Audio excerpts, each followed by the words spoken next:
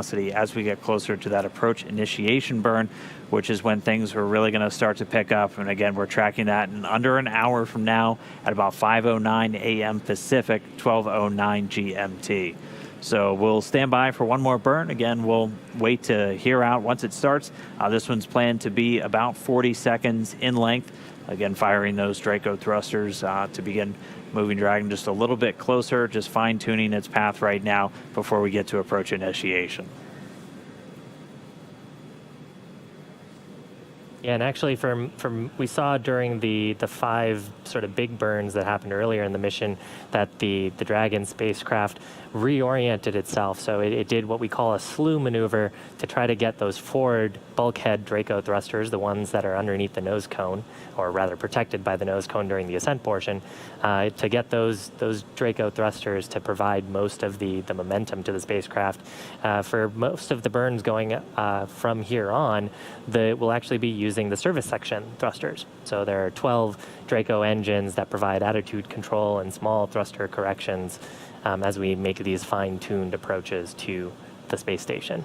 And I mean, just watching the data, it's been all service section Dracos for this burn so far. So again, just a really slight burn, just to really fine-tune our path, to put Dragon in the right position before that approach initiation. Dragon SpaceX, OOP burn complete, nominal burn.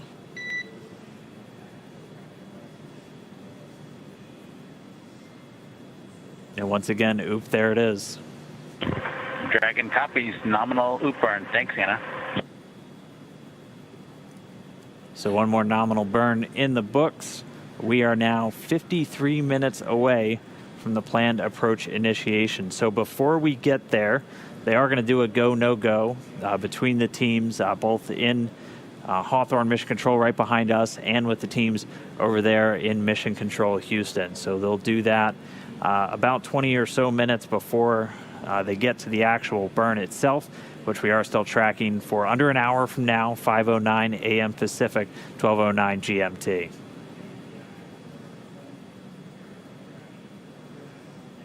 Yeah, and it's really a chance for all of the subsystem area experts, so the folks who really understand the avionics and the guidance system and the propulsion system and their counterparts on the station side, to really take a look at the data on both spacecraft, make sure that both vehicles look healthy before they start going into what are a little bit more risky operations, because you're getting closer to the space station. Bob and Doug actually touched on it, and we've talked about it a few times. They're going about 17,500 miles an hour right now, which is just it's really, really fast, incredibly fast, especially when you put into perspective that most commercial airliners are around 500 miles an hour. So things happen very quickly unless you're very controlled about your approach maneuvers. And so these go, no-go polls serve as opportunities for the ground teams to feel confident that the spacecraft is going to perform as expected. With that out-of-plane burn now in the books, the crew should be getting the go to start their suit donning in the next 15 or 20 minutes. And that'll be one of the go, no-go criteria we look for before they get to the approach initiation burn. And so we'll hear them. We saw they had the suits in bags just strapped into the seats next to them, as both seats 1 and 4 inside the spacecraft empty for this. So Bob and Doug able to store their suits in those seats. So it was pretty cool seeing them strapped in, almost like we saw Ripley strapped in last year on Demo 1. But they'll get into their suits and get strapped in, and then once again be monitoring those touchscreen controls, just watching Dragon systems as they start to move through the final approach. Yeah, and the ground side and, of course, Bob and Doug on the vehicle will have some steps that they need to do here. We talked a little bit about suit donning. The ground side will actually give them a call, let them know that they're go to put on their spacesuits. Once they get into the spacesuits, there's a few checks that we need to do. Dragon SpaceX for suit donning and pre-suit donning activities. There it is.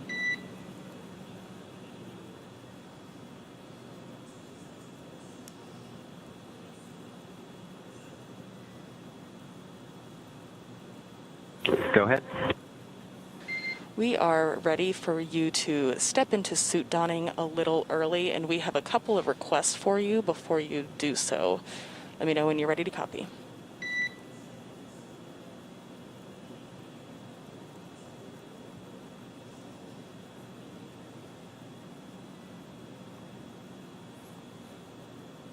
Sit on 2. Hey, Josh, are you guys seeing what you need to see from the cupola SSC? We're ready to copy, Anna. We're checking. The first is that we noticed that the carry-on bags are temp stowed in the cabin. We ask that as a part of your suit donning that you please re-stow those because the material that Station they Houston are on made 2, out of thumbs is up a here. flammability risk. It all looks good, thanks. Okay, great. Okay, we'll restow those. Thanks so much. Secondly, a reminder to please power off and clean each of your displays using your comfort garment, and then power back on as a part of your suit donning.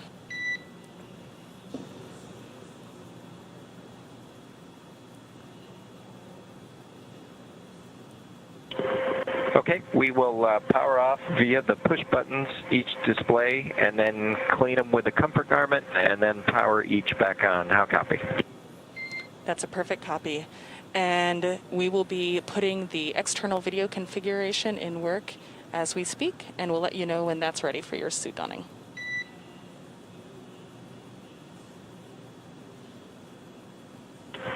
Okay, sounds good.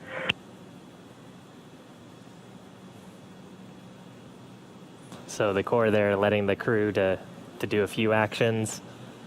They talked about cleaning up the displays a little bit, making sure that they're nice to go before they step into that manual piloting test later on. Also the suit donning and camera reconfiguration, so give Bob and Doug a little bit of privacy while they slip into those spacesuits.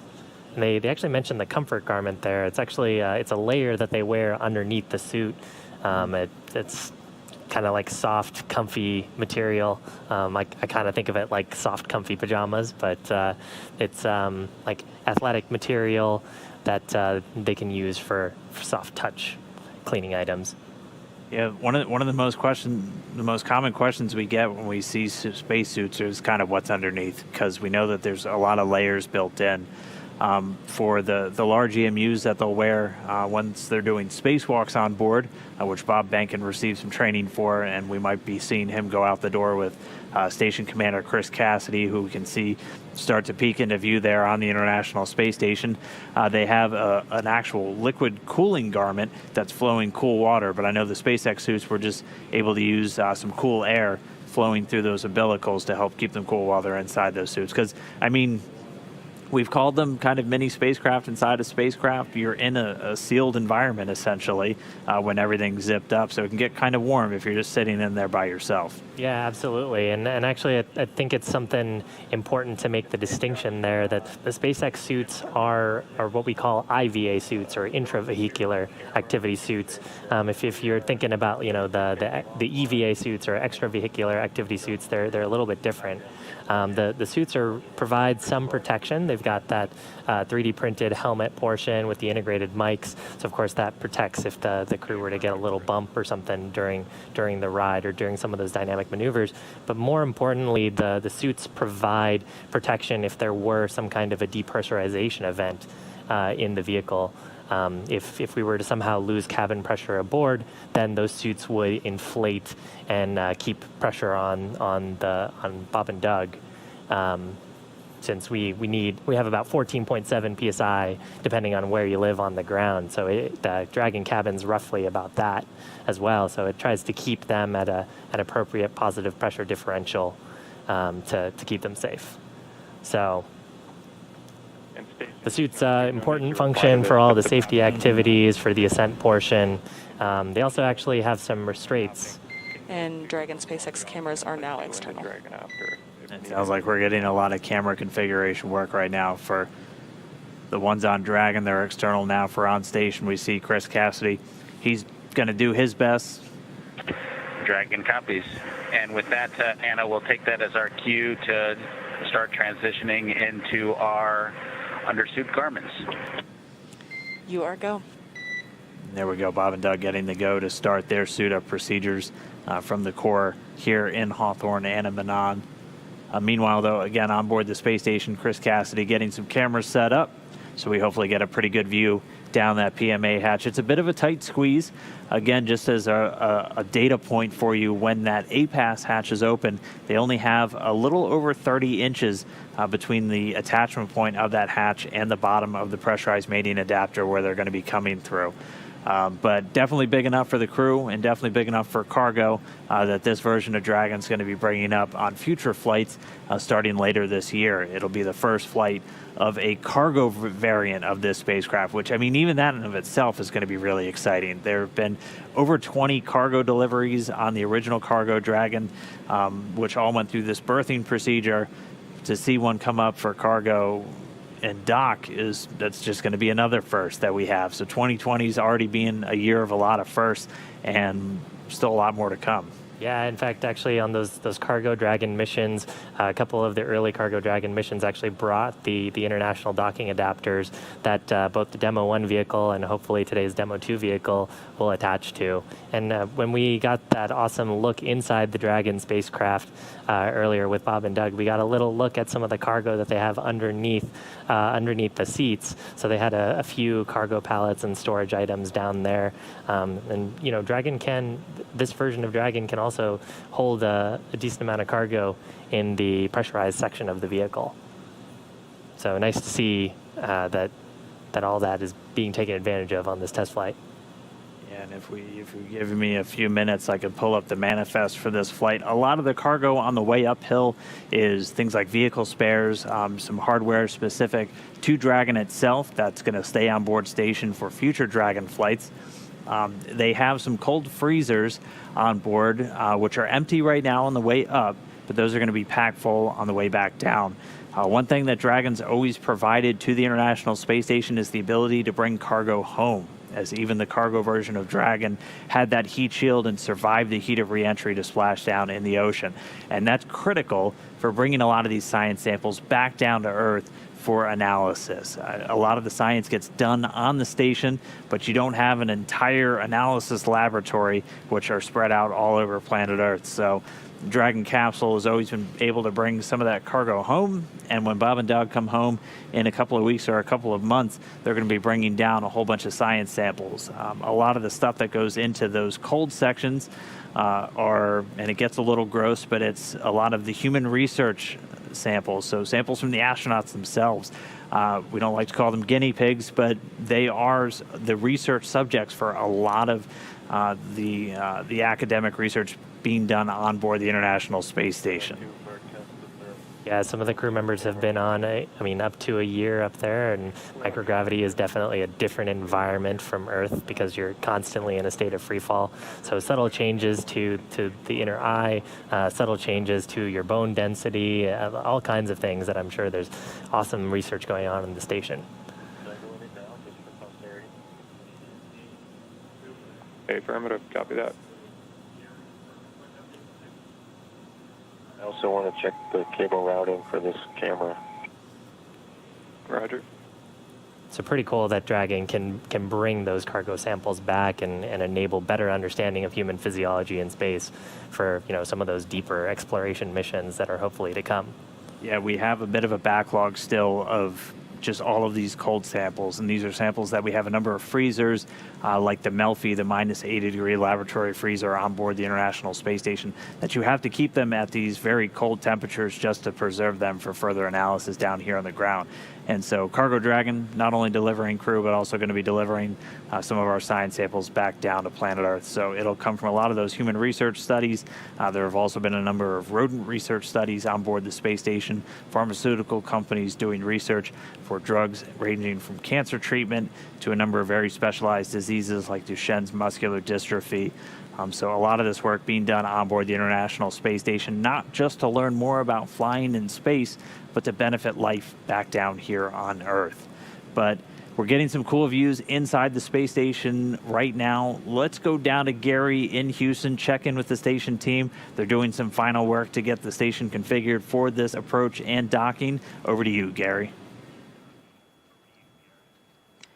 Thanks, Dan. That's right. A lot has already happened. We are right on the timeline, ready to receive Bob and Doug here at the International Space Station. You're getting a look from the inside of the space station at the forward end, right where Chris Cassidy is, down that hatchway. That's where Bob and Doug are going to be docking. That's called the pressurized mating adapter. Chris Cassidy opened the hatch to essentially ventilate that pressurized mating adapter. That hatch normally closed for day-to-day operations, but opening it up allows the air from inside the International Space Station to circulate inside and really get rid of some of those CO2 pockets. One of those things you got to worry about when you're in the microgravity environment. But now that the air is circulated in the pressurized mating adapter, we got good ventilation of that segment of the space station. Cassidy's prepping the pressurized mating adapter to close the hatch there. Just don't want anything floating in while we have a good mix. So just an extra precaution before we get towards the docking of Bob and Doug. He's also configuring some cameras. You're getting a view now. That's one view that we'll be able to get from the inside there. Should be a few more coming shortly. Chris Cassidy has also completed a rendezvous conference to go over the procedures, everything he has to look forward to for the monitoring of the approach and docking of Bob and Doug here shortly.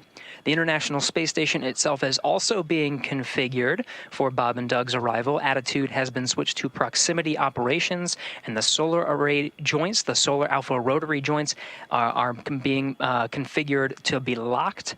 This is, again, one of those precautions needed for Bob and Doug's arrival. Everything is on track. We're a little bit less than an hour from bidirectional communications with the C2V2, common communication for visiting vehicle. There's one on the space station, also one on Dragon. That bidirectional communication will allow some good solid video, audio, and telemetry data to be exchanged from between Dragon and International Space Station. Dragon at that time won't need to rely on TDRS satellites and the ground stations. Really, everything can be accomplished through that C2V2 link. That's coming up here in just a little bit less than an hour. Also about that time will be the go, no-go for approach initiation. Joint operations coming up on the space station very shortly.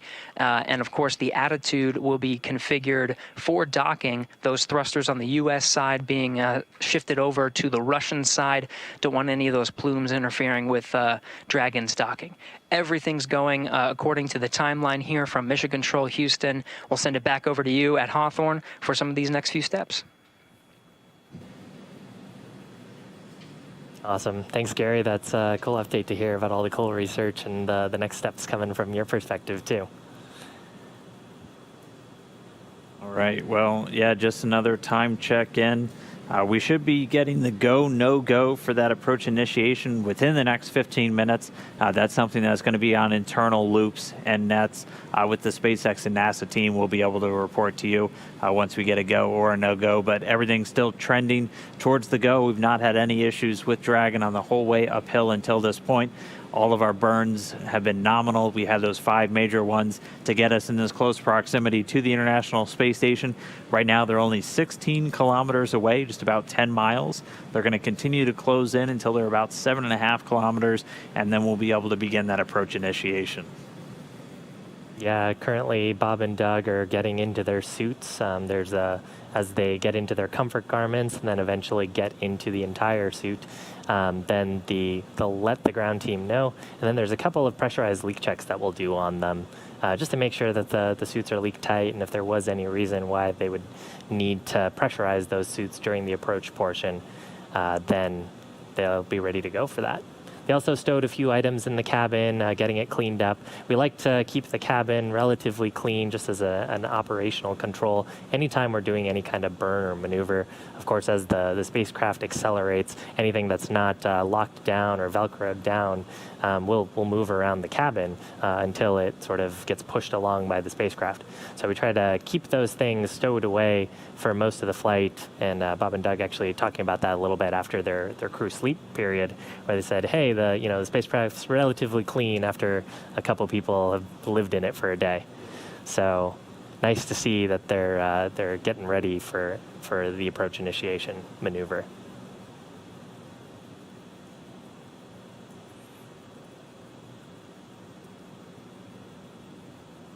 right, well, we'll hear that go, no go internally in a little while. We are tracking to about a little under 38 minutes from that approach initiation burn.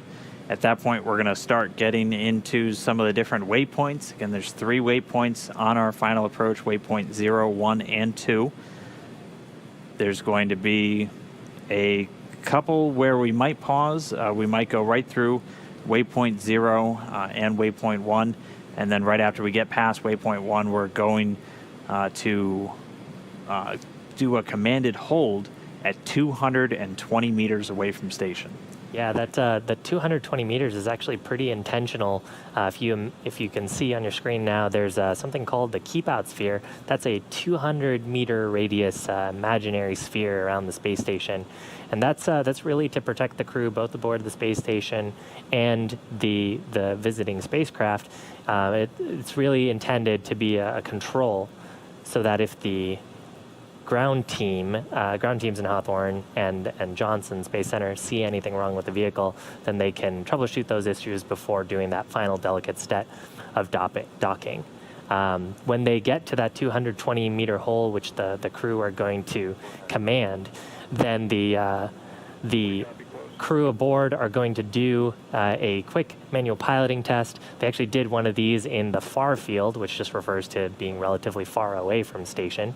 In this case, Bob and Doug will issue some commands using those touchscreen displays in the Dragon spacecraft, do a few quick bursts of translational thruster fire. So what that means is if you imagine Dragon pointed at the space station, they're going to go left, go right, go up and down a little bit.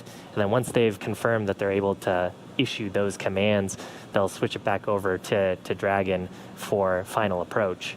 There'll also be a go, no-go poll there from the joint operations team, Hawthorne and Johnson, before that happens. Yeah, and we'll have that final hold once we get into waypoint 2, and Dragon will only be 20 meters away from the space station. So it'll be lined up perfectly in front of that docking adapter at the very forward port of Node 2, the Harmony module. It'll hold at that 20 meters. Shiva said we'll do a go, no-go poll, and then they'll get to go to press in. Dragon will approach extremely slowly. And it's going to slow all the way down to about 1/10 of a meter per second or even slower as it does this final approach. At one point, we may hear something called CHOP, or crew hands-off point, and this is just a call out for the crew to know that they should not be sending any commands, because at that point, the Dragon vehicle would be the only one able to make any aborts out of that zone, and that's literally when we're just about 2 meters away from the space station, so when we're really close. We'll get that initial contact and capture, which we were tracking for about 7:30 a.m. Pacific time, or a little under 3 hours from now. And then they'll wait for the relative motion to damp out, and then they'll begin to retract that soft capture device and get a hard mate, and we'll get the docking complete call. Meanwhile, though, we're getting some views back inside of station. Chris Cassidy getting everything ready for his crewmates, Bob and Doug, who are about to be arriving on board, hopefully in the next 3 hours.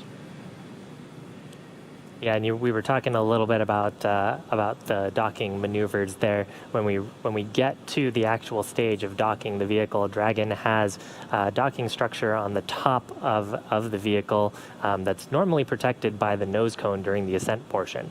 Now, of course, the nose cone is open, and those the sensors and the docking system underneath it are exposed to space. And so on that docking ring, there's actually 3 petals that'll interface with the International Docking Adapter. They've got a ton of sensors and switches on them that'll detect whether we've made good contact with the space station. And then, of course, both the spacecraft, they're going really fast. They may have small relative motions in between them. So the docking system for that first soft capture will actually damp out some of that relative motion. And once that motion is damped out and both the space station and Dragon are stable dynamically, then we'll actually retract the soft capture hooks. Dragon will get pulled in towards the IDA, and then a set of 12 hard capture hooks on the ring will interface with the docking system and confirm that good hard seal. and that'll create something called a vestibule between the Dragon spacecraft and the International Space Station. All right, we are coming up on 6 minutes from our anticipated go, no-go poll for the teams. We can hear the lead flight director for Demo 2 for NASA, Zeb Scoville, polling his teams in Mission Control Houston, getting them ready. So we'll report on the results of that poll as it completes. We are about 31 minutes away from the planned start time of the approach initiation burn. Again, we're tracking to right at about 5:09 a.m. over here on the West Coast, and that's 12:09 GMT for those of you around the world. And that's going to be the major burn that's going to be bringing us in really close to Dragon. We're going to go from several kilometers away to being only 500 or 400 meters away from Dragon at the end of it. The approach initiation burn planned to be about 90 seconds, so about a minute and a half firing of those thrusters on the Dragon spacecraft. Just, again, swinging it up. We're at an orbit roughly co-elliptic still with the International Space Station, about 2.5 kilometers below, and just continuing to close in. As of this moment, the Dragon spacecraft just about 14 kilometers or 9 miles away from the space station.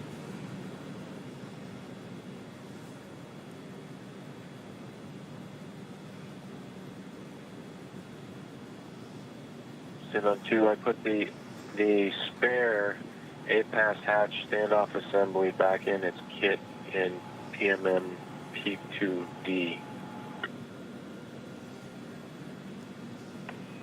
Copy, Chris. PMM P2 Bravo. Delta P2 Delta. P2 Delta.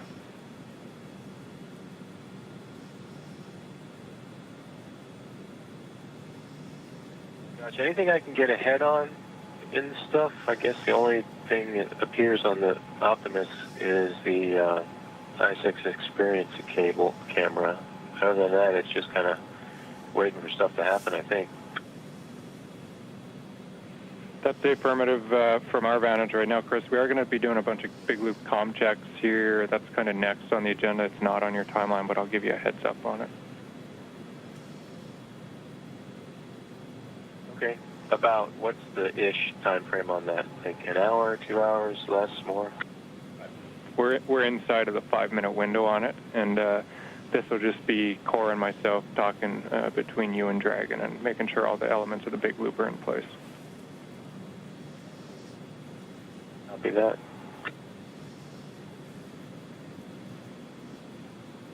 We're using Space to Ground 1 for the big loop, correct? It'll be Space to Ground 2. Glad I asked. Thanks.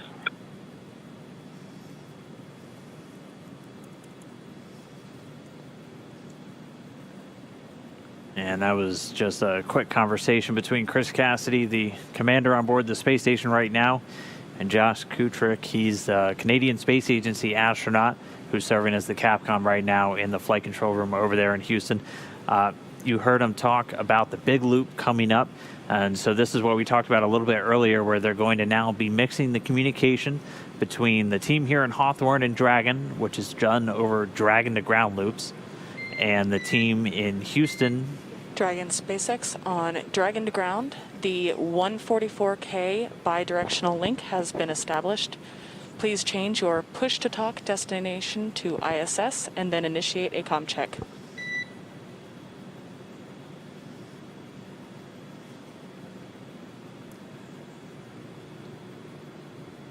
So we're hearing a bidirectional communication link between Dragon and the station has been established. And we're going to be coming up on a series of communication checks, kind of similar to what we heard. Okay, Anna, we'll put that Similar to what we heard pre-launch, where several parties went around and did communications checks with each other. Pretty soon we're going to have all of the audio tied in. So from the core here in Hawthorne to the crew on Dragon.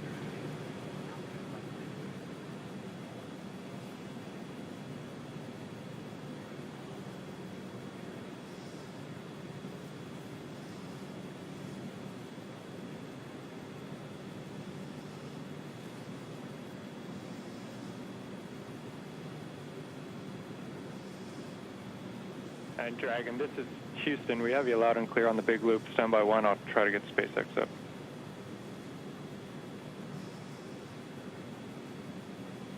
Okay, Houston, we copy you also on the big loop. Great to talk to you guys from a brand new spaceship. Yeah, likewise. A bunch of smiling faces here. It's good to talk to you, Doug. From SpaceX, they did return your call on the big loop, so I just want to make sure you did not hear from SpaceX. Is that correct? Correct, Houston. We did not copy SpaceX. We have heard your minutes on the big loop, so we have been hearing both you and the station, but I don't believe we've heard SpaceX on. Okay, Bob, we copy, and let us just have a look at that. We'll get right back to you.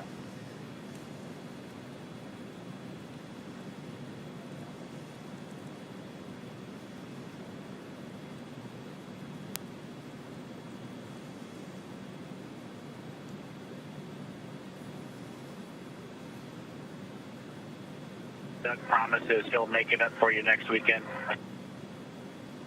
Sounds good. Really looking forward to it, gentlemen. Have a great dock.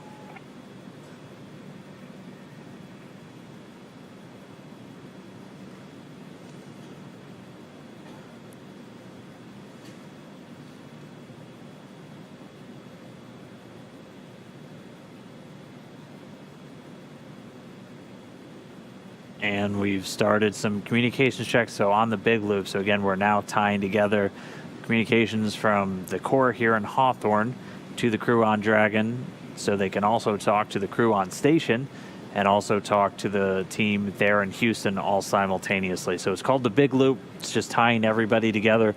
We got that first exchange between Bob and Doug and Chris on the space station, so they're going to be able to talk directly to each other. Everyone's just going to be tied in as we get closer to these integrated operations.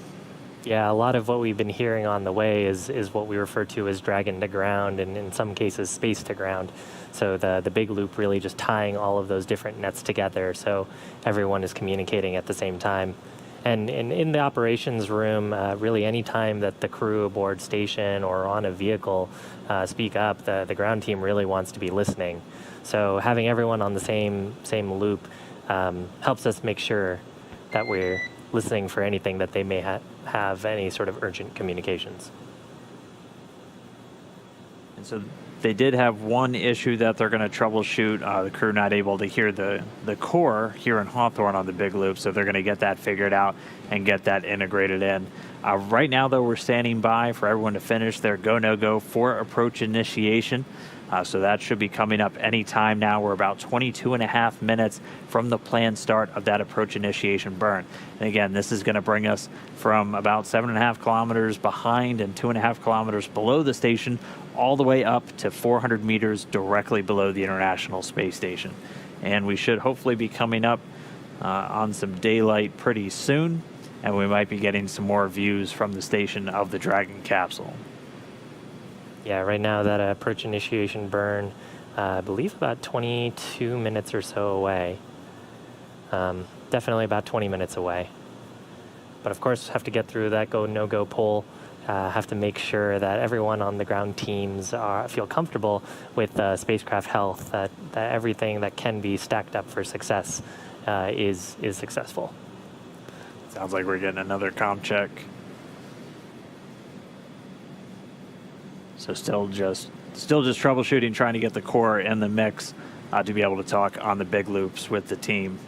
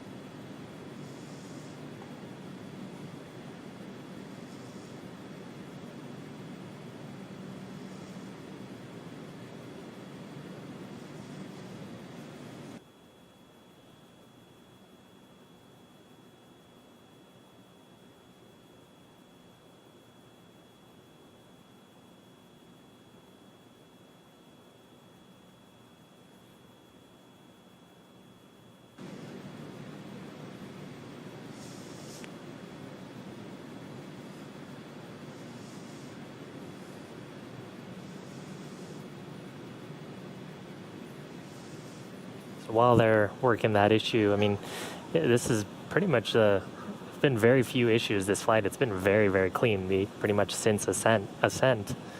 There was a couple of small questions about a thermal imaging camera where the crew noticed a flicker, and that turned out to be nominal as the camera is doing some calibration steps. So for the most part, it's been pretty clean.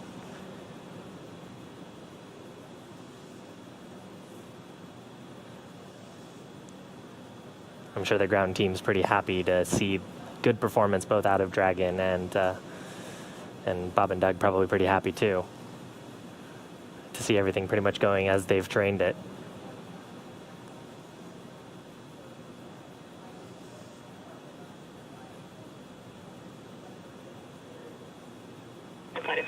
Dragon SpaceX, comm check on Big Loop.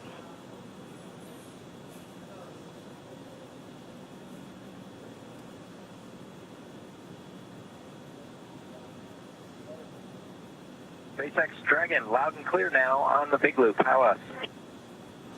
Wonderful to hear. I have you loud and clear as well. Station SpaceX, comm check on Big Loop. SpaceX International Space Station from Expedition 63. Wonderful to hear all of your voices there in Hawthorne. Congratulations and good luck to everybody today. Thank you so much. Great to hear your voice as well, and I hear you loud and clear. And with that, we have actually verified all of the other comm paths already, and so that completes our Big Loop comm checks.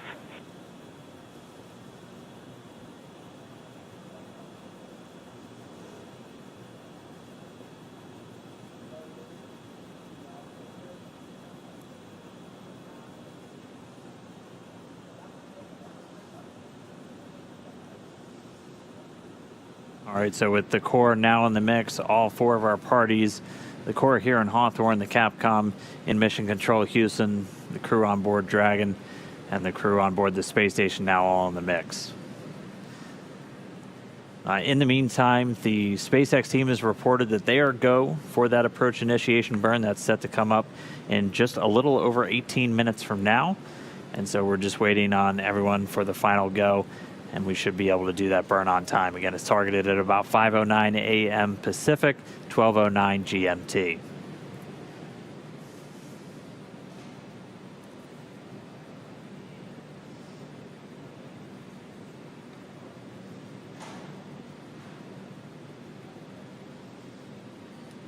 Yeah, and you heard the core there, Anna, mention that we had gone through a number of other comm checks to make sure all the other parties were involved.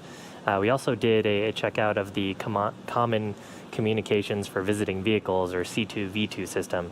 So that's communication between the Dragon spacecraft and the International Space Station.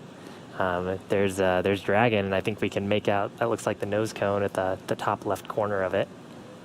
Right now, Dragon is about, if I can pull up some data, just about 11.5 kilometers from the space station. Approach initiation. We will be enabling the maneuver shortly, and our updated expected maneuver start time is 12:11 UTC.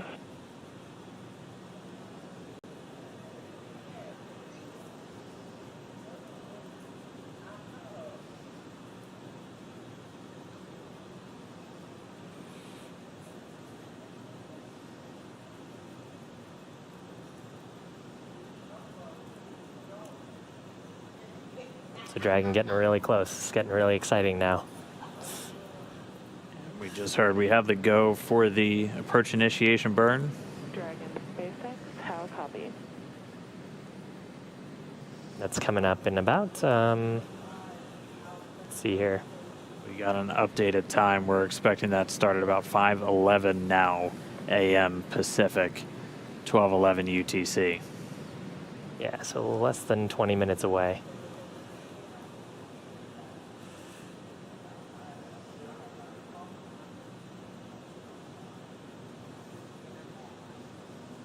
Dragon SpaceX on the Big Loop. We copied 12:11. How do you hear? I hear you loud and clear. Good copy.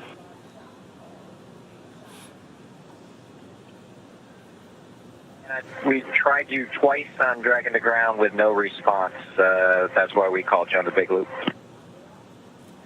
Copy. I did not hear you on Dragon to Ground. We will look into that. Thanks.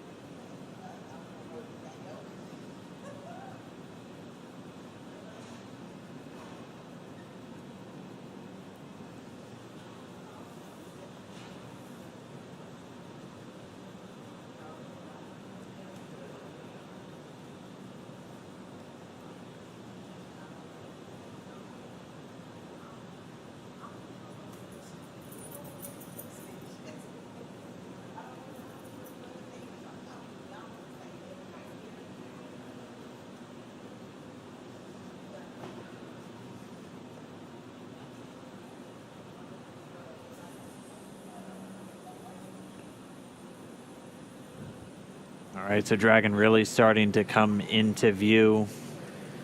Right now we're just about 10.7 kilometers away, 6.7 miles. And we should be just about 15 minutes away from the start of this approach initiation burn. We are waiting to hear confirmation the crew is getting through their suit up steps. But moving closer to this approach initiation burn, it's going to be about a 90-second firing of the thrusters just to bring Dragon well inside of that approach ellipsoid. They're going to be only 400 meters directly below the space station, so we'll start getting some pretty spectacular views as it begins to close in on the station. Yeah, and at this point, we are well within integrated operations. I mean, that's why both Johnson Space Center and Hawthorne Mission Control are coordinating so closely. Dragon SpaceX on Big Loop. And the approach ellipsoid that we'd mentioned earlier. Dragon to Ground, please change your cabin mic, push to talk destination to ground, and meet me on Dragon to Ground for a comm check. Okay, we'll try it again.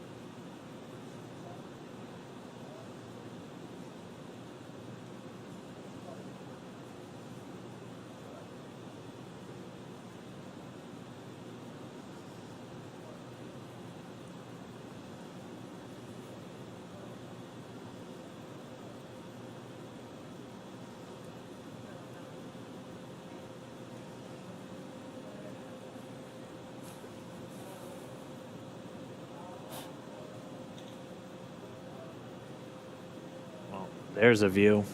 This is a camera overlooking the exposed facility, so that's one of our fun facts. Both Chris Cassidy and Doug Hurley flew on STS-127, which delivered that facility to the International Space Station. They're just going to continue to close in those, so this will be their second time flying together. Chris hasn't flown with Bob Behnken before, but the two did transition the leadership role in the astronaut office, with Chris taking over from Bob once he was assigned to go off and begin training for these commercial crew flights. Your screen now is a view of Dragon. You're starting to be able to distinguish the features a little bit more. The left side there, that semicircle, is actually the nose cone, and you can start to see the aerodynamic fins on the service section. Those small little blips at the top and bottom of the spacecraft.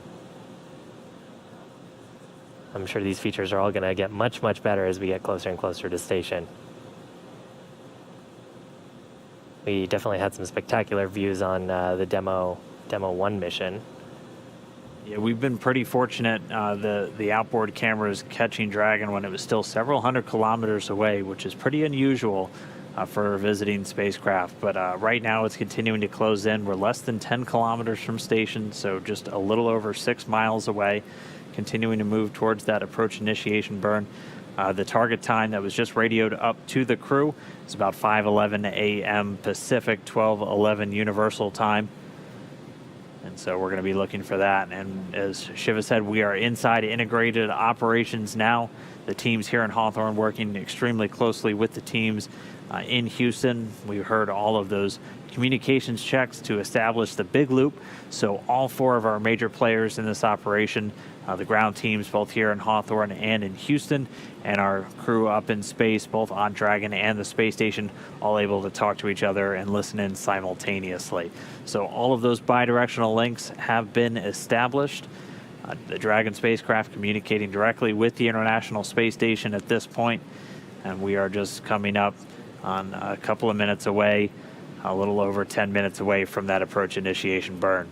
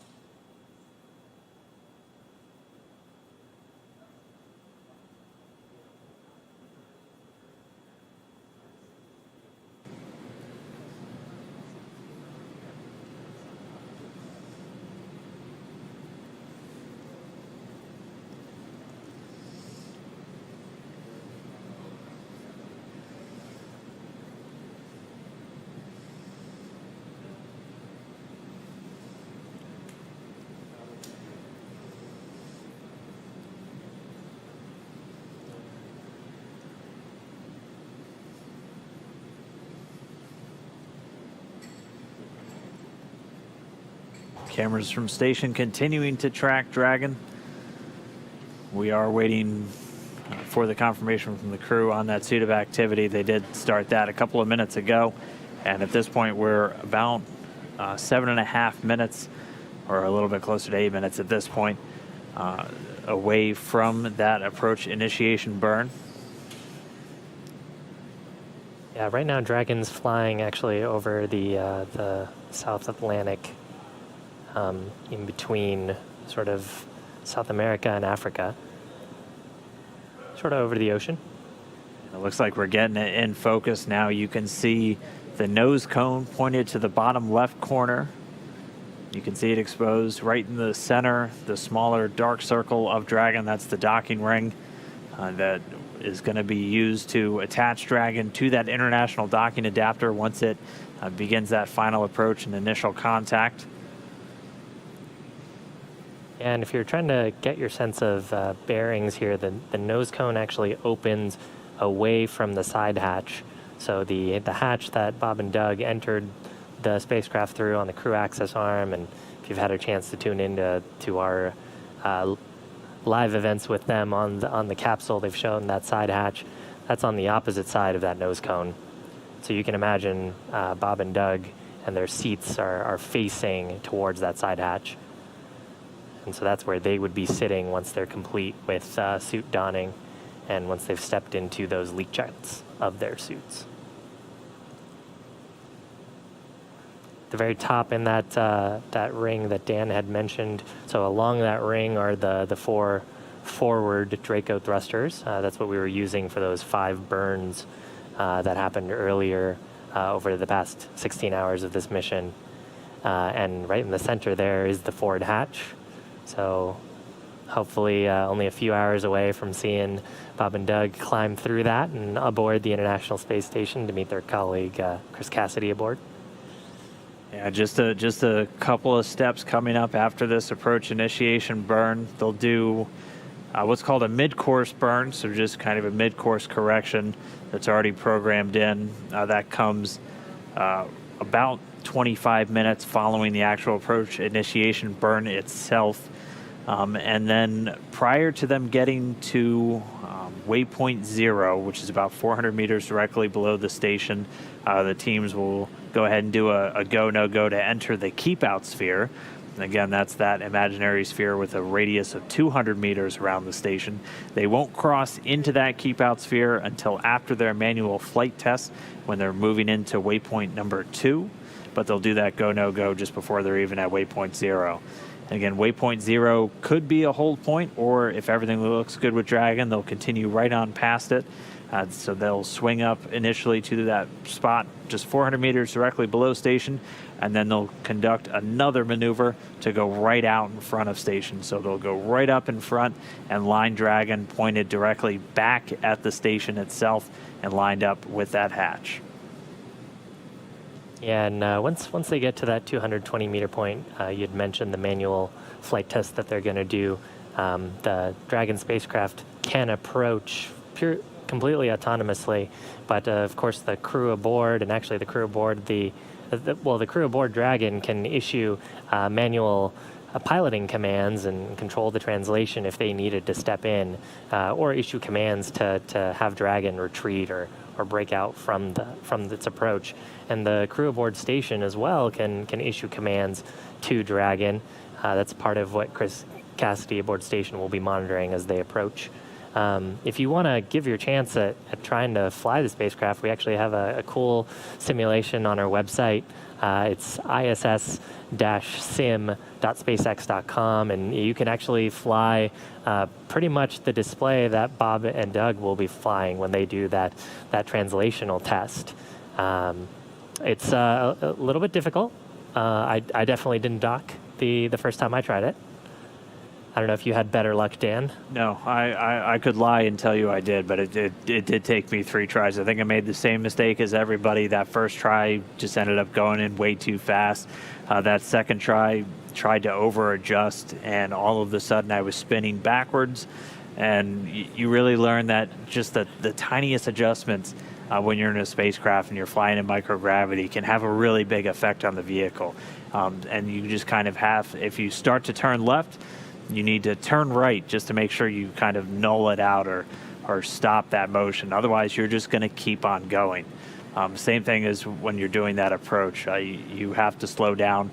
There are very slow speeds that are acceptable for the docking. They'll be going right around 1/10 of a meter per second when they make that initial contact and capture, so extremely slow. If you're doing the simulator, you can pick up speed pretty quick, and then you have to start slowing down pretty quick because you'll move in, and you have to constantly be thinking about all of the different... SpaceX Dragon, comm check from the CDR in suit. And this is SpaceX on Big Loop. I hear CDR loud and clear. Help me.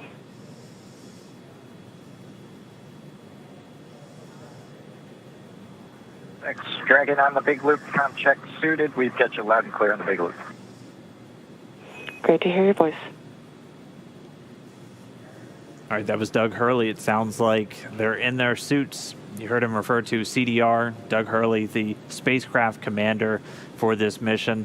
Bob Behnken's in the pilot seat. He's also the Joint Operations Commander. And so this is actually one of the main areas of his concern is when we're doing these joint operations with the space station. So we're doing joint operations here on the ground.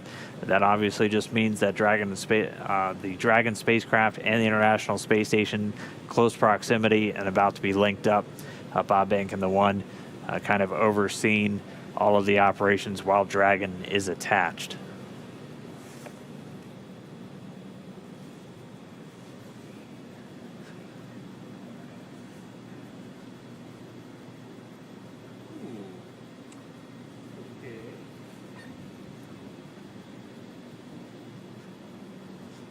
Wow.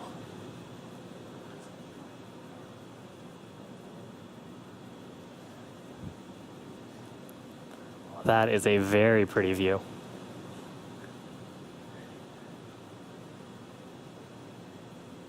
Yeah, getting a view of Dragon. We're coming up pretty soon on that approach initiation burn. Dragon itself is inside that 7.5 kilometer range that we're expecting it to be away from the space station before this starts.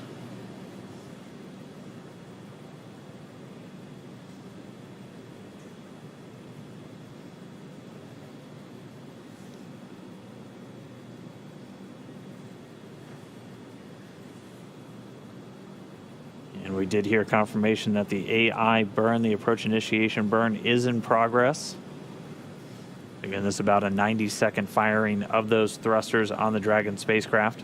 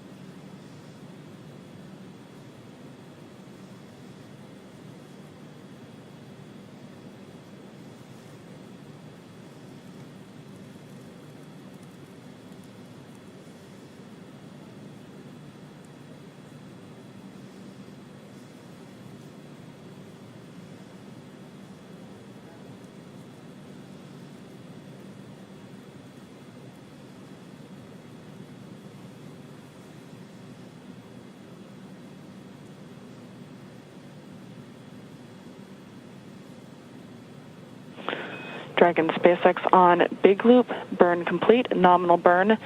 Reminder to review your impulsive retreat recovery cue cards if desired.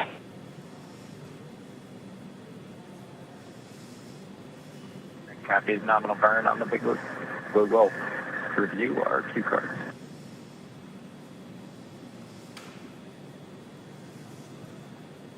So Anna Menon, the core there, giving the crew some insight that the burn was completed nominally. As Dan had mentioned, there is that mid-course correction. And Anna had mentioned impulsive retreat cue cards. Bob and Doug have the ability to issue commands to Dragon if they see anything that's unsafe. So, of course, on those 3 displays that they have between the 2 of them, they can see the rate of the vehicle, how quickly they're closing, and they have a set of criteria that they're looking for to make sure that they're safely approaching the station. So Anna just giving them a heads up that they should review that criteria if they so desire, so they feel fully confident before the mid-course. And here's a really cool view. So on the right is a view from station looking at Dragon. On the left, a view from that camera, that thermal camera on Dragon looking back at station. So it's continuing to close in. It's about 6.5 kilometers or just over 4 miles away. That AI burn, that approach initiation burn, was done successfully, reported up to the crew and the teams down here on the ground.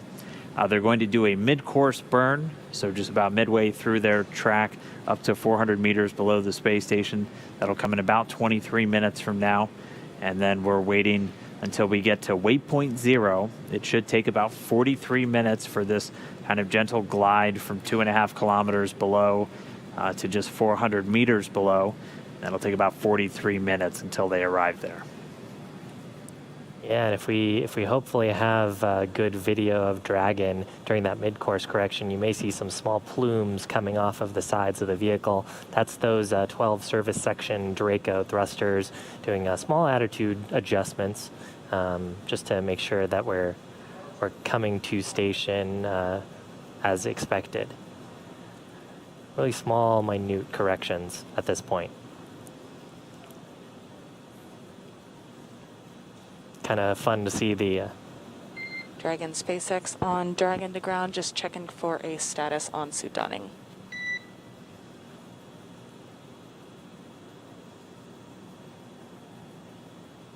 You're welcome to come back on board. We're both in our suits, and we're just finishing up the procedure now. Copy, thank you. And can I get a comm check with Bob when he has a moment, please? About to do that, maybe a minute or so. Okay, sounds good.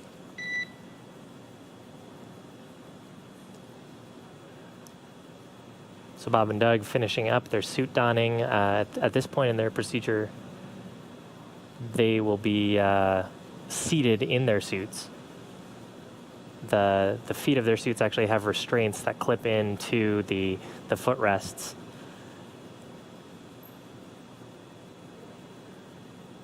And so once they are complete with all their suit donning activities, seated in the suits, then they'll be ready to work with SpaceX to do a pressure check on those on those IVA suits. That's intravehicular activity suits. And cool thing actually about the suits, so that the helmet is 3D printed, and the mics that they're doing their comm checks on are integrated into the body of the helmet. So all part of integrated design, and the suits have a single quick disconnect umbilical, as you might hear it called, that actually carries the either nitrox or oxygen, depending on the cabin pressure state, and the comm signals to and from the suits. Yeah, and they're going to be in these suits through the duration of this docking procedure. Again, they're always just donning those suits for anything we consider kind of a dynamic operation. So obviously, the launch and ascent, the docking and undocking from the space station, and they'll be back in them when it's time for deorbit and landing at the end of their mission. Right now, though, Dragon in station flying 260 statute miles over Nigeria. They're about to make a pass right over the central and northern parts of Africa and over the Sahara Desert. We're past the approach initiation burn that was done successfully. They'll do a mid-course burn in a little under 20 minutes from now.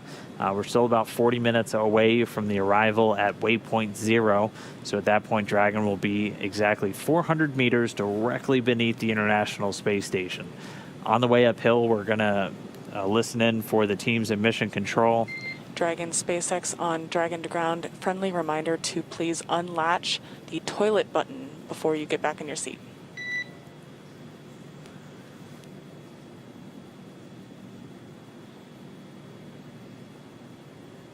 Okay, we'll unlatch the toilet button. Thank you. Well, you know, as they mentioned earlier, it is a lived-in spacecraft. So, of course, as part of the life support system, you have to take care of those things about being human.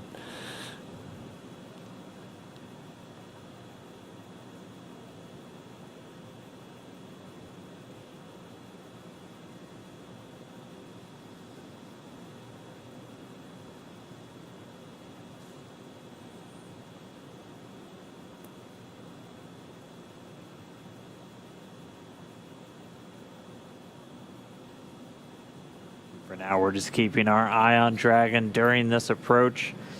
It's in the approach initiation. Our next thing coming up is going to be that mid-course burn coming in just a little over 18 minutes. We're a little under 38.5 minutes away from the arrival at waypoint 0. That's going to be the first of 3 waypoints on our way to a docking today. Again, we were targeting about 7:30 a.m. over here on the West Coast for that docking. We might get there a little bit early as they have been moving through a couple of these steps. We were able to do that approach initiation burn about 16 minutes ahead of the original timeline. So we might get it a little bit early on the docking today. We do have a number of different steps, including a manual flight test, so it'll all depend on how that goes. But progressing smoothly, we may pause at waypoint 0. We may continue right along if everything's looking good with Dragon, and then they'll be able to move over to waypoint 1, which will place them just 220 meters away from the station. Yeah, and earlier we were talking about how gentle a lot of these movements are. Small thrusts, small corrections, because you do really want to be very controlled as you're approaching the space station. There are a couple of maneuvers, though, if Dragon were to detect something, or if the ground teams, or if the crew were to detect something, where they could do what's called a breakout maneuver, which is very dynamic. That's part of the reason why we have them in the suits. That's part of the reason why they're going to be strapped in. If something were to be detected that was off nominal, that could be a risk there. That's always a possibility. Of course, we're not expecting that. We are expecting Bob and Doug to exercise the hold functionality just outside waypoint 1 to do the manual piloting test.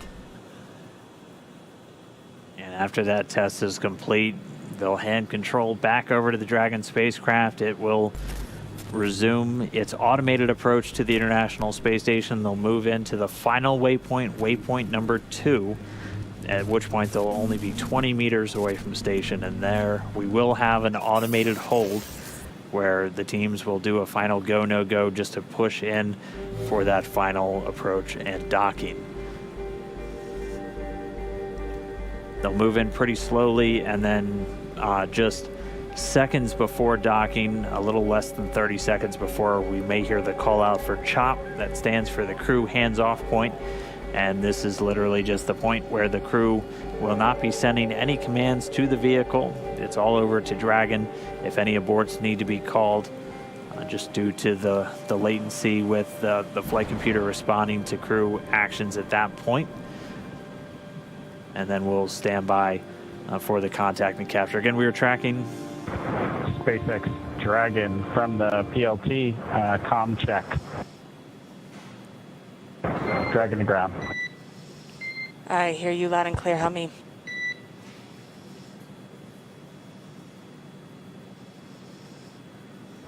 Loud and clear, Anna, and Doug and I have a good intercom check as well. Copy. Good intercom checks. Let us know when you are done with that full suit donning procedure, and we'll bring you into suit leak checks. So Bob Behnken hopping on the comms there. He used the acronym, or I guess the letters PLT for pilot. Okay, we're donning our gloves at this time. We copy. So for ISS missions for NASA, there are 4 seats in the Dragon spacecraft. If you were looking in from the side hatch, it would be seat 1 on the far right, all the way counting up to seat 4 on the far left. Doug Hurley in the commander or CDR seat. That's seat number 2. So it would be the second seat from the window. Right. Yeah, second from the right. It goes backwards from the way we're normally taught to read, and so it is a little bit confusing when you're looking at it, unless you're in the crew's point of view, and then it makes sense because you're going left to right, 1 to 4.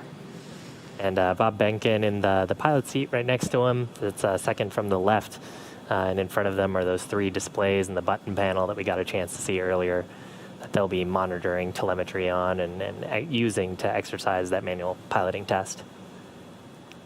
And it looks like the crew just has a couple of steps left until they're done getting into their suits, and then they'll go ahead and do another leak check.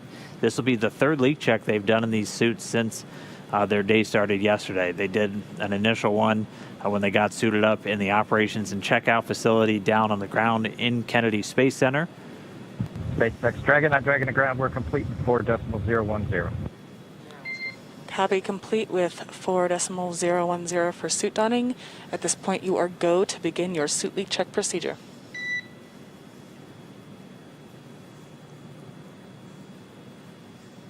We'll put 4.011 in work. And so with that, the crew are going to step into leak checks again. This is going to be their third one. They've already done one when they initially got suited up in the operations and checkout facility, another one once they climbed into Dragon when it was still on the pad and connected their suits via umbilical to the seats in the Dragon spacecraft. SpaceX Dragon in 2.2, we are ready to pressurize.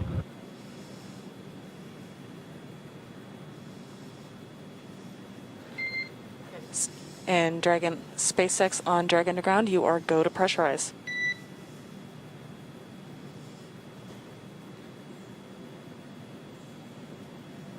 Okay, visors are down. We'll put that in work.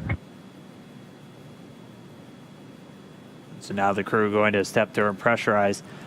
Normally when the suits aren't pressurized, they can keep one of the zippers kind of just cracked open, and they're able to just flow cabin air through the spacesuit itself just to provide some cooling while they're inside.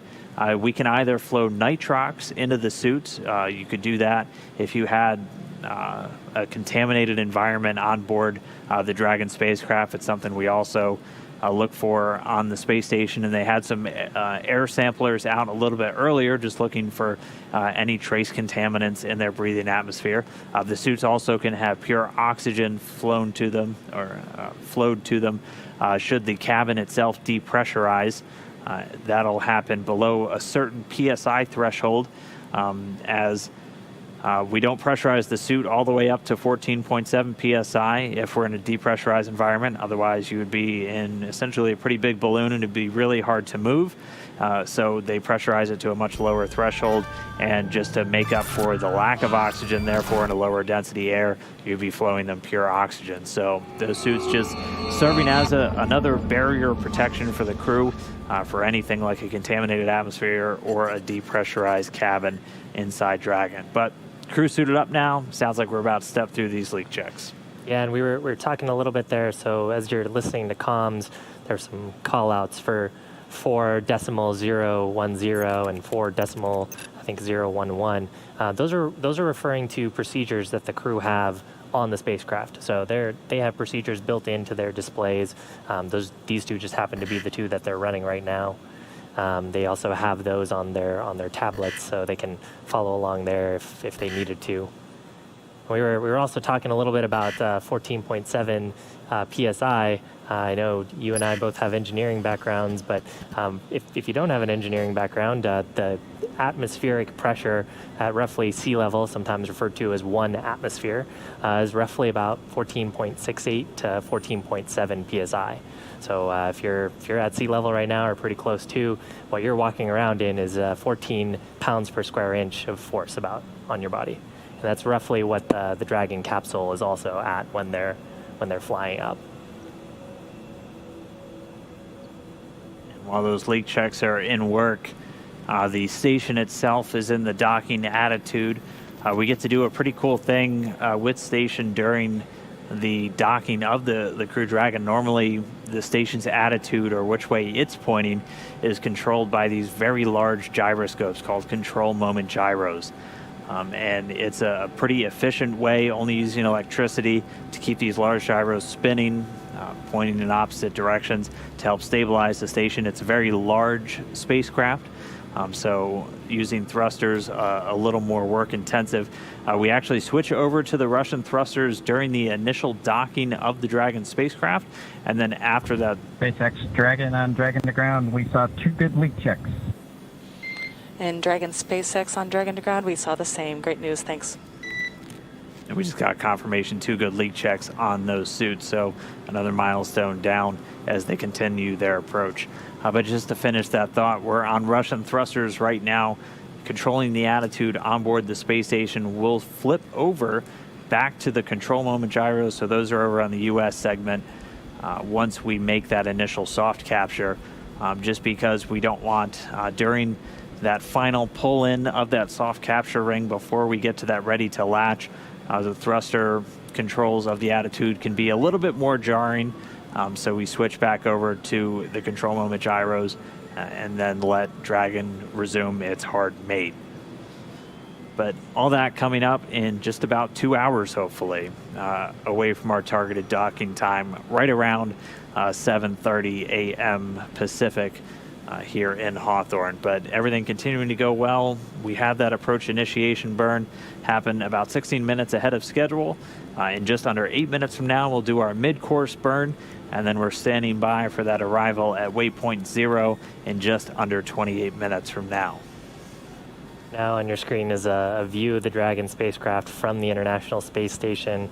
We're on the sunlit side of the Earth, so daytime for those folks. Middle of the day, I'm sure.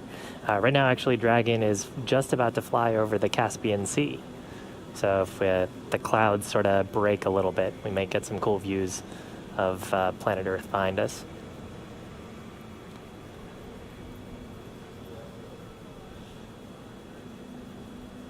You know, once that suit lead check is complete, Bob and Doug might pop open their visors. Those can come open for their comfort.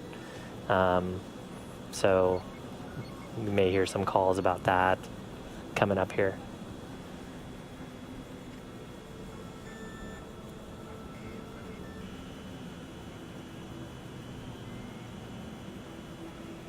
Right now, Dragon just continuing to close its way in. Right now we're about 2.5 kilometers away from the station, so just a little over 1.5 miles, closing in at a rate of about 3 meters per second, or about 6.7 miles per hour. 911, dichiari la natura dell'emergenza, prego.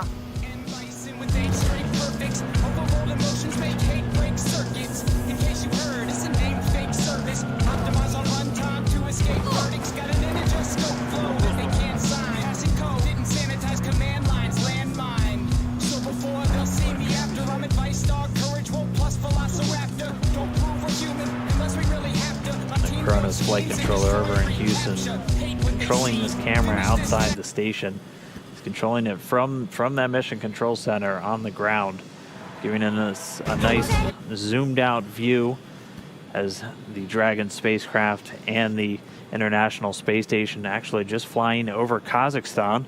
They are a few hundred miles to the west right now of Baikonur, which until yesterday has been the only gateway to orbit for our U.S. crew members to the International Space Station. So they're going to make a pass just to the north of Baikonur. We're looking at Kazakhstan in the background. But with this, a U.S. vehicle launched on a U.S. rocket from U.S. soil, now in the mix, a new era and a new path to station for our NASA crew members. That's right.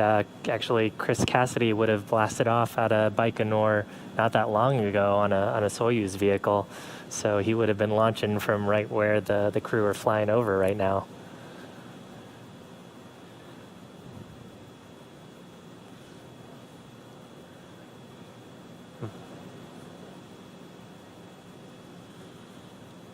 But everything's still looking smooth with their trip up to station. We're about 4.5 minutes away from that mid-course burn.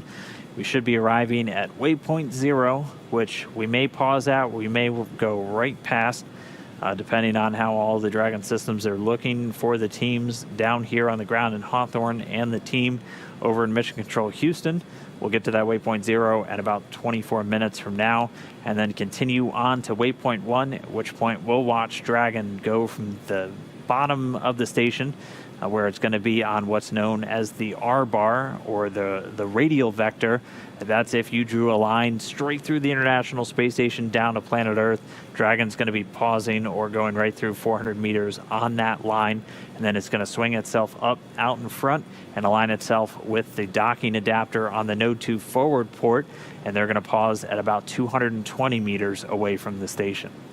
Yeah, right now Dragon is in a pointing mode that has it and its variety of guidance and navigation control sensors pointed directly at the station. Earlier on in the webcast, we actually got a few glimpses, I think, thermal images of the International Space Station. So we had a cool side-by-side of the space station and Dragon next to each other, views relative to each other. So those sensors are pointed at the station right now. Right now, Dragon's attitude control system is trying to maintain its attitude, null out any sort of roll or any sort of motion that it might pick up from just as it's flying towards the station. That's part of the reason we've had those great views looking at the forward hatch and where we can see the nose cone. Right now, that's that little dark dot at the bottom of your screen. You can see it highlighted against the clouds as we're flying over the middle of, it might be over Russia, I think, right now. Unfortunately, my ground trek map does not tell me all of the country labels, so. It looks like we're still over Kazakhstan. We should be over Russia for a short little bit in a few minutes, and then they'll fly out over northern Mongolia, continue down, flying over northeastern China, make a pass over the Korean Peninsula, out over Japan, and by that point, they'll be in an orbital nighttime. So moving pretty quickly, a little over 17,000 miles an hour. But relative to each other, their speeds are pretty close. Dragon's only moving in at a rate of about 2.4 meters per second right now. So we're a little under 1,800 meters away from the space station at this point, standing by for that mid-course burn. And at this rate, we're going to get to waypoint 0, so just 400 meters below the station in just under 22 minutes.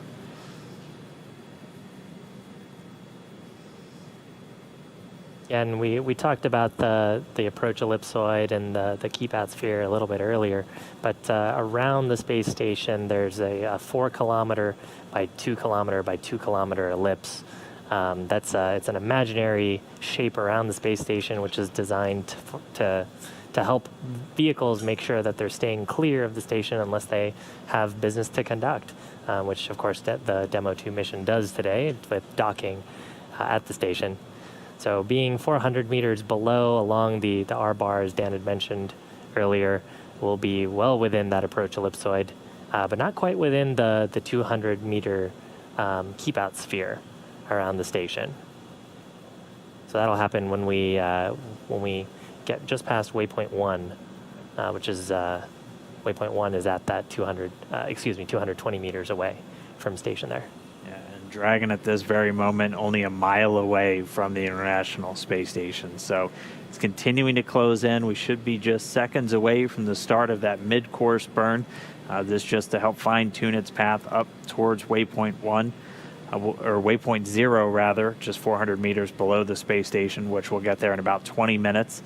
About halfway there, though, the teams will do a go, no go if they're just going to pass waypoint 1 and then move on to, they'll go past waypoint 0 onto waypoint 1. Try to keep everything lined up here for you, not to confuse you. We'll have 3 waypoints. It'll be waypoint 0, 400 meters below the station, waypoint 1, 220 meters out in front of the International Space Station, and then waypoint 2, just 20 meters in front of that docking port on the Node 2 forward port. And so we're going to move through all of those quickly. We should be in the mid-course burn at this point. And so Dragon just doing a slight adjustment as it continues to swing up. It's eventually going to be just 400 meters directly below the International Space Station. Bob and Doug strapped into their seats, suited up, along for the ride for now, as this is automated, but we won't be automated the whole way since this is a demo flight. Yeah, and actually on the screen to our, on the right side of your screen, there you saw some orange blips. That represents the service section Draco engines firing. So there are 12 of those on the service section or the trunk of the vehicle. And once we get through this mid-course maneuver, we'll probably hear some words from the core to Bob and Doug letting them know. That's right. And we do have confirmation that the AI mid-course or the approach initiation mid-course burn is underway. Again, we expect this one to last just a little over a minute. And this is, again, just to really fine-tune that approach. Yeah, all of these maneuvers are pretty small at this point. Dragon SpaceX on Big Loop, burn complete, nominal burn. Trajectory has converged on waypoint 0.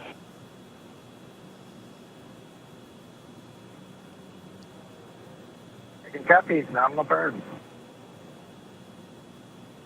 There's those two words, nominal burn. So we won't have any more significant burns. We're still going to be using those engines, obviously, for the final approach maneuvers. But at this point, Dragon now approaching waypoint 0.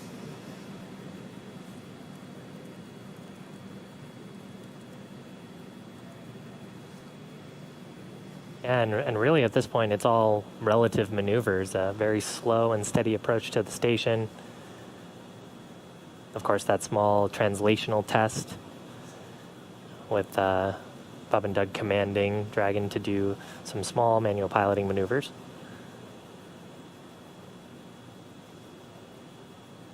Things are going to start to darken, but hopefully we'll still be able to keep Dragon in view as they are crossing pretty soon into an orbital nighttime. At this moment, we're less than a mile away from station. Dragon just under 1,200 meters away, continuing to close the gap. Pretty slow rate right now, moving in at only about 1.7 meters per second. We're going to be standing by. There's going to be an internal go-no-go poll about passing waypoint 0.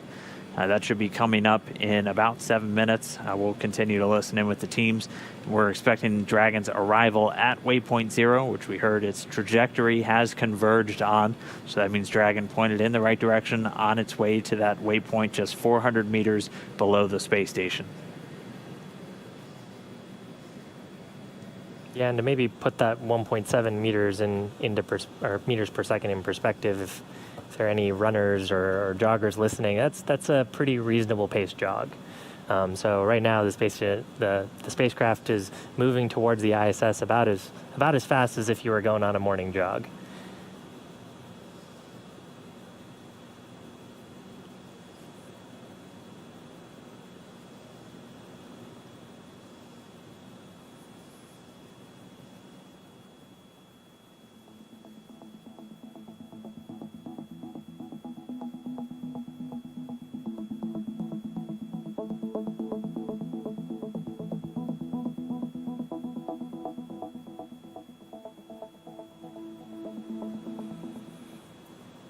All right, so at this point, we're inside the approach ellipsoid that we were talking about.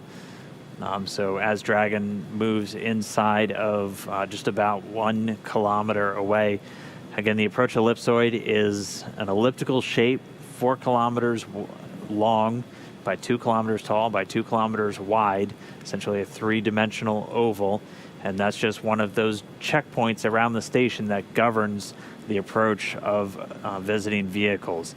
Before we were in this point,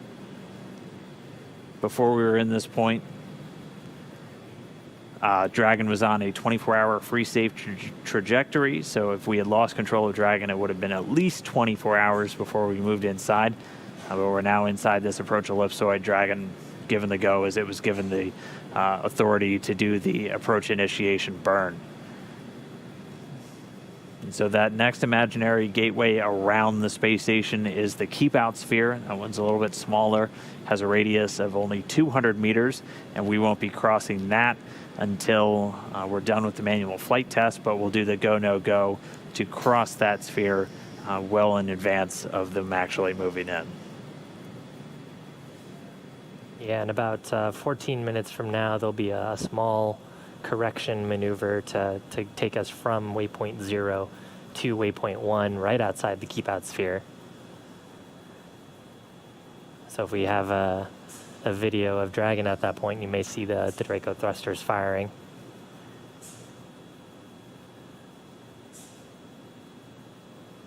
Right now, vehicle looking healthy as it's making its way towards that R-bar approach, just 400 meters below the International Space Station.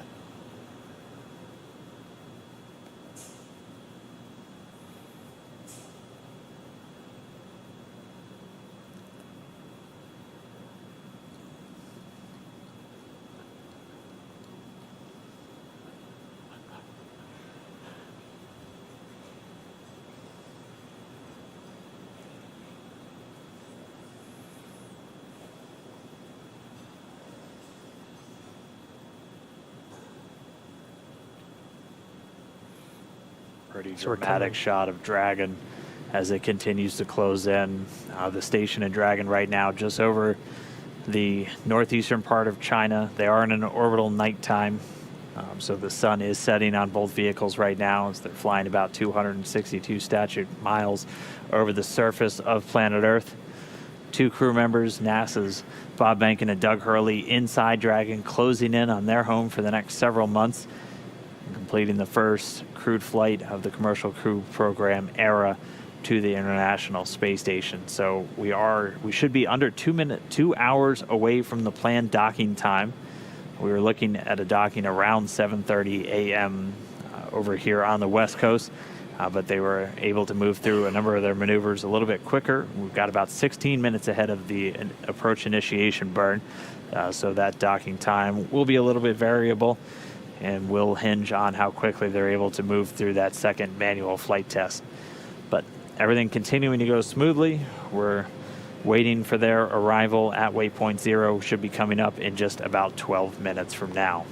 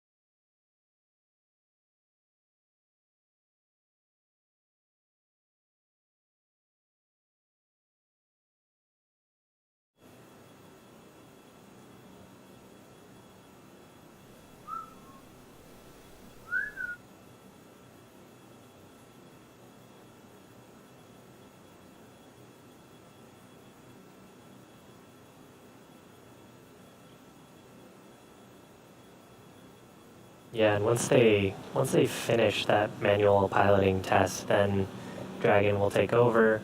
They'll transition and go towards waypoint 2. That'll put them just 20 meters away.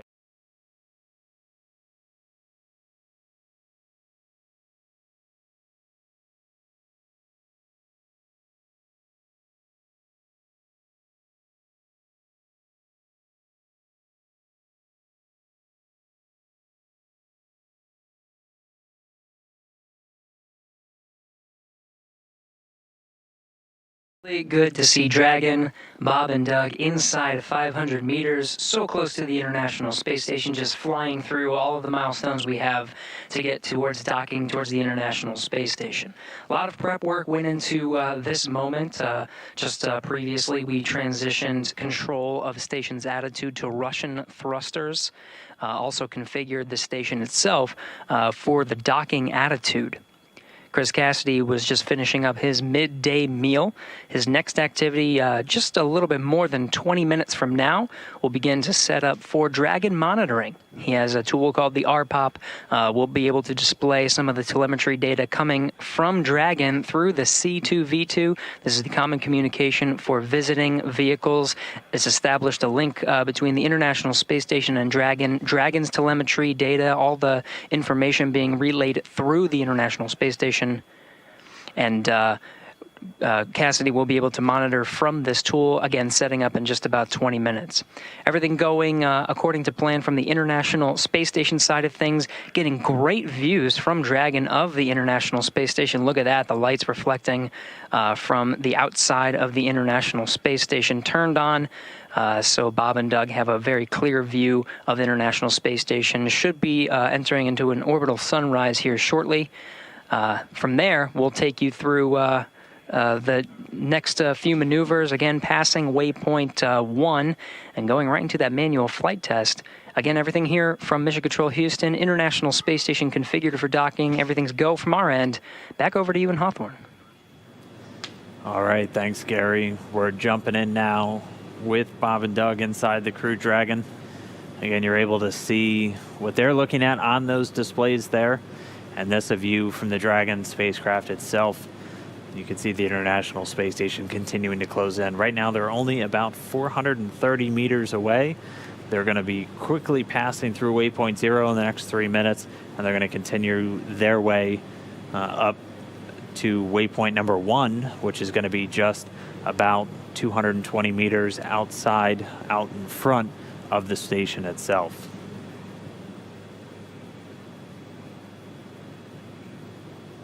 Yeah, and Dragon has a number of relative navigation sensors, items that are used for guidance and control of the vehicle. So right now, Dragon's in a pointing mode that has those relative navigation sensors trained on the space station, with the attitude control system making minor adjustments as it needs to if there's any roll correction or anything that it needs to perform. And Bob and Doug getting closer and closer to that manual flight test. They looked pretty comfy in those seats for that view right behind them. Yeah, they are suited up, and again, they get suited up for anything we consider kind of the dynamic operations inside the spacecraft. So anytime that they're either in an approach and docking maneuver or an undocking maneuver, and then obviously at the very start and the very end of their missions, which are probably the most dynamic phases, that launch and ascent, and then that deorbit and splashdown when they come home and splash down in the Atlantic.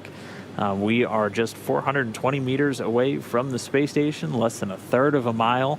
Should be just about a minute and a half until we're passing through waypoint 0, and then Dragon's going to begin a little over 20 minute, about the 25-minute trip up to the docking axis. So this will be waypoint 1. They'll be 220 meters directly in front of the station, and they'll be lined up perfectly with that international docking adapter at the very forward port of the Node 2 module, also known as Harmony, on the space station.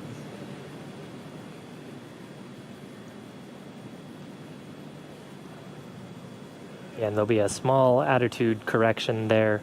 The navigation and prop specialists on our team will monitor that burn, and then hopefully we'll hear some words from the core to the crew letting them know that we've had a good course correction towards waypoint 1.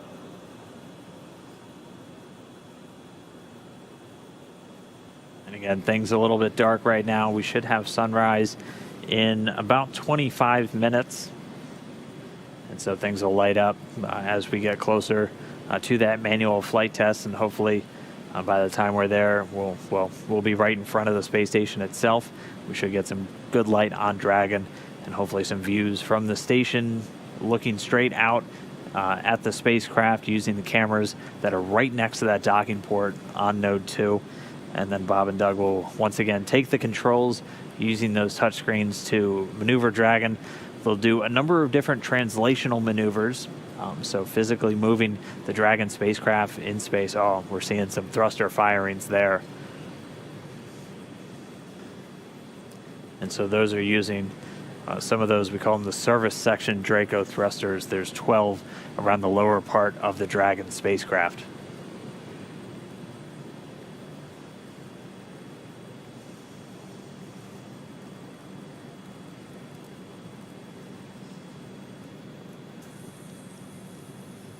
Very cool to see those Dracos firing.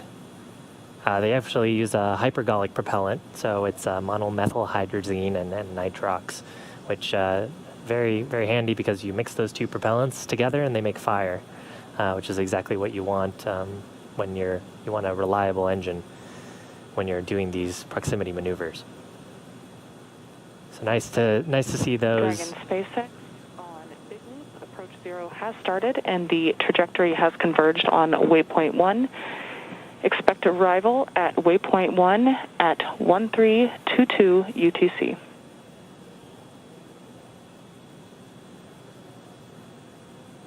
Dragon copies on the Big Loop, 13:22.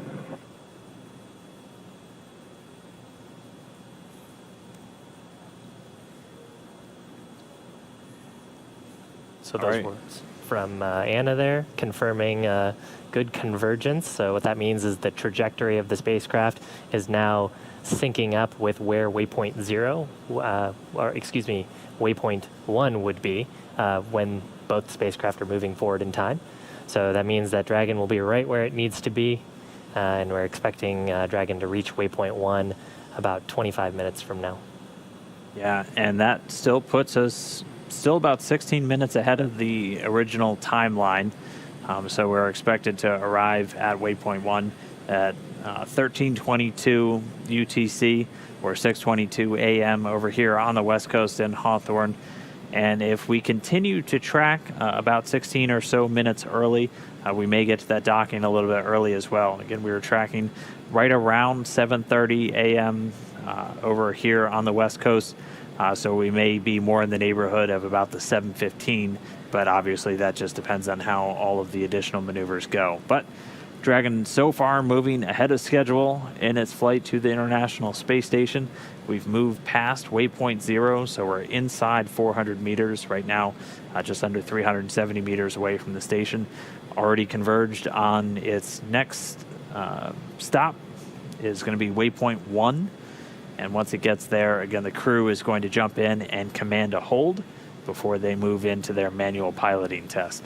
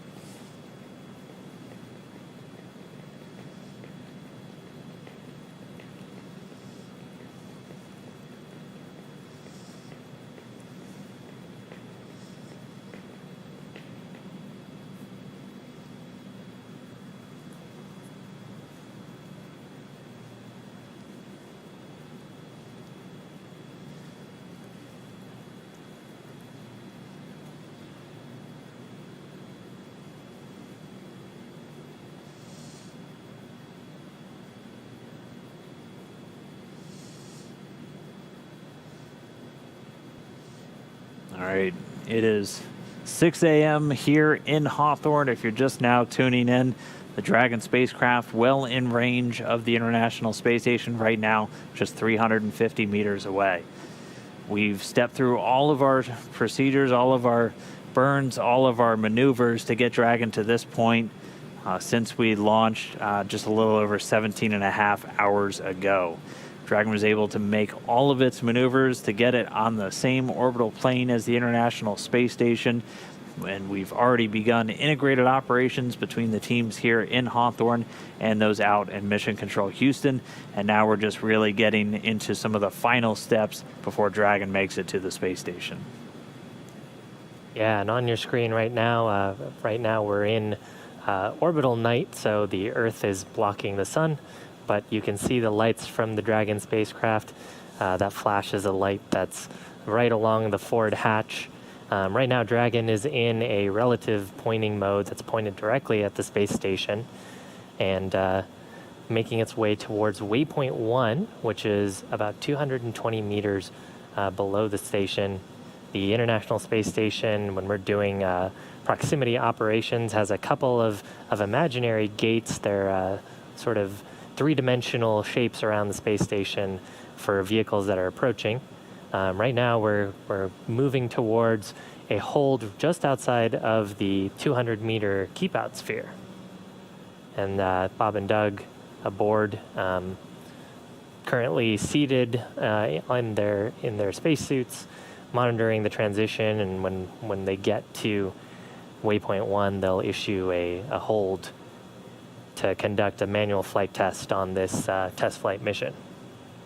Yeah, this will be their second manual flight test, and really the second kind of key objective for them to really put Dragon through the ringers. This is a demonstration flight. This is that final test before we certify the SpaceX Dragon to operationally carry full crew complements to the International Space Station.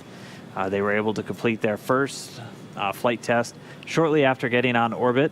That one, they focused on changing Dragon's attitude, using the Earth as a guide to put Dragon in a very specific orientation known as local vertical, local horizon, essentially putting it in an orientation the same as a plane flying over the surface of the Earth. So the attitude control of Dragon, just one part of, or really one half of controlling a spacecraft. Now they're going to be testing out the translational maneuvers. So once they command that hold, the first thing that they'll do is align Dragon very precisely with the actual docking axis, and then they'll step through and send a number of commands to the spacecraft through those touch screens, moving it across a couple of different axes. So again, translational means you're moving left, right, forward, backwards, up, down, and that's one half of really controlling the spacecraft, is you have all of these different axes to worry about, both translational and for attitude. So they'll step through those. Depending on how those go, we'll then be able to move in for the final approach. Yeah, that's right. One thing to consider with a spacecraft is it is a three-dimensional body that's moving in space. So you not only have to control your X, Y, Z position, that up, down, left, right, forward, back motion, but you also have to control which direction you're pointing. So we've alluded to the sim online that starts you off in a skewed attitude. Anytime you're pointed in a different direction, then do those translations, you have extra motions that you need to cancel out in space.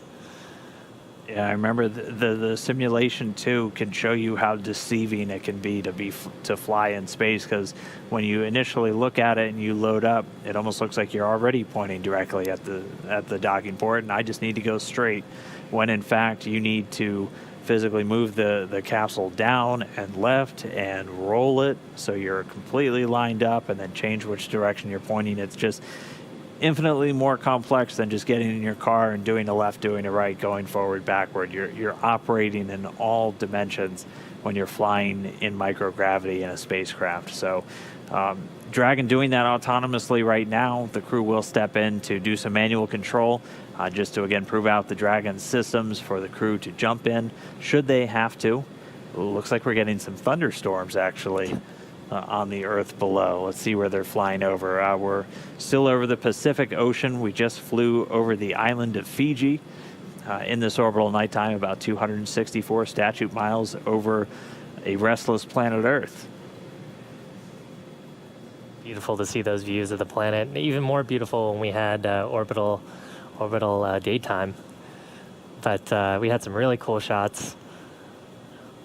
There was one point when we flew over the Caspian Sea, saw some really cool clouds there, and I think we also saw nighttime over Japan as we were flying over the Terminator. Yeah, we're able to see a couple of city lights on the Earth's surface below. We're a little more than halfway through this orbital nighttime. We should be getting sunrise in about 15 minutes from now. And at that point, we will be just about arriving at waypoint 1. So we should be getting sunrise right as Dragon is arriving, just about 220 meters out in front of the space station. Here's a cool view from the station, station camera. You can see Dragon approaching.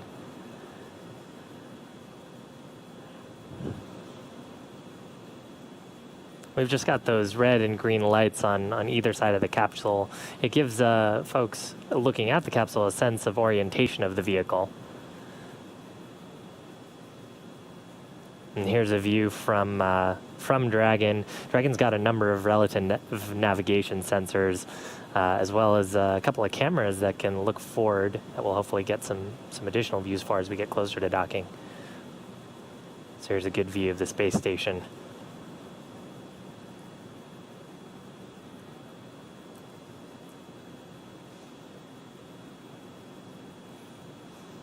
Pretty cool. You can actually you can see the solar panels and actually the thermal radiators there.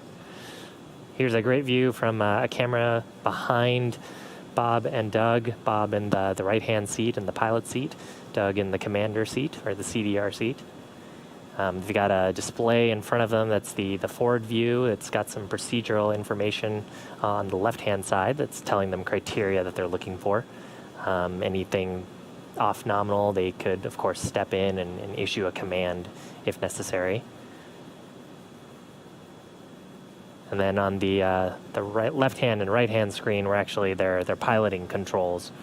So when the vehicle is in an appropriate state to receive those commands, they can just hop in and use those touch-sensitive gloves, issue commands to the vehicle's attitude control system.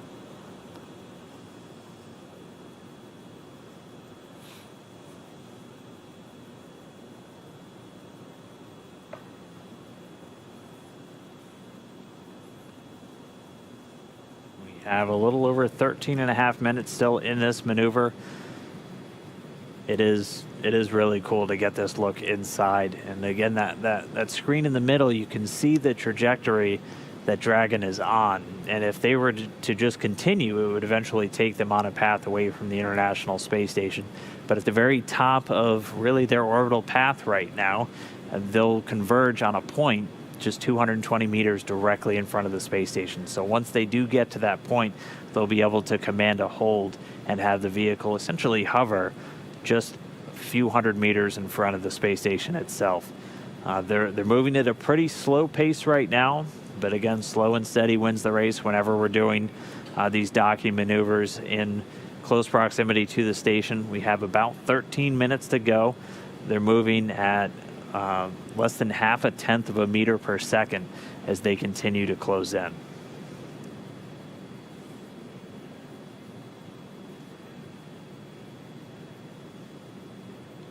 There's another view from the space station looking back, and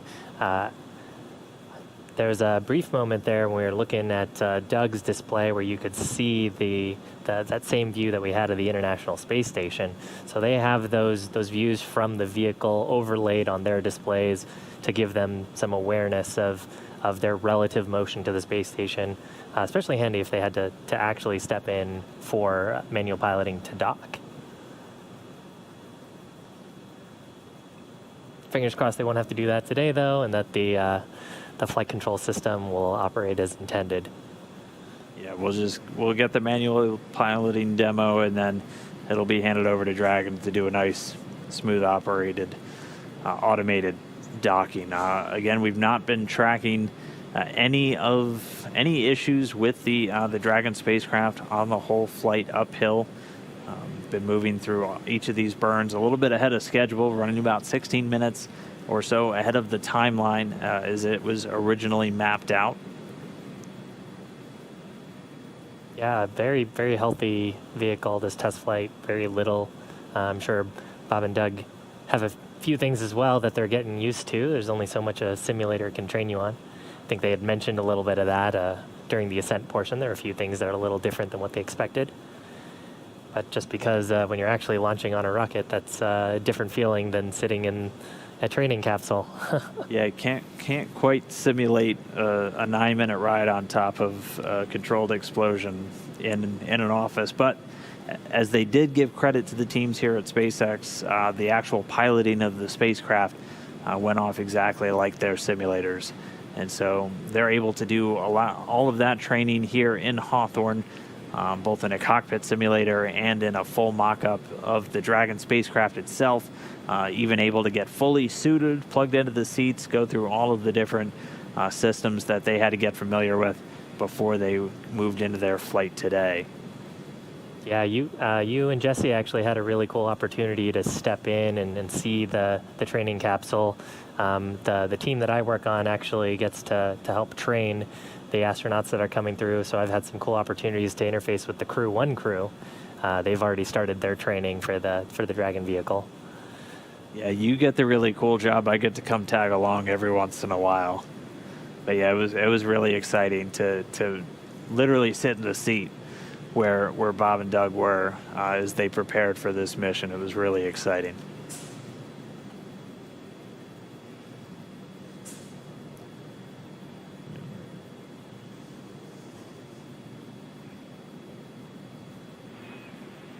Station, it's Houston on the big loop for Chris, crew monitoring.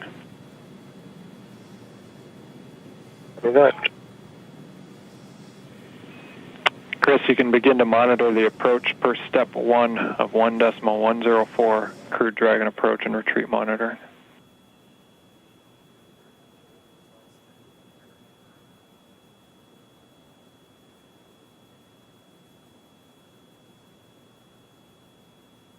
Copy and work.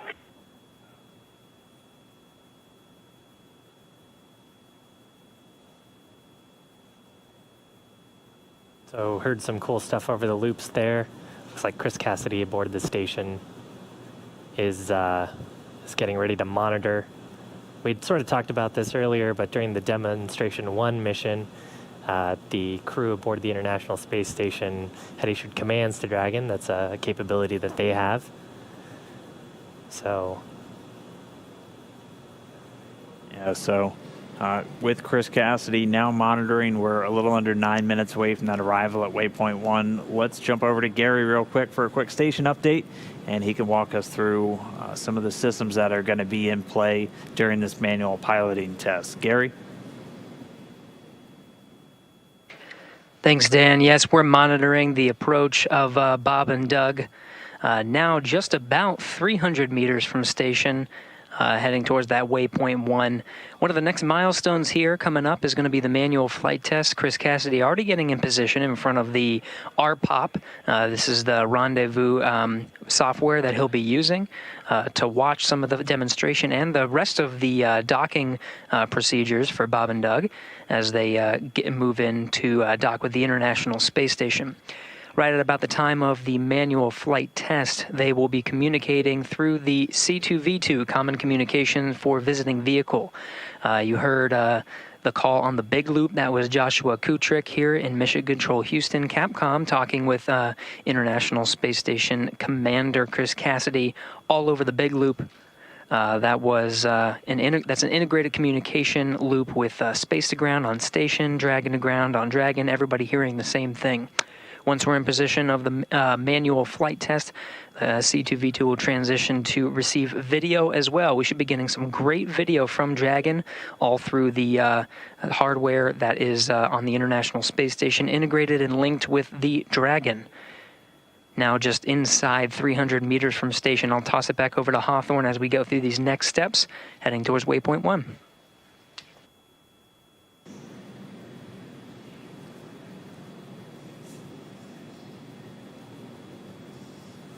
Right on. Thanks for that update, Gary.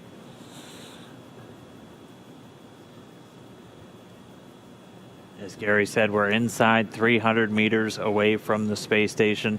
Should be getting that arrival at waypoint 1 in just about 6.5 minutes. And then we'll see some dynamic action pick up with Bob and Doug stepping in to command a hold to the Dragon spacecraft and then step into their manual piloting test. Just to give you a long look at everything, we were originally tracking the docking just a few seconds before 7:30 a.m. Pacific time.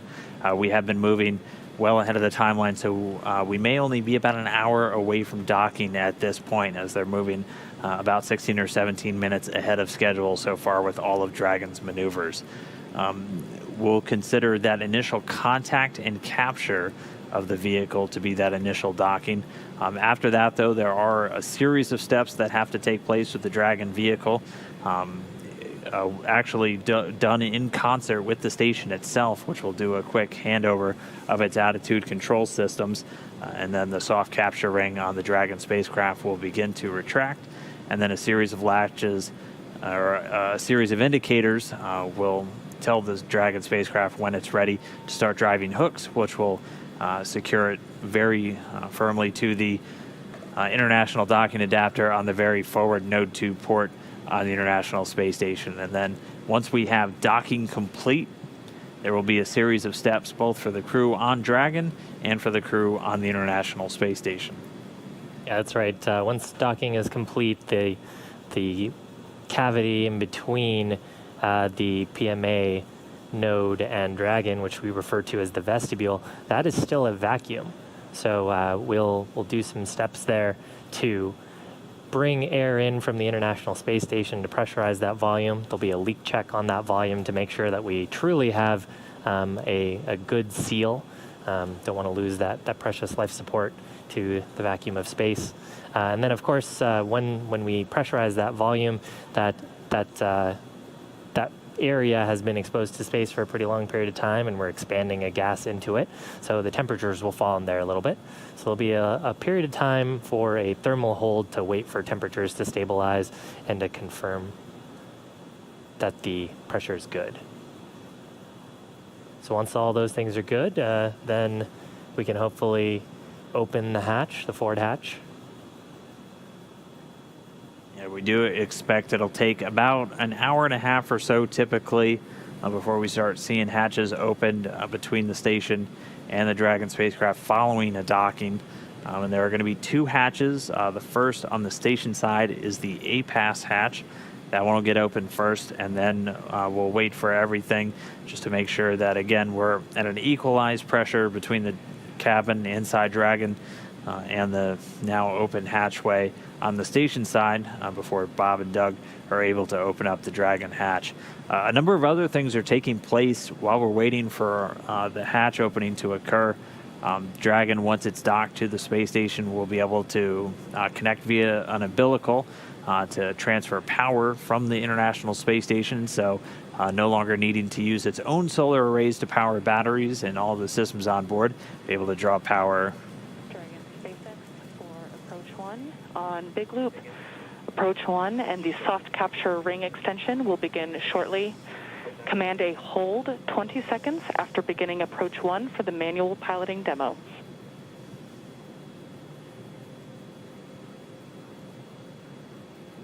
Copies on the Big Loop. 20 seconds after Approach 1, we will command the hold. Good copy. And so real quick, what they're referring to there, in about 2.5 minutes, we'll be at waypoint 1, so about 220 meters out in front of the space station. And then, just like waypoint 0, the vehicle able to bypass waypoint 1 and continue on its approach to the space station. The crew is going to jump in 20 seconds after they hear that Approach 1 has started, command a hold, and then they're going to move into that second manual piloting demonstration on board Dragon. So we should see that all start to happen in just about 2 minutes. And thankfully, as promised, the sun starting to come up on both of our spacecraft. Yeah, they also mentioned the the soft capture system. So they'll do an extension of a ring with 3 pedal-like structures on it that are covered in micro switches and sensors. And when we do finally get to waypoint 2 and final approach for docking, those will interface with the international docking adapter and give us a confirmation that we've made what's called soft capture. Now, at that point, the spacecraft may have some relative motion, so that system helps get rid of any of that relative motion before we go in for final closure of the hard capture hooks.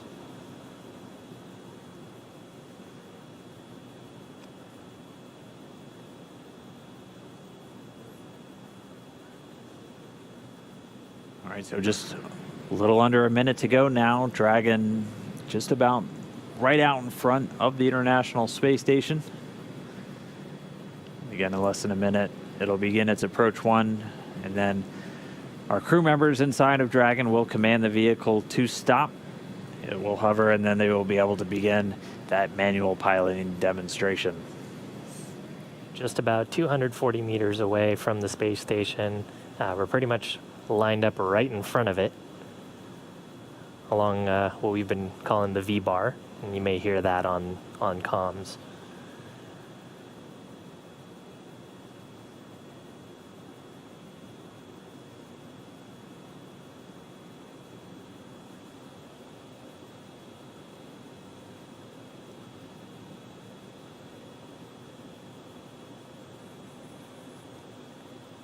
We do have a short communications blockage with the space station. We have pretty continuous coverage. We've had pretty continuous coverage getting views from the station cameras, which come down through our higher data rate, our KU band antenna. Sometimes it can actually get blocked by some of the station structure, whether it's solar arrays or other pieces of the station, depending on where the actual TDRS satellite that it's pointing at is located. And it looks like we do have that blockage for the next 5 minutes or so. And then once that clears up and we have a clear line of sight for that antenna, we'll get that video back from the International Space Station. So we're expecting that to come about 28 minutes after the hour, so in about 5 minutes from now.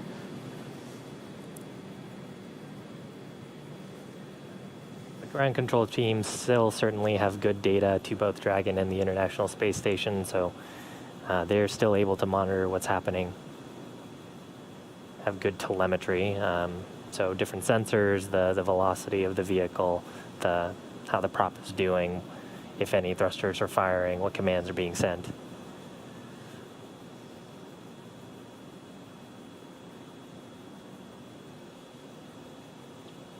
Just had a quick TDRS handover for Dragon, so transitioning between those tracking and data relay satellites and standing by for confirmation of that hold.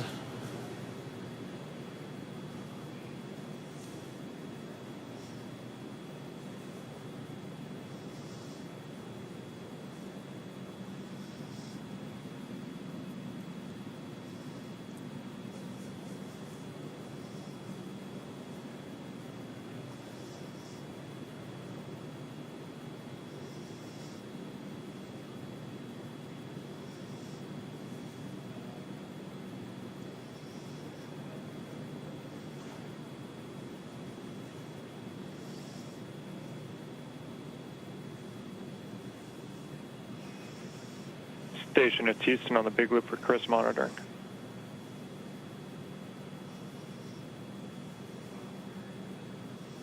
Right, Houston. Station, in preparation for Endeavour's manual piloting demo, you can monitor now for block Charlie in 1.104 Crew Dragon approach and retreat monitoring. I'll be block Charlie.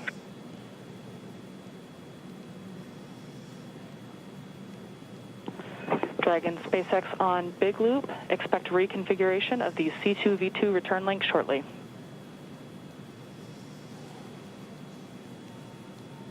Copy.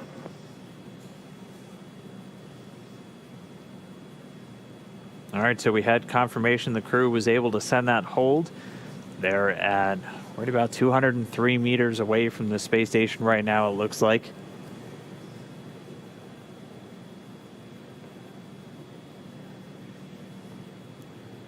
Right now, just So- flying in formation right in front of the space station, which is really cool.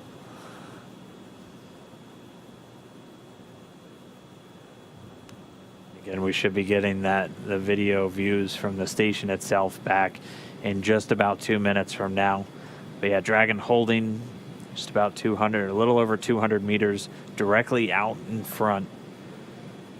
They're going to take a few moments to reconfigure C2V2, that common communication for visiting vehicles, to begin getting some higher data rates to get video from Dragon through the station as we begin to step into this near-field manual piloting demo. And just a reminder, Bob and Doug are going to be doing some translational maneuvers, so they're going to precisely align the Dragon with the docking axis, so lining it up directly in the center of the docking target, and then they'll begin to move along a number of different axes through translations, forward, backward, up, down, left, right, just another test of the manual control function on board the Dragon spacecraft. And then once they're complete with that, they'll put Dragon back into automated control and begin to move in towards the final waypoint, waypoint 2, just 20 meters in front of Dragon.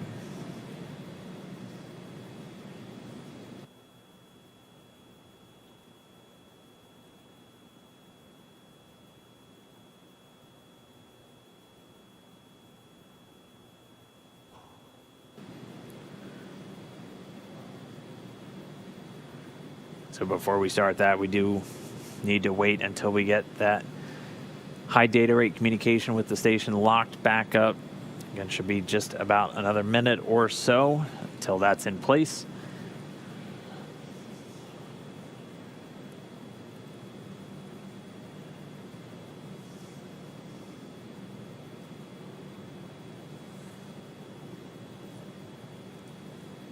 And hopefully when we get that high data rate communication back, we'll also get some views into the cabin behind Bob and Doug.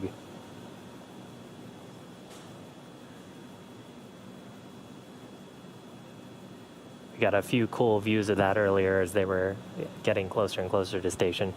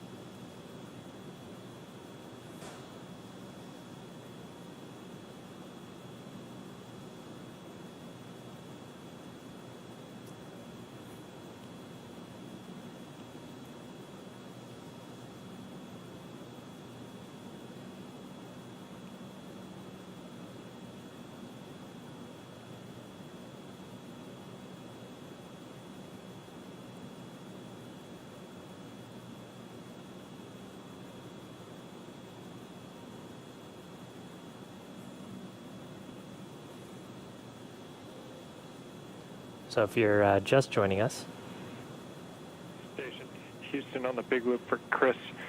Dragon's now transmitting docking camera video. We want to confirm that video and data is updating in the Dragon 2 docking monitor. Work.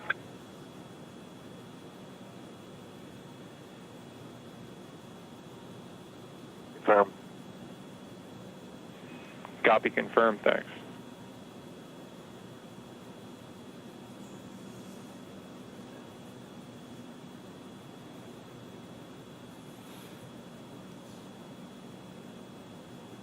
so as I was mentioning earlier, if you're just now joining us, Dragon is now just 220 meters in front of the space station. The astronauts aboard, Bob Behnken and Doug Hurley, have commanded a manual hold. That's to perform a manual piloting test. There is a very nice shot of the Dragon vehicle from cameras aboard the space station. You just saw one of the Draco thrusters there firing, just to keep it in that hold attitude, flying right in front of the station. Yeah, we have two cameras on the very forward port of Node 2, so right where Dragon's going to be headed following the completion of this manual piloting test. Dragon SpaceX on Big Loop. C2V2 link reconfiguration is complete. The soft capture ring extension is also complete. Dragon copies on the Big Loop. Good ring extension and C2V2 reconfig.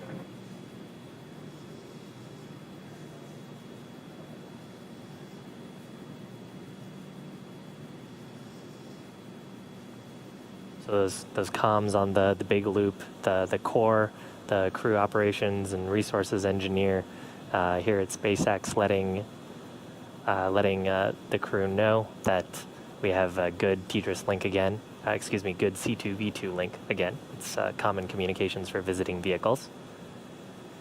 And we actually heard a little bit earlier as well comms to Chris Cassidy to monitor this manual piloting test.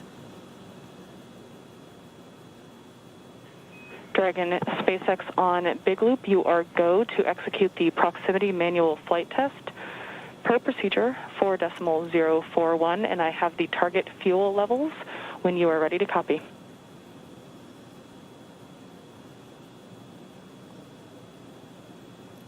You are go for 4.041, and we're ready to copy the fuel constraint.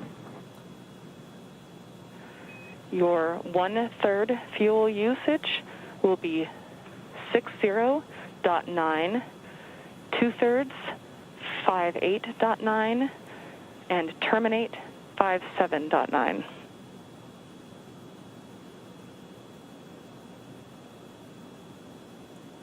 We copy 60.9, 58.9, and 57.9. We'll pick up in 4.041. Good copy, and we're with you.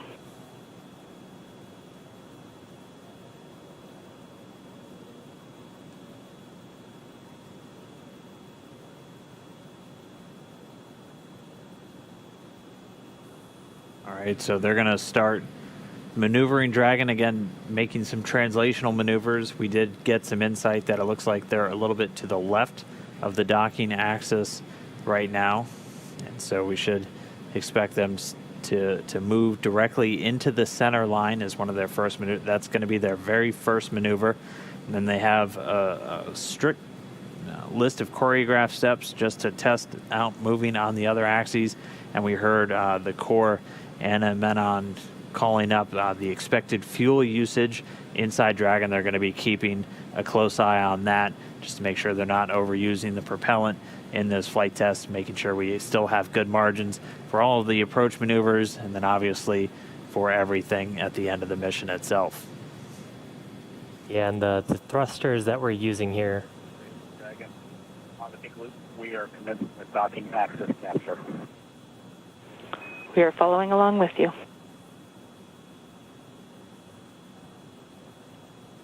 So the thrusters that we expect to see firing here would be on the service section or on the trunk. And you'll see some plumes coming out from the shot on your screen.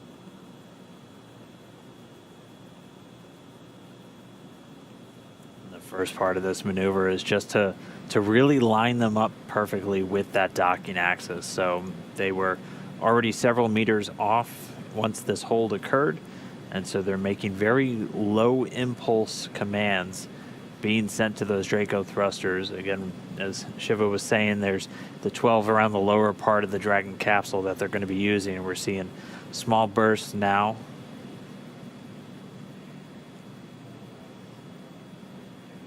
Yeah, and they actually have a couple of precision modes where they can put in sort of coarse and fine inputs into the vehicle. That's all stuff that they can control off of those touchscreen displays to get the right amount of impulsive thrust into the vehicle.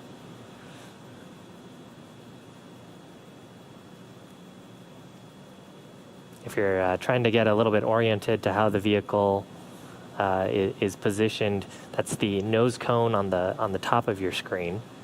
So Bob and Doug would be sitting sort of underneath that nose cone and see the pressurized portion of the capsule, and their seats look up into the displays and also would look towards the side hatch, which is currently sealed underneath on the opposite side of where that nose cone is.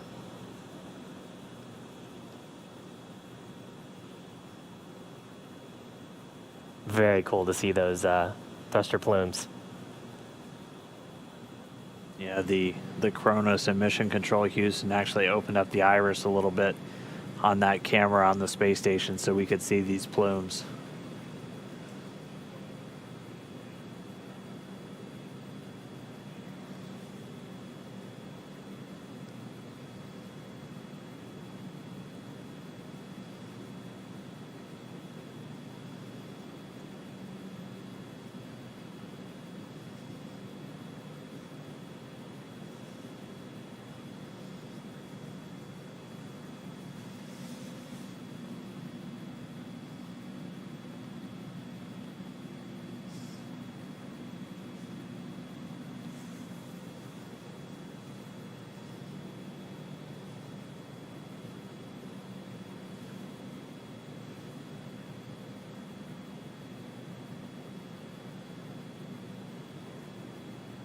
And SpaceX Dragon, we've completed the docking axis capture maneuver. We're going to move on to the YZ translation. Copy, we're with you.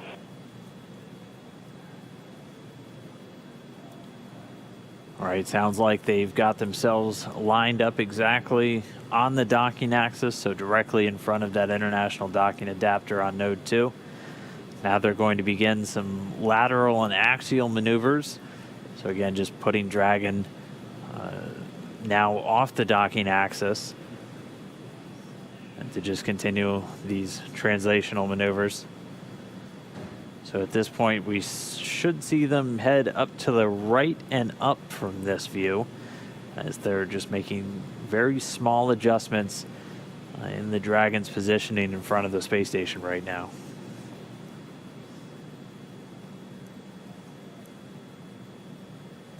And here comes the translation. We copy.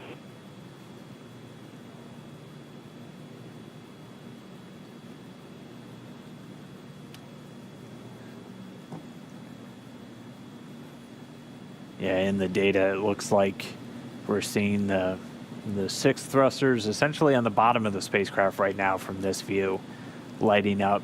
So it's going to begin to move them straight up.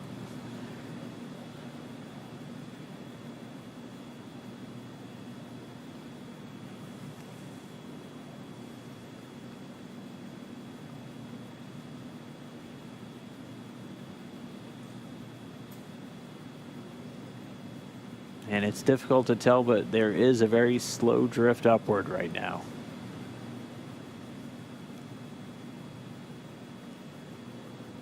Yeah, it looks like they're going about 0.1 meters a second, if I'm looking at this data correctly. So very slow and steady. And they will probably do a quick correction to stop that upward movement.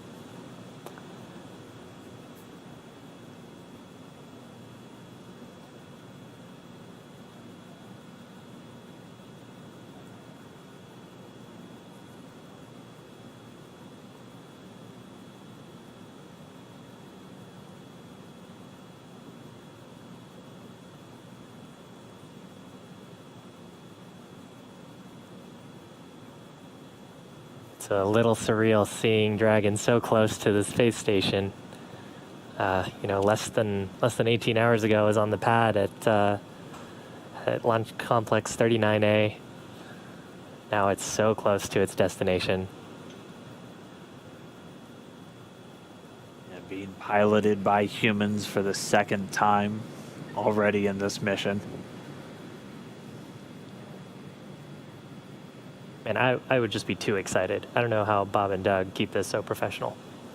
It's that test pilot mentality. Yeah, they both have thousands of hours in aircraft. Both test pilots. Yeah, both came from military test pilot backgrounds. Bob Bank in the Air Force, Doug Hurley, a Marine Corps aviator. And then I believe Naval Test Pilot School, so...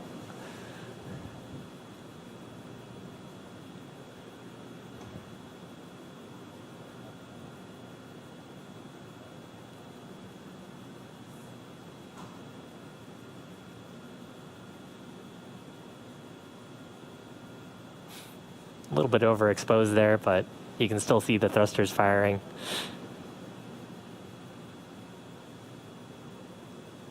Yeah, our Kronos working to do that deliberately for us so we can see those thruster plumes from this camera view. We're at a normal exposure, so not able to see those jets into the darkness of space.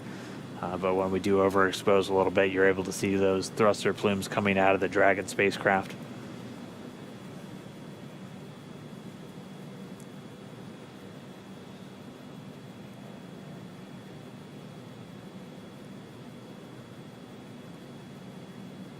Yeah, it's amazing how the plume has to catch the light just the right way for us to even see that it's happening outside of data.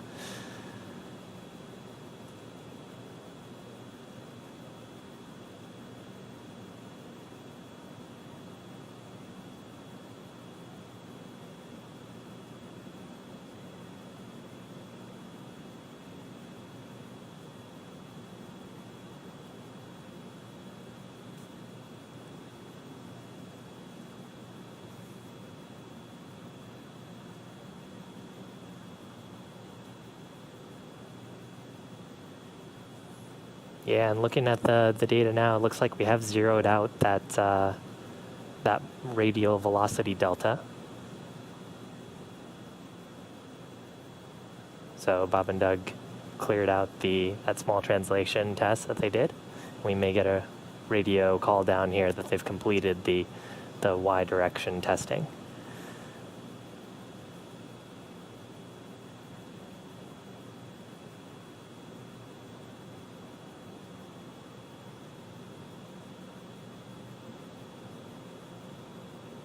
Now, I know we've mentioned this a few times, but it looks like the spacecraft are totally still right now. And that's partially true. They're still relative to each other. But right now, both the space station and Dragon are going around the world, what is it, about once every 90-ish minutes? Yep. Or less? Once every 90 minutes, seeing 16 sunrises and sunsets every single day. And while our view right now... We've completed the Z translation, moving on to the Y. We copy. We're with you. A copy. So I was a little bit mistaken. They just finished up the Z direction, doing the Y next.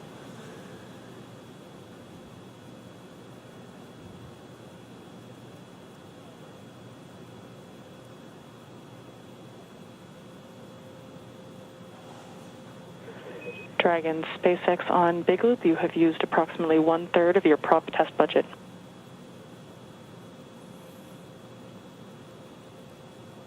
And Dragon copies 1/3 of the prop test budget.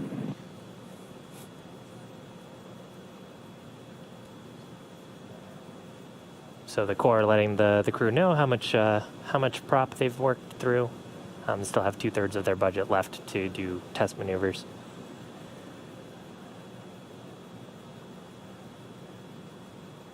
And of course, any bit of propellant that they're using is just a little bit less margin if they needed to use it for something else. But a good way to exercise the system, see that manual piloting works as intended, and I'm sure for them to have a chance to provide some feedback on how manual piloting actually felt in space and how the control felt. Yeah, a big part of their job for this mission is really to not only put the vehicle through its paces, but to take a lot of detailed notes and mental notes that they're going to be passing along to any future crew members flying on board Crew Dragon. As we've talked about, the simulators have been a pretty good guide for how the actual manual piloting goes, but things like the ascent up to orbit were quite a bit different from what they expected. And so they're just taking all of that in, internalizing it, and a big part of their job once they come home is to pass that along to all of our upcoming crews, one of which is targeted to launch just about a month after they come home. That Crew 1 outfit of 3 NASA astronauts, Victor Glover, Mike Hopkins, and Shannon Walker, and a Japanese astronaut, Soichi Noguchi, will be aiming to do that flight a little bit later this year. So going through the paces right now, looking at our data, I think I made the same mistake you did, where I assumed them going up would be the y-axis. It looks like that was actually their z-axis, and the y now them moving to the right. So we're seeing some small shifts. They're continuing to use up a little bit of their prompt budget. We heard they're already a little past 1/3. Yeah, it's actually something interesting about both aircraft and rockets. When you consider the coordinate system, what we refer to as the x-axis is usually the one that goes through the nose. So in the case of Falcon 9 and Dragon sitting on top of each other, the x-axis would have been pointing through the nose cone going up. Can be a little bit counterintuitive. Then actually in aircraft, the z-axis usually points down, depending on whether you use European or American coordinate systems and the type of aircraft you're working on.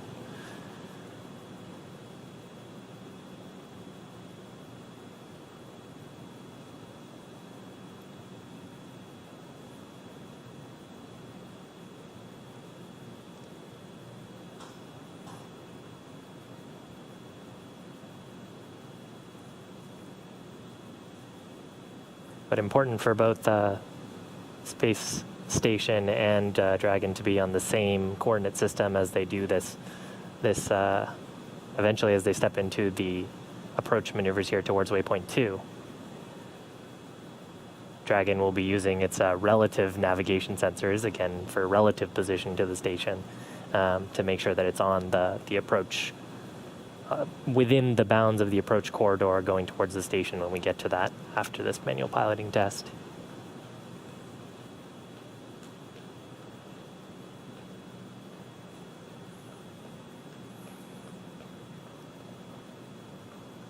We should be getting to that shortly. This manual piloting test was slated to last about 25 minutes. As we have been running ahead of schedule today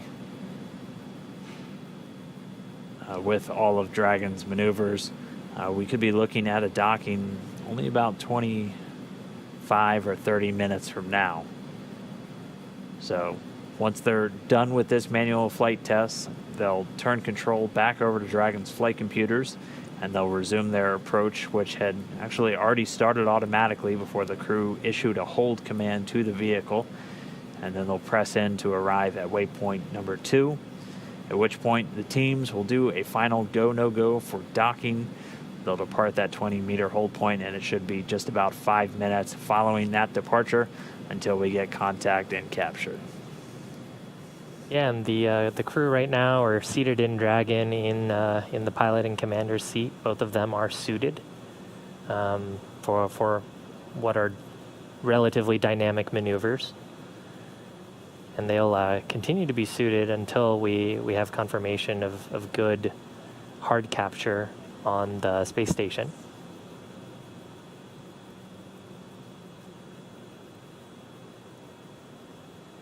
So right now, just interfacing with the touchscreen displays, testing out manual piloting. Hopefully secretly a little bit giddy to be piloting a spacecraft.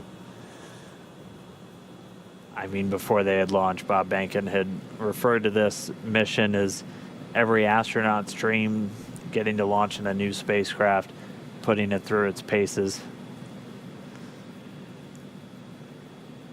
He and Doug Hurley, with those test pilot backgrounds, testing out a new spacecraft has to be as good as it gets. But they're still stepping through this manual piloting. We should have just a few more minutes until they're done with this Y-axis translation. And then they'll be able to turn command back over to Dragon, which will return itself to the docking axis and then begin that approach into waypoint 2. Yeah, and as a look ahead, so when we do transition into that approach, Dragon will autonomously go towards waypoint 2, which is just 20 meters away from the forward international docking adapter on node 2. And it'll hold there. That'll give the ground team some time, both in Houston and at here in Hawthorne, to do a go-no-go poll, make sure that the vehicle still looks healthy, make sure that everyone on board the space station and of course on board Dragon. SpaceX Dragon, we completed with the translation maneuvers. We're going to pick up with the closure maneuver. We copy. We're following along with you. All right, sounds like they're done with their translations. They're going to start moving it back to the docking axis, put us right back on the center line, and then we're going to resume that approach into station.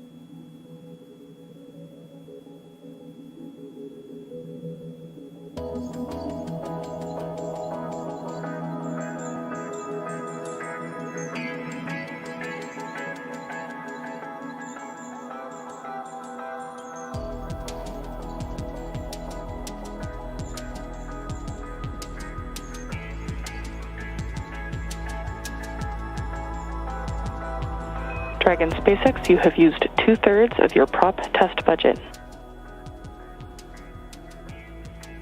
I can copy 2/3 of the budget.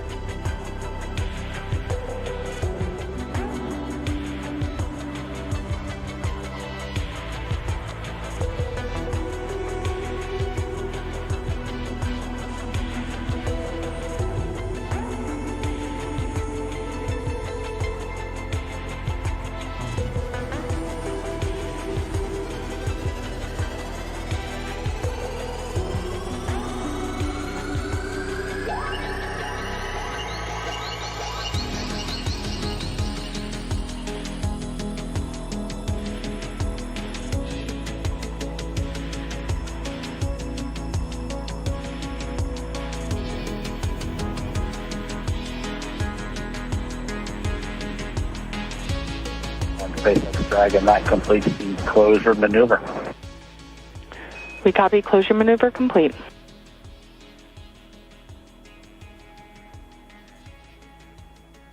That will move on to 4.041, section 4.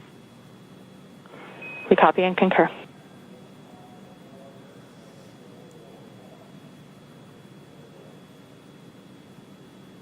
All right, so our manual flight test has been completed. We're standing by for them to now resume approach 1. So to move in from that waypoint 1, we're already inside of the keep out sphere at this point. Dragon's holding just 176 meters from the space station, and pretty soon they're going to be approaching. Dragon, that completes the manual piloting demonstration. I only had to twist Doug's arm for 2 or 3 minutes to get him to allow me to deactivate the piloting controls. We copy. Excellent. Thank you. And with that, we ask that you, from the display used for manual piloting, please go to audio settings and adjust a gain setting for seat 1 or 4. And in addition, we would appreciate any handling qualities evaluation of the proximity piloting possible. We've completed the gain setting adjustment for seat 1, and I'll turn it over to Doug for the handling qualities quick look. SpaceX Dragon on the big loop for the handling qualities. It flew just about like the sim, so my congratulations to the folks in Hawthorne. It flew really well, very crisp. It was a little sloppier and wide, just like we saw in the sim, but all the other axes, as well as closure and opening, were all just as per. Excellent to hear. Thank you.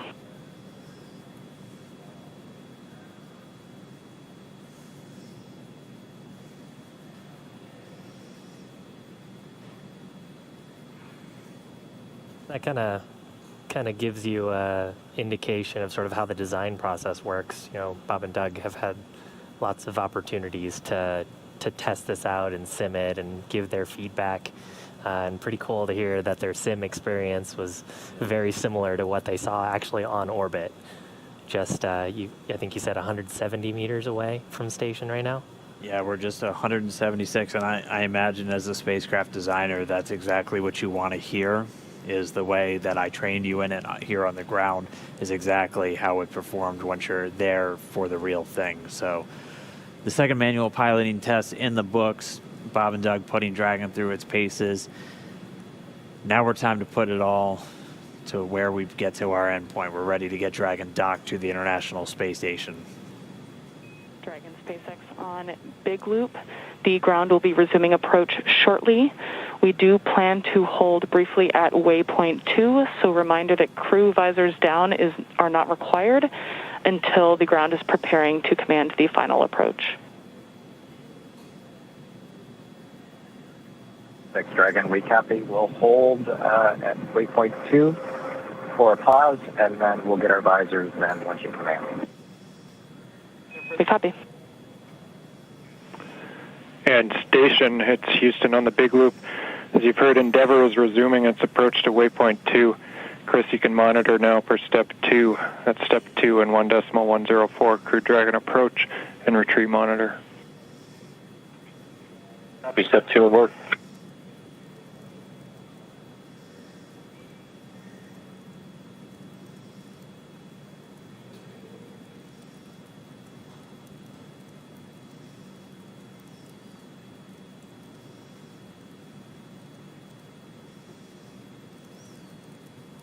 Pretty cool view of the International Space Station from Dragon. This would actually be overlaid, or rather their controls would be overlaid on the displays on top of this view.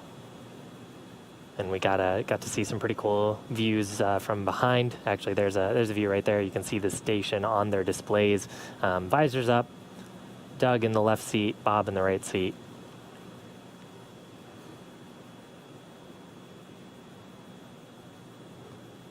Yeah, so at this moment, Dragon is going to be resuming the approach. As we heard them informing the crew They're going to have that one final hold when they're just 20 meters away. That's going to be at waypoint 2.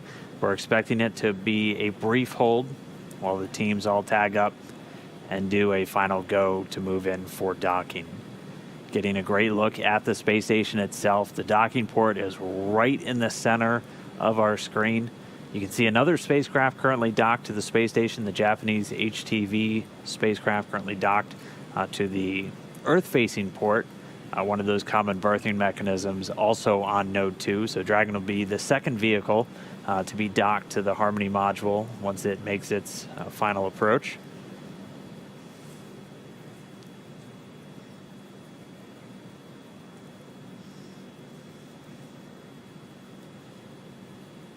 And it's moving in right now. Again, just to give you an idea of how quickly they're moving, they're going at about 0.3 of a meter per second right now.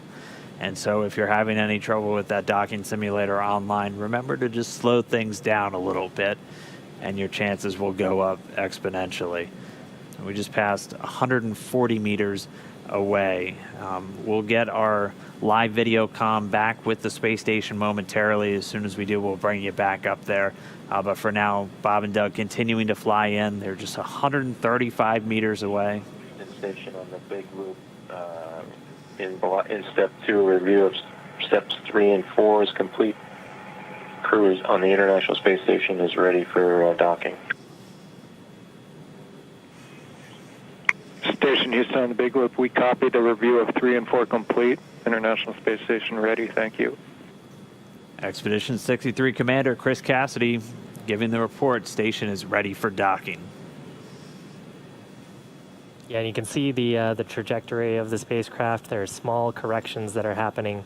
So as we get closer and closer to station, we're trying to stay within those 2 corridors, which are shown coming out of the docking port that we're going towards. That little dot, I think, was the 20-meter hold point. So that's where we expect there to be the spacecraft holding right in front of the International Docking Adapter. There'll be a go, no-go poll. The ground teams have worked hard over the past probably years to come up with a set of what we call flight rules. So those are technical constraints, items that we look for, that if any of those criteria were violated, then we have a rule that we've predetermined, gives us guidance to say whether we could approach or not. So far, our vehicle has been very healthy, but technical ground teams will all do their due diligence to make sure that it's still safe to approach. Right, and at this moment, that approach is continuing, still moving in at about 0.3 of a meter per second. Dragon's coming up on just 100 meters away from the space station. So the very top there is the nose cone on the spacecraft, where we've got a cool view. Left side of your screen is the International Space Station. Right side of your screen is Dragon.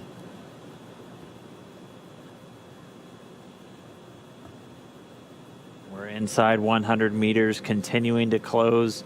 Again, we're going to have a short hold at 20 meters. Teams will just do a final check, and then they'll give Dragon the go. We're expecting it to be pretty brief. We should get to that hold point in just about 4 minutes, moving at our current pace. I think you can see a meatball and American flag on that on the spacecraft. The NASA logo, of course, referred to as the meatball. I think there was some spirited discussion about the meatball versus the worm during ascent. And you can see those logos. That structure on the fairing structure is actually what the Super Dracos are housed in. Of course, all of those are deactivated now, only used for launch escape during the ascent portion. Nose cone right at the top of the vehicle, and you can see sort of the sealing surface.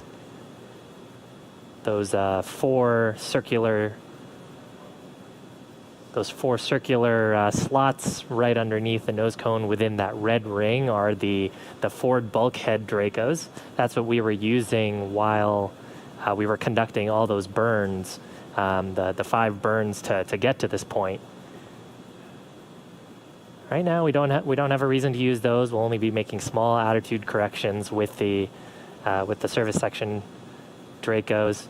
And you can see the service section actually pretty clearly here too. There's a black portion and a white portion sort of separated by a fin. The black portion is solar panels, solar cells that'll charge Dragon's batteries, and the bottom side the white portion is actually a thermal radiator that's used to keep the spacecraft nice and cool. Of course, the avionics and the cabin, making sure that Bob and Doug are comfortable inside. Looks like we're getting a shadow cast. We are just 60 meters away, continuing to close in, just about 40 meters to go until we're at that hold point. Should get there in just over 2 minutes. Meanwhile, teams in Hawthorne and in Houston doing their internal go, no go for docking. They're going to get all the teams polled. Once everyone's go, we'll be able to give Dragon the final go ahead for the vehicle to autonomously fly in and dock with the International Space Station. Should be coming up on waypoint 2 arrival in just about 1 minute, 45 seconds. At this point, it'll be 20 meters away from that docking port. The International Docking Adapter number 2 attached to pressurized mating adapter number 2 at the very forward end of the Harmony module. Right there on the, right around the center, you can see the forward hatch. It's got a window in it. You can see a couple of handles, and there's some features that look sort of bronze-ish. Those are the pedals that we were talking about earlier as part of the soft capture system. So pretty wild, too, to see. We're so close that we're getting shadows from the station on Dragon. Wow. And we're getting these views of Dragon's approach from 2 cameras that are right next to that docking adapter. And the movement's a little jarring at times.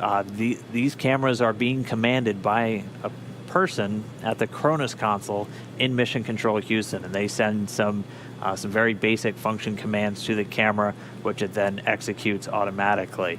And so they're continuing to follow Dragon in, so we do thank them for their diligence to give us these views of this historic moment as we are just less than 30 meters away from docking. Right above the NASA meatball logo, you can see 3 of the service section Draco thrusters.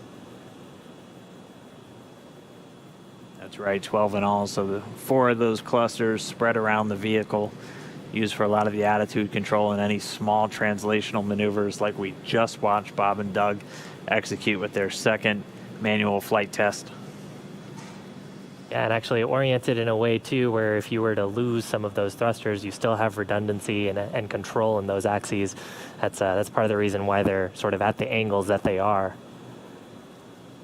All right, so we should be getting to waypoint 2 right now.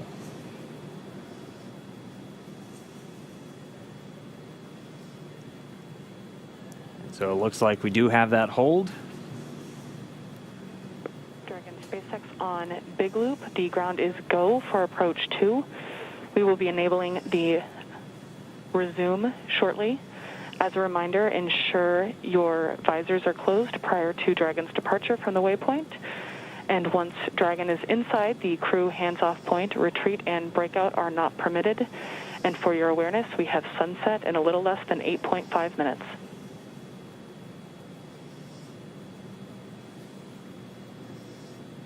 Copies all on the Big Loop. Go for docking.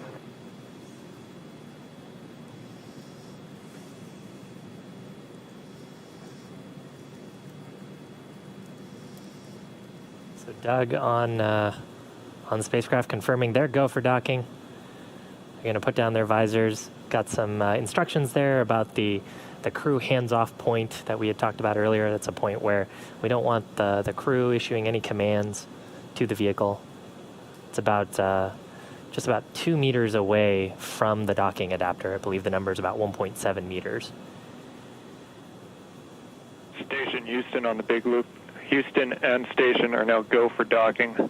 Chris, you can monitor per steps 3 and 4. 3 and 4 in 1.104 Crew Dragon approach and retreat monitoring. Copy steps 3 and 4. Next Dragon on the Big Loop. Our visors are down. Copy, visors down.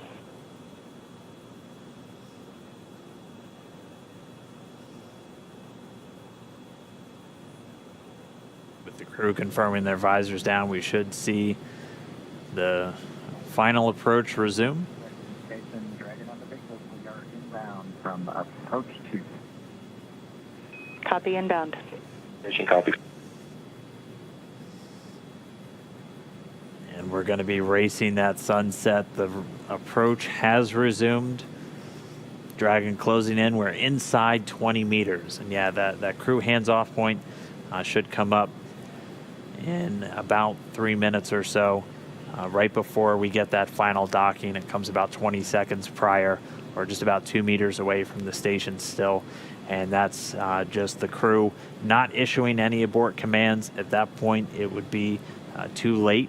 And so any aborts would be executed automatically by Dragon itself.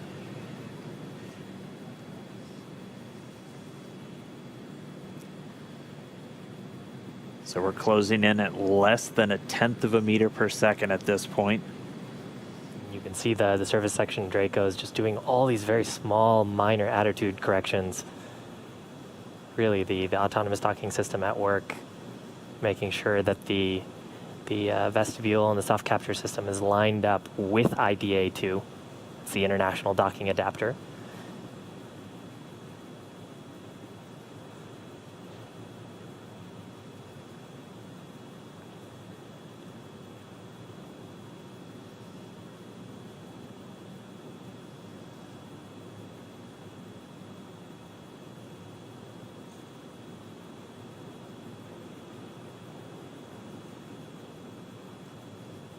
You can see much more clearly there the hinge mechanism for the nose cone. Those 4 black circles are the forward bulkhead Dracos, not to be used at this time. And then, of course, the pedals of the soft capture system. Wow.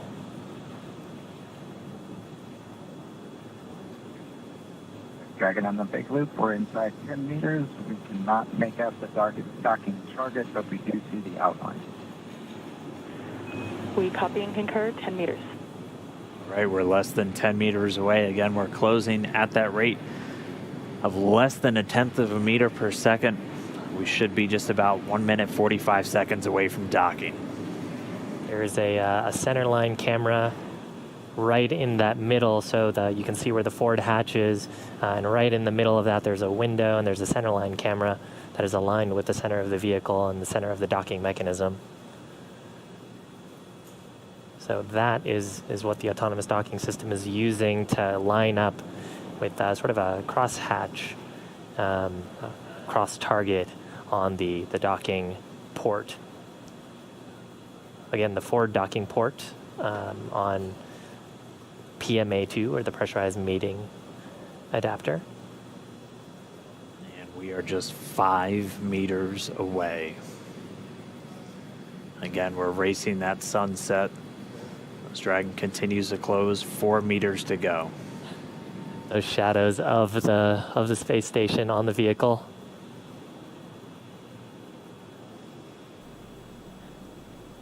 Yeah, you can actually see the centerline camera pretty clearly there, sort of with the contrast of the sun right now. 3 meters to go.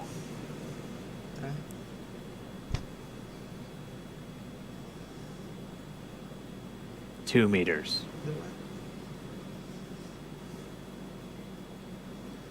We are inside the hands-off point, the chop, the crew hands-off point. 1 meter to go.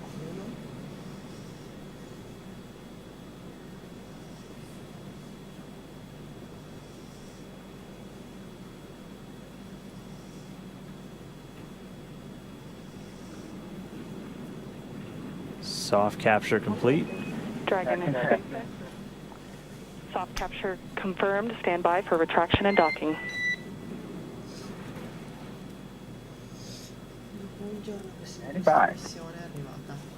And we just heard it, soft capture. We have docking, that coming at 7:16 a.m. Pacific time, with the station and Dragon flying 262 statute miles right over the border between northern China and Mongolia. You saw a little bit of motion there of Dragon. That was that relative motion that the soft capture system is damping out. once that motion is clear, then the soft capture system will be retracted, and Dragon will go for hard capture.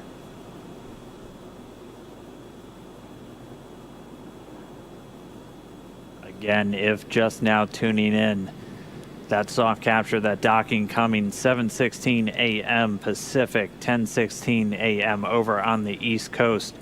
Dragon and the International Space Station were flying 262 statute miles right over the border between northern China and Mongolia.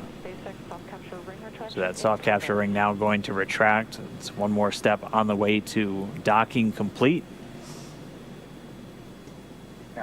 On board. Yeah, and so the next step here is once the soft capture ring is retracted, there are 12 latches that we refer to as hard capture latches. Those are what will really create that pressure tight seal between the Dragon spacecraft and the International Space Station. So once soft capture is complete, and I believe we'll get that call from our core here, Anna, then we'll get confirmation of hard capture, and the crew, of course, aboard have this information on their displays, so they'll also see indication of hard capture complete. And once those two steps are done, then that's docking complete. That's right, and we're expecting to hear some words from everybody.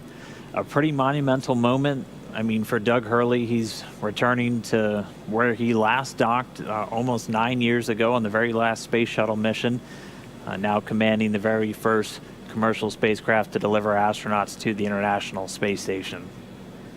That's got to be cool for them. They've mentioned quite a few times that they're best friends, our favorite dads in space, as we've been calling them. This has got to be really cool for them.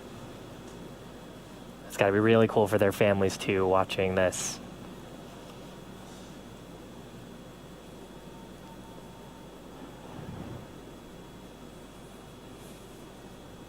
It looks like we have another quick handover. We'll get that video back shortly.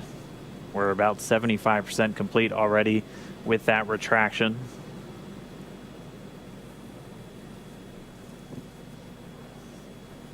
Once that retraction is completed, we'll keep an eye out for the 12 ready-to-hook indicators. Once those are ready, those 12 hooks will begin to engage, and that'll securely attach Dragon to the International Space Station. Yeah, so right now the vehicle confirming that the soft capture system is deployed correctly and is fully retracted. And then once the soft capture system is fully retracted, that'll set up the vehicle to put in the hard capture pins. There's 12 of those around the docking ring, and that's what creates that airtight seal between the Dragon spacecraft and the International Space Station. The volume between, which we refer to as the vestibule, is currently not pressurized. Of course, it was just exposed to the vacuum of space until literally minutes ago, about 4 minutes ago. So just waiting for the vehicle to get that. Dragon SpaceX, ring retraction complete. Docking sequence is holding for MCS reconfiguration. All right, so we see those ready-to-hook indicators are lighting up green. So we should be just about to step into those 12 hooks beginning to engage to get that secure mate between Dragon and the International Docking Adapter on the space station.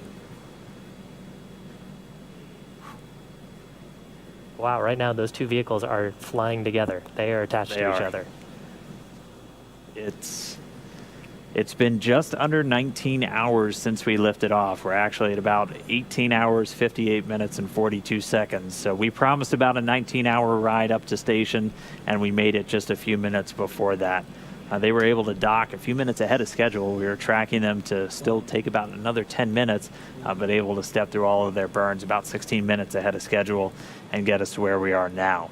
If you missed it just a few moments ago, that initial docking coming at 7:16 a.m. Pacific, 10:16 a.m. over on the east coast of the United States, and they were 262 statute miles flying together over the northern border of China and Mongolia. So really exciting. We're just waiting for this docking complete to be confirmed. We're expecting to hear some words, obviously, from the crew on board and all the excited teams down here. We're just waiting for this moment. And then it's time to start getting Dragon integrated into the station. There will be an umbilical that will get mated, and that'll allow Dragon to flow data and power into the station systems, and then it'll be over to the crew. Endeavour and station at Houston on the big loop. MCS is configured. We're proceeding with hook driving. All right, and they did a quick, so the motion control system onboard station now back under those control moment gyros, so handed over from the Russian thrusters, and Dragon now given the go to drive those hooks. We have to do that changeover of attitude control before we drive those hooks, as the Russian thrusters a little bit more dynamic in their control of attitude, and if you had a thruster firing while you were starting to drive those hooks, that could miss a line. So going over to the smoother control moment gyros on the U.S. side, now controlling the attitude on board the station, and those hooks, those 12 hooks on Dragon, about to start driving.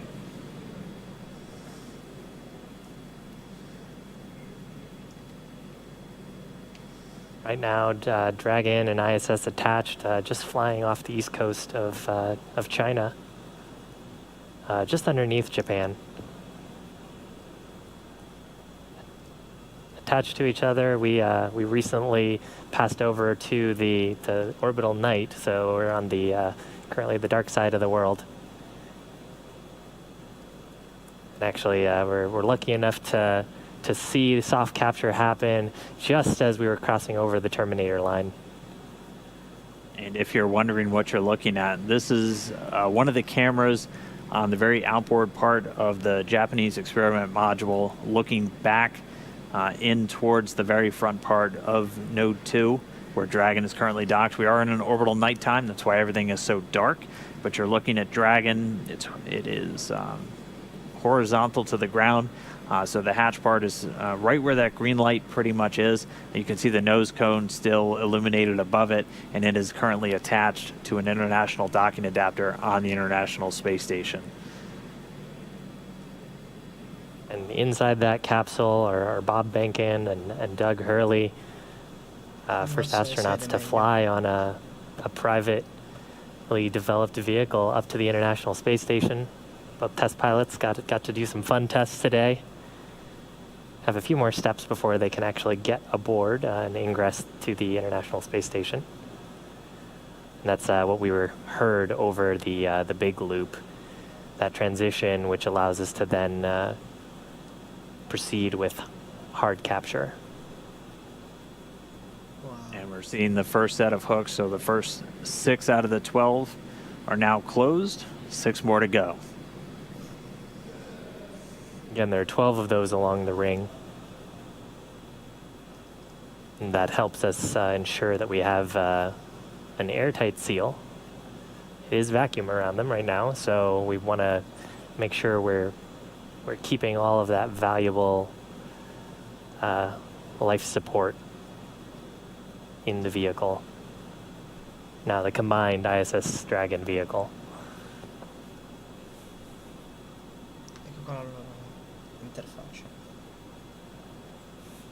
Meanwhile, inside the capsule, Bob and Doug also standing by for this hard capture to complete. And once we have that docking complete call, they'll be able to start stepping through a number of procedures to get them ready to move into the International Space Station. They'll get the go-ahead to doff or get out of their suits, and then they'll have some activities on the Dragon side to prepare for the hatch opening. Chris Cassidy will mainly be working on the station side to pressurize the vestibule. So as Shiv has talked about, the space between the Dragon capsule and the space station was exposed to vacuum, and even after this tight seal has occurred, we'll still be at vacuum inside. So we'll actually open up a valve to supply air from the station side into that space between the Dragon and station hatchways, and they'll get it up to the same ambient pressure that we'll have inside of Dragon and on the station itself. They'll wait for it to thermally balance out, make sure we don't have any temperature swings as we're bringing it up from vacuum, so probably from a very cold temperature up to about 72 degrees that they have in their cabin temperature on board the station, and then we'll get the hatches open. Dragon SpaceX, hard capture complete. Stand by for docking completion.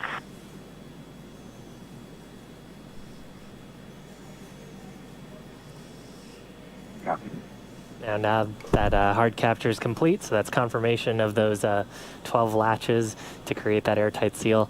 Now that's complete, the umbilicals from the station side will interface with the Dragon vehicle umbilicals, and that'll provide power and communications through space station directly to Dragon. Pretty much the whole way up, Dragon's been using a combination of batteries and its solar cells pointed at the sun to make sure that it has enough electrical power for the journey up.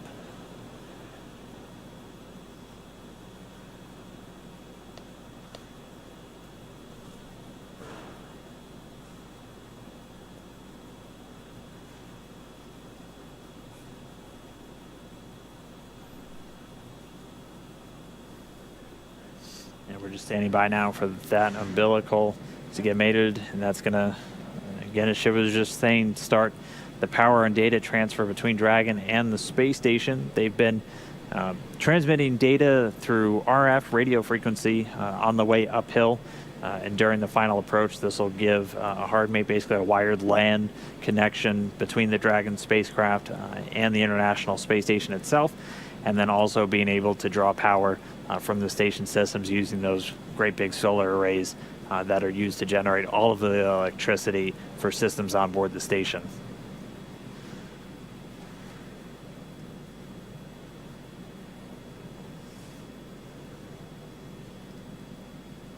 Wow.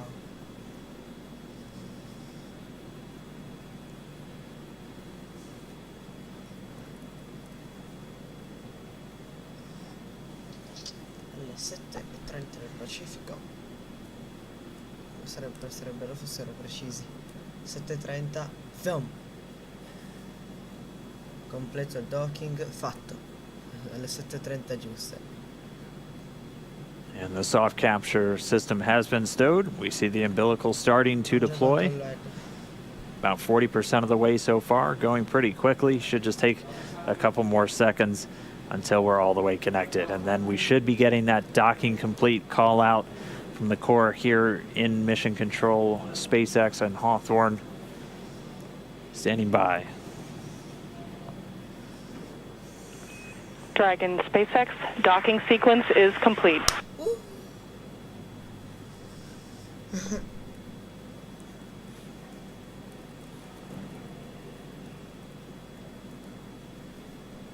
Dragon, we copy docking complete. To say that it's been a real honor to be just a small part of this 9-year endeavor since the last time the United States spaceship had docked with the International Space Station. We have to congratulate the men and women of SpaceX at Hawthorne, McGregor, and at Kennedy Space Center. Their incredible efforts over the last several years to make this possible cannot go overstated. I'd also like to thank Kathy Leaders and her team of the Commercial Crew Program of NASA. An outstanding job by everyone. Last, I'd like to thank the men and women of the National Aeronautics and Space Agency. This is an incredible time to be at NASA. 3 new vehicles to be flown, continuing mission in low Earth orbit, and then to the moon and Mars. We thank you again and congratulate you. Camera arrived. È dentro la stazione. Dragon arriving. Crew of Expedition 63 is honored to welcome Dragon and the Commercial Crew Program to welcome aboard the International Space Station. Bob and Doug, glad to have you as part of the crew. Well done. Bravo Zulu. Kathy. Thank you, Chris. Thank you, Chris. Endeavour, this is Houston. Bob and Doug, welcome to the International Space Station after your spectacular rendezvous and docking of the first Crew Dragon vehicle. For the first time since the retirement of the space shuttle, you have completed a historic ride to the ISS and have opened up a new chapter in human space exploration. On behalf of the flight control teams here in Houston and in Hawthorne, California, and to our SpaceX colleagues, bravo on a magnificent moment in spaceflight history and on the start of a new journey that has changed the face of space travel in this new era of space transportation. Bob and Doug, good luck, and we look forward to working with you on board.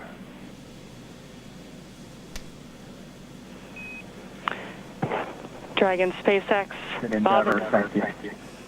Bob and Doug, we here at SpaceX are honored to have been part of ushering in this new era of human spaceflight.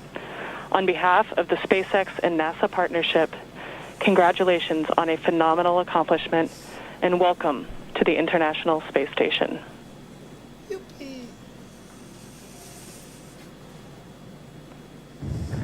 Well, thank you, Anna. We appreciate all the good words and everyone thanking us, but it truly was a magnificent effort by the entire team, the SpaceX team, the NASA team, and a team across America who was able to pull this off and bring human spaceflight again to our nation. Thanks for everything. Happy to be aboard.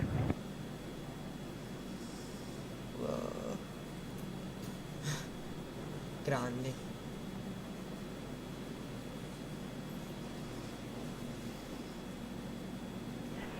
And Dragon SpaceX, with that, ground will be enabling hardline power and comm connection shortly. You are go to doff your suits per procedure 4.012. We will be configuring your video to go external shortly, and we have one request for Bob's suit doffing when you're ready to copy.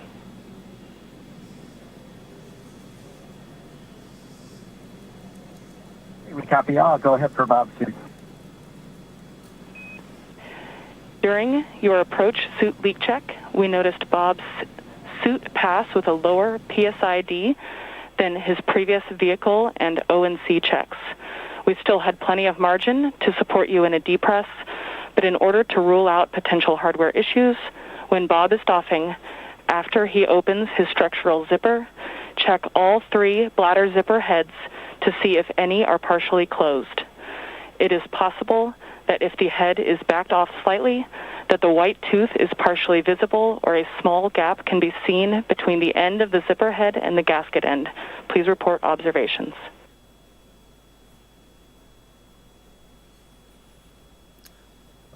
Copy. Bob will take a close look at his zippers when he doffs, and he'll get doffing first, so we'll let you know as soon as we see something or if we see something.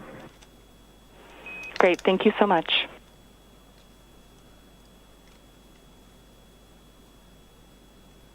Wow. So now Dragon has completed its docking sequence. There's a number of checks. That was an absolutely historic moment. And in spite of that, the ground team's getting right back to business, talking about the suit performance. Just let us know when the interior cameras are secured. On Dragon to Gotta Ground, turn we the will- cameras off first before we can get them out of their suits. Absolutely. So spacecraft is now docked. They've got several tasks that they're going to need to be able to do. While we're waiting for those tasks to happen, we're actually going to take a short break. But if in case you just missed it, the Dragon spacecraft is now docked to the International Space Station, docked at 7:16 a.m. local time. Yep. Bob and Doug are at the space station. Yeah, they're there. It was just under a 19-hour journey from their launch to their docking, so pretty much right on what we were expecting. They got there a little bit early today, which was nice, as they were able to get through all those burns. But they're docked. It's going to be a little while. They have to do that vestibule pressurization, and then they'll have to do some leak checks. Dragon on Dragon to ground for Bob.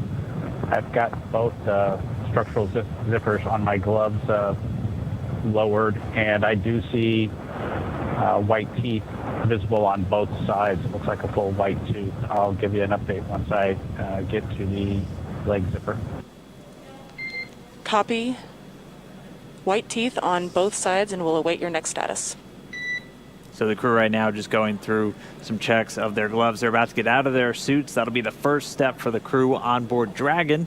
For the crew on board station, Chris Cassidy is going to start getting that vestibule pressurized, and then they're going to do leak checks. So they're going to be actually taking atmosphere from station, putting it into that vestibule, and then once we get all the leak checks done, things are thermally stabilized, it'll be time for hatch opening. We'll be able to see Bob and Doug get into the space station for the first time from on board the Dragon spacecraft. And again, for Doug Hurley, this is the exact port he was at almost 9 years ago when he was on the very last space shuttle mission, and now he's commanding the first commercial vehicle to dock with the International Space Station. I think that's going to do it for us in Hawthorne. We're going to give you into the very capable hands of Gary Jordan to take you through the rest of the hatch opening. We're going to be watching from here and following along. We can't wait to see these crew members on board the International Space Station. Thank you for everybody who tuned in. We hope you enjoyed the launch. We hope you enjoyed the ride uphill. We really hope you were with us every single moment from suit up until now, so you've been up for over 24 hours. But it's been an incredible experience for us to see these guys get on board the International Space Station, to watch Dragon go through the paces, to be lofted into orbit on Falcon 9. Something we've been waiting for years, seeing it come to fruition. I'm still grappling with. Dragon SpaceX but on Dragon really to ground. incredible. Video is and no Shiv, interior. it was an honor doing this with you today. Yeah, absolutely, Dan. They Dragon copies. Thanks, Anna. can't step on the crew. That's Can't the step on one the- rule. yeah. There were some really great words there from all the flight control teams about how this was a joint partnership between NASA and SpaceX. I think everyone is over the moon here at SpaceX for this. Bob and Doug have got to be excited, and now back to business to get the vestibule ready to go, and then get them on board the station. So again, thank you for following us. Please continue to watch as Gary takes over for the hatch opening portion. And keep following our social media for more updates on what's happening with Hatch Open. Over to you, Gary. Thank you, Shiva. Thank you, Dan. What an incredible flight for Bob and Doug, lifting off just yesterday and now in space, attached to the International Space Station. Some kind words all over after docking at 9:16 a.m. Central, and a hard mate just 11 minutes later. We're still not done here. We're going to take you through the pressurization sequence and eventually hatch opening SpaceX of the Dragon International on Space Dragon to Station. ground. Cabin mic check com. And I hear you loud and clear on Dragon to ground. How many? Loud and clear. Excellent. Mi muto un attimo così. Good comm checks. We're still... Parlano solo loro.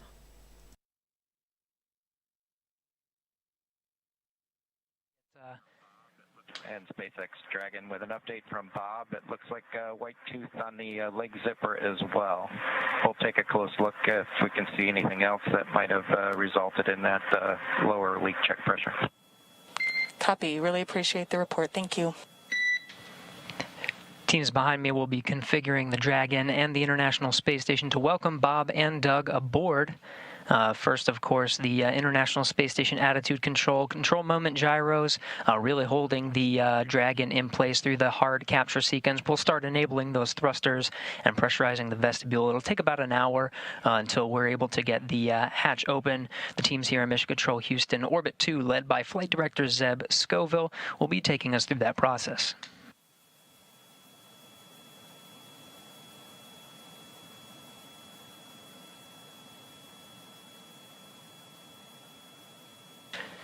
Aboard the International Space Station, Commander Chris Cassidy standing by in Node 2. Right in front of that is the pressurized mating adapter. He recently opened up the hatch to introduce some of the station air and mix it, get a nice mix in there, avoiding some CO2 pockets. That hatch you see just beyond Chris Cassidy there is normally closed. He was able to open it a little bit earlier today, mix some of that cabin air, and get rid of those CO2 pockets, make sure it's all clean and ready for Bob and Doug. He closed it shortly after just to make sure no FOD or foreign objects, anything were to float in there that would inhibit any hatch opening process today. One of the next milestones for Chris Cassidy will be to open up that hatch. He's got some cameras, you see, placed within that node. We'll get some good views of the hatch opening and welcoming Bob and Doug here in just about an hour.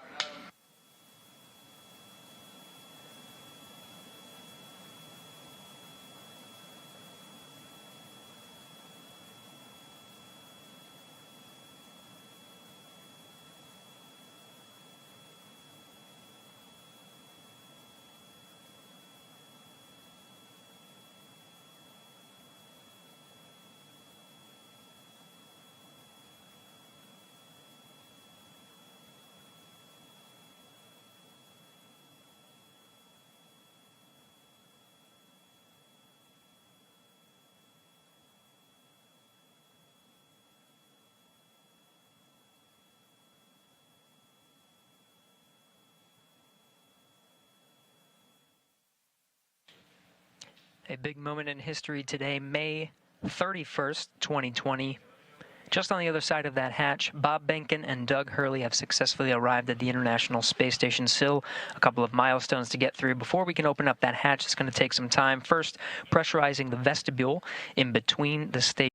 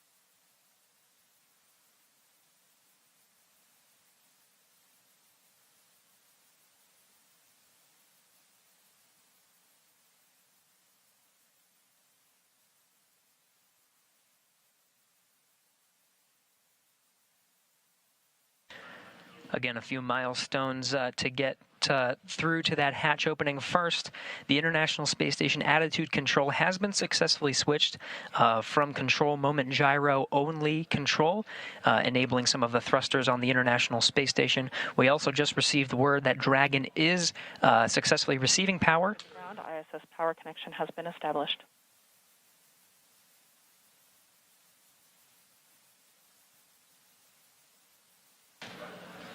And there you have it. Dragon is successfully receiving power from the International Space Station.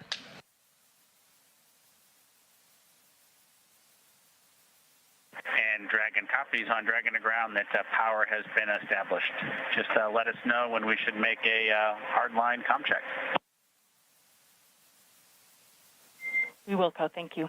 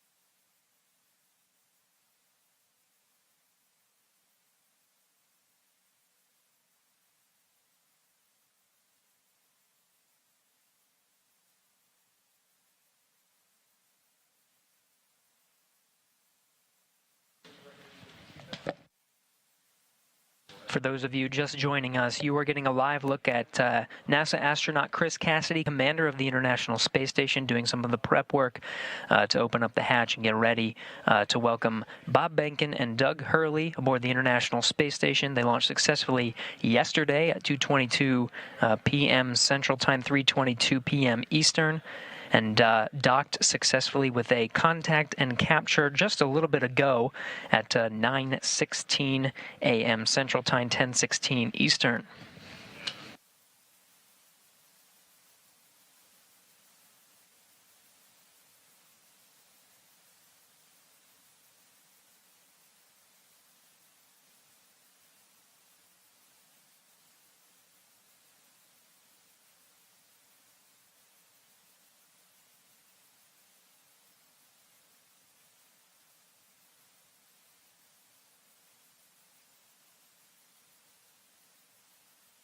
Now, some of the milestones to get that hatch open have already taken place. First, attitude control.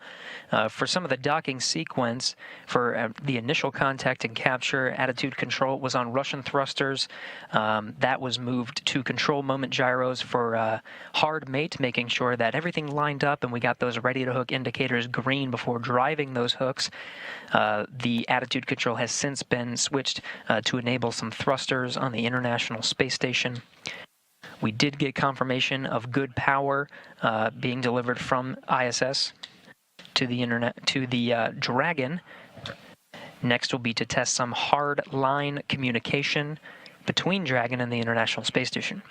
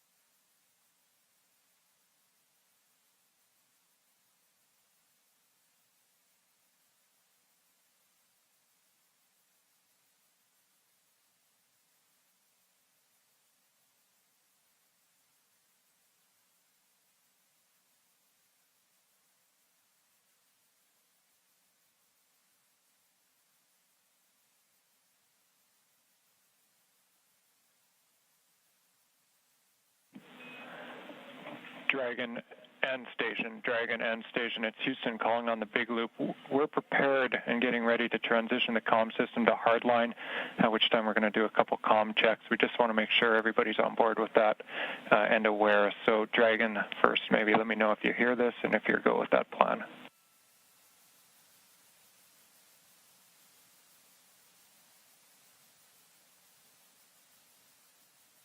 Yeah, Houston Endeavor on the big loop. We had you loud and clear. Houston Station copies and concurs. Okay, Endeavor and Station, we have it loud and clear on RF right now. We are putting it in work now, so transitioning comm system to hardline, and we'll call you back for voice checks momentarily. Endeavor copies.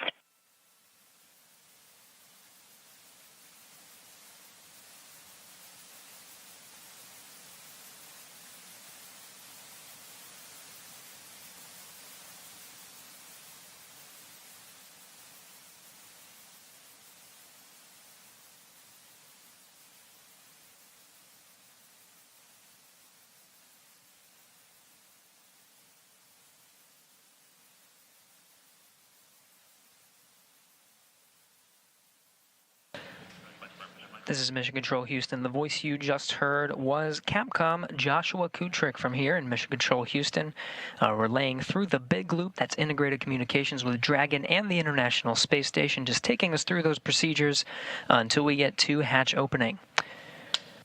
Now, there's an umbilical connection with Dragon, connecting Dragon to the International Space Station. We did get good confirmation that power is flowing from the International Space Station to Dragon.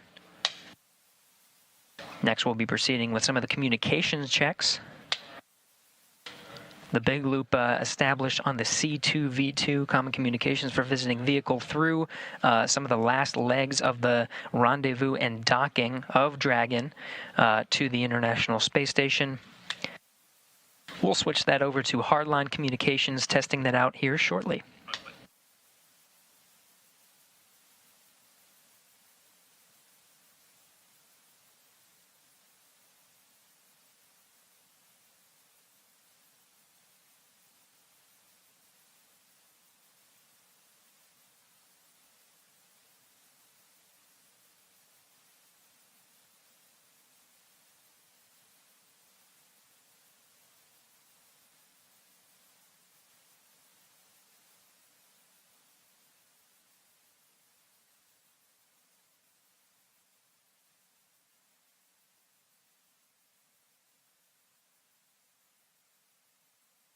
We're going to get some good views of station today. You see Chris Cassidy working inside Node 2. Just on the other side is the hatch.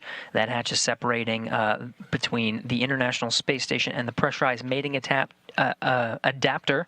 One more hatch to go after that. That hatch opens up to the Dragon hatch with Bob Behnken and Doug Hurley on the other side.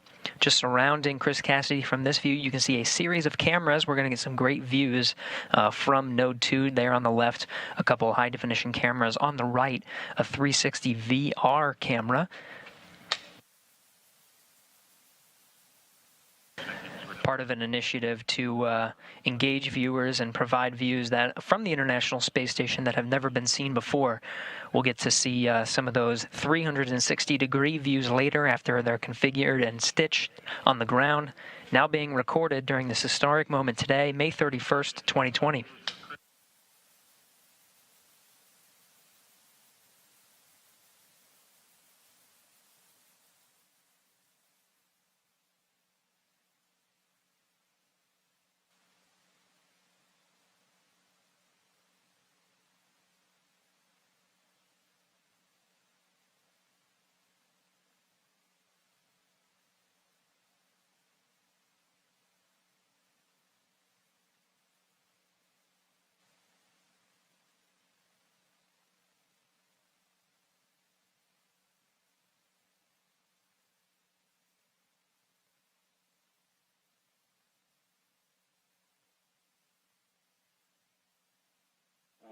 Affirmative, we are on the same page. Those steps in the execution note are all that's needed.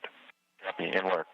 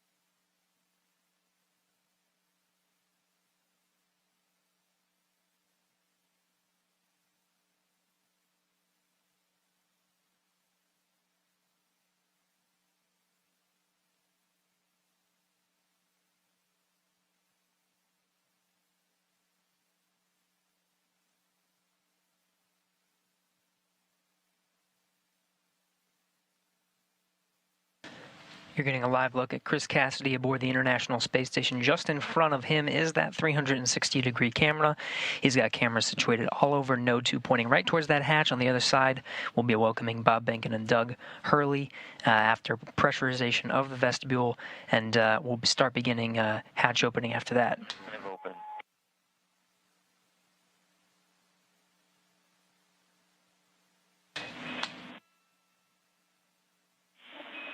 Yeah, we copy MPEV open, Chris.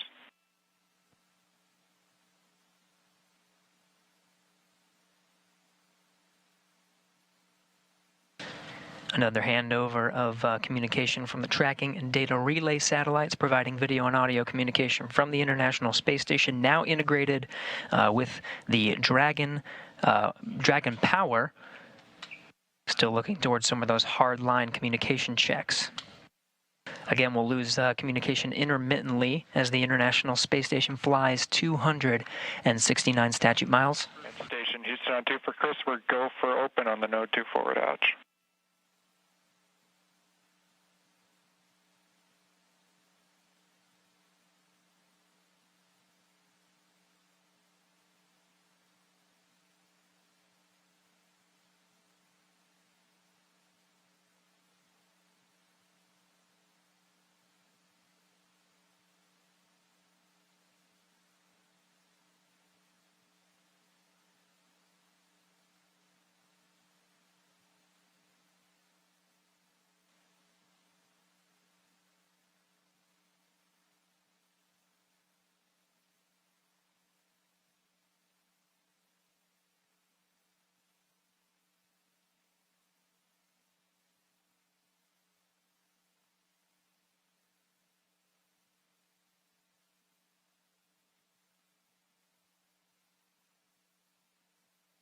Regaining some of that video from International Space Station, Chris Cassidy given the go to open that Node 2 forward hatch.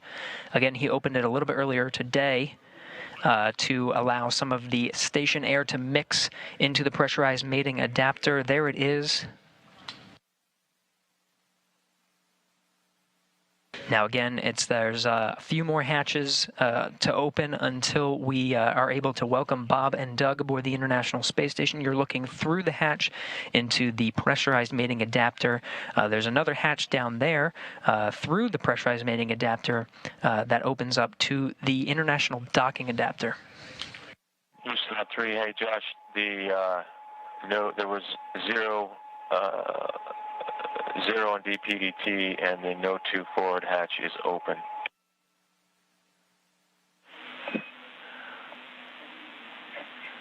And Chris, we copy Node 2 forward hatch open.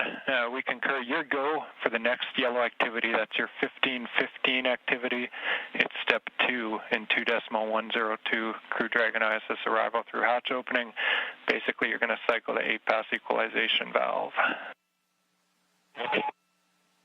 And Dragon SpaceX on Dragon to ground. If desired, reference procedure 4.400 to monitor vestibule pressurization.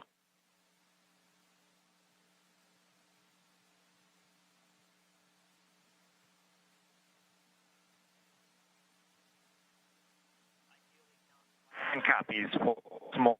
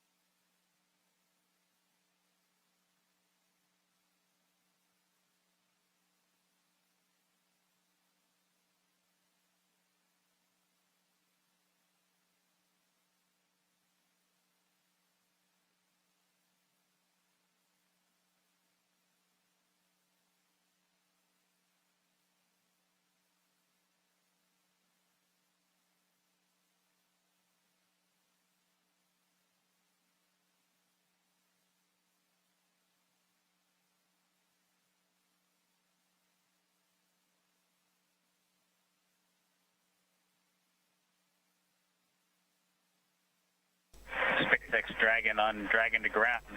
For 4.012, we've completed up to Section 5, and we've got a timer started for 1 hour.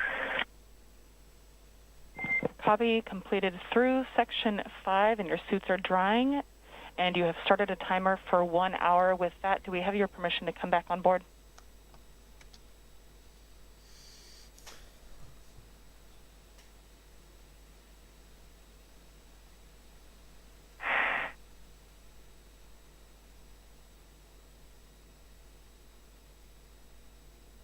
Get you back on board. We copy. We are go to come back on board. And with that, you are go to perform sections 1 through 3 of 4.400. We do recommend deferring your step 2.1 for the waste system flush until closer to hatch opening. In section 3, as you are performing your inventory, please collect all your food and water bottle trash and consolidate it into the 2 trash bags within their common bags in location 18. You will transfer the plastic bags containing this trash to ISS for disposal during a scheduled activity after ISS ingress. And do note that you are welcome to defer this inventory until after you eat your meal that is scheduled for right about now.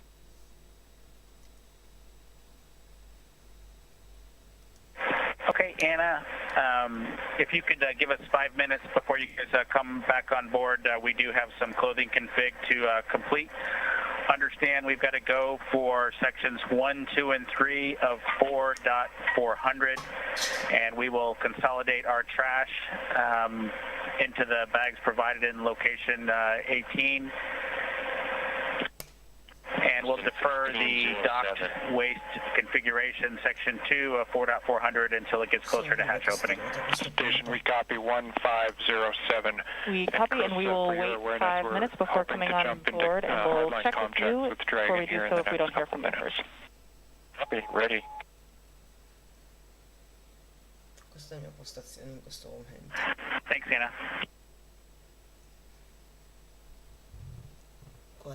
Qua ci sono le varie inquadrature che posso scegliere, che mi sono messo.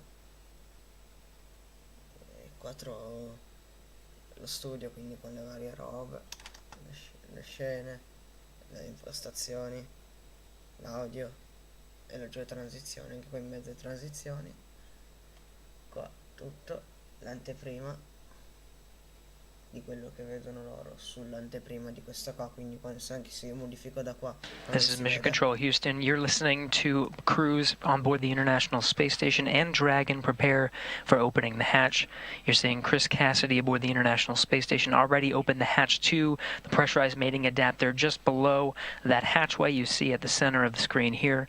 On the other side of the hatch is the hatchway to the International docking adapter. On the other side of that, the recently docked Crew Dragon. Vestibule pressurization is underway. This will equalize the pressure between Dragon and the International Space Station. Once it does come up to pressurization, it will take some time to equalize that pressure because of the temperature difference in the vestibule. Just take some time to stabilize. Dragon, Endeavor, it's Houston. Calling you on hardline now for a voice check. How do you read?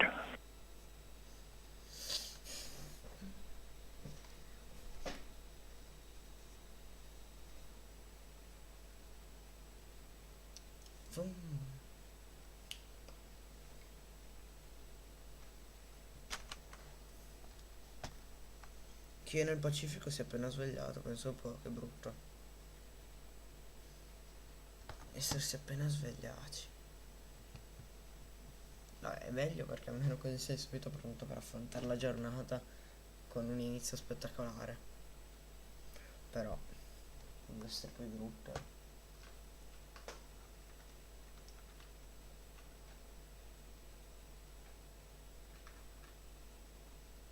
Mentre carico le varie robe.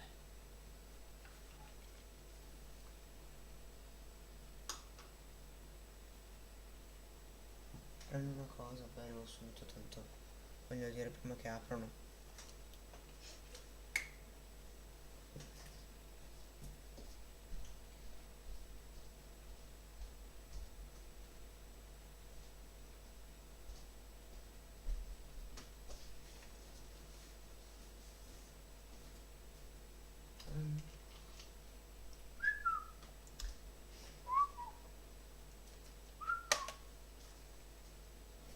probabilmente me la bloccheranno per copyright anche questa parte di live.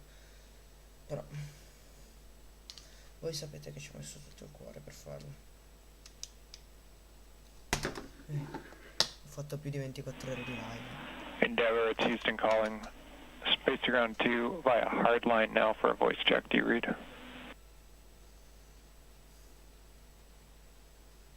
Houston Cotton. Dragon voice check. How the leaders counting 1 to 1, 1 to 2, 1 to 3, 1 to 4, 1 to 5.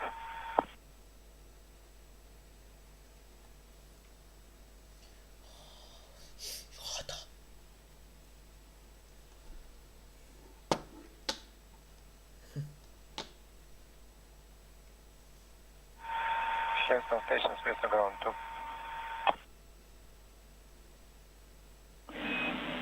And Station Houston on 2, Anatoly, we hear you loud and clear. We're going to swap a couple minor things here and try Dragon again. We're still trying to get calm with Dragon. Stand by 1. Dragon again. Dragon voice check. How the leaders counting 1 to 1, 1 to 2, 1 to 3, 1 to 4, 1 to 5.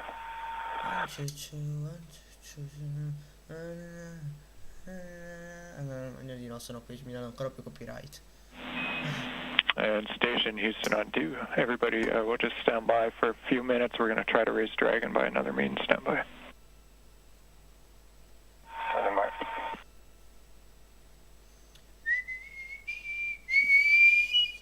And Endeavor, it's Houston calling on Dragon to ground 1. We're trying to reach you via hardline. Just not sure if you're receiving it or not. Let us know at your convenience.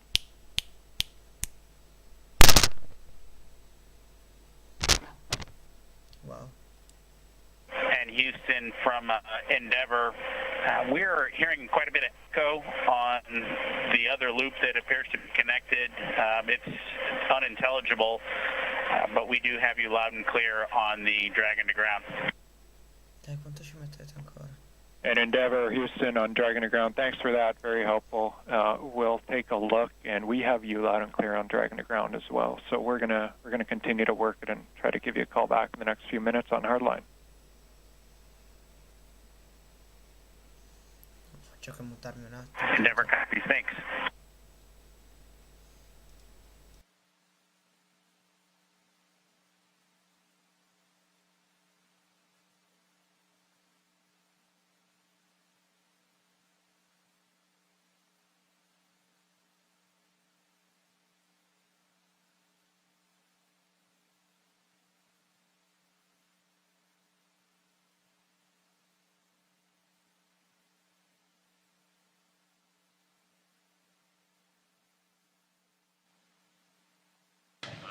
This is Mission Control Houston working through the steps to pressurize the vestibule. We did have confirmation that vestibule pressurization was underway. We do have power flowing from the International Space Station to Dragon after it docked for a contact and capture at 9:16 a.m. Central Time, 10:16 a.m. Eastern, just earlier this morning. A few other milestones to reach. We need good audio communication hard-lined through the umbilical where Dragon is currently docked on the other side of that hatch, providing now power, just making sure those hardline communications are intact. Working through that as we count down towards the milestones of opening that hatch.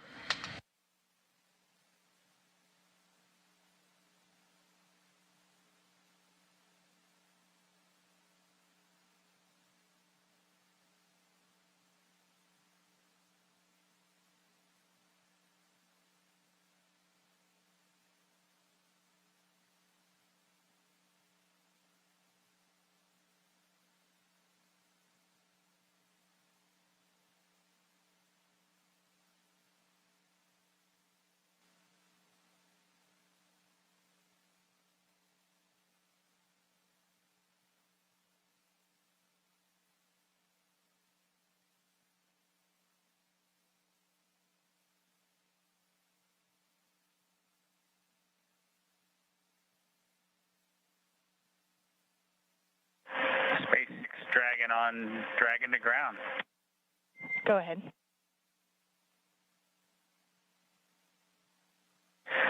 Anna, in section 1 of 4.400, the tablet state of charge are 66 for Doug's and 32 for mine. Copy 66 for Doug, 32 for Bob. And do we have your permission to come back on board with video now?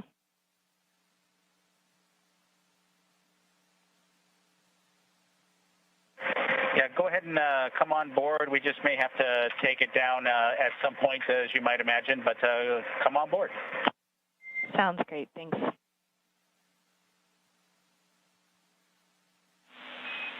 Station Houston on 3 for Chris. Your convenience, but just an update on the comm status.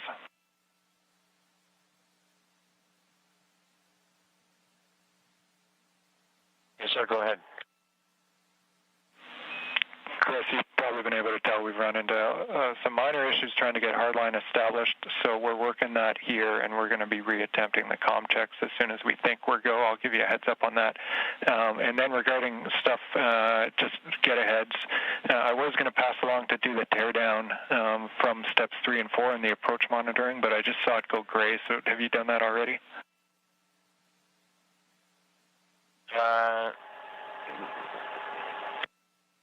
Hold on just one second. Which one was that? Maybe I fat fingered the wrong procedure.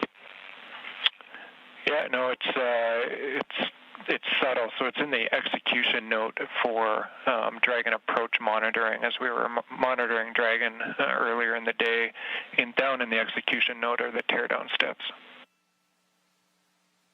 I'm here in the cupola right now. I'll take care of it.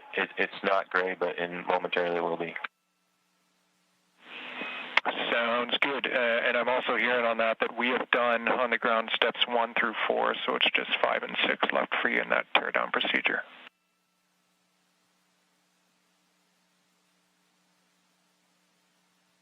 Copy that.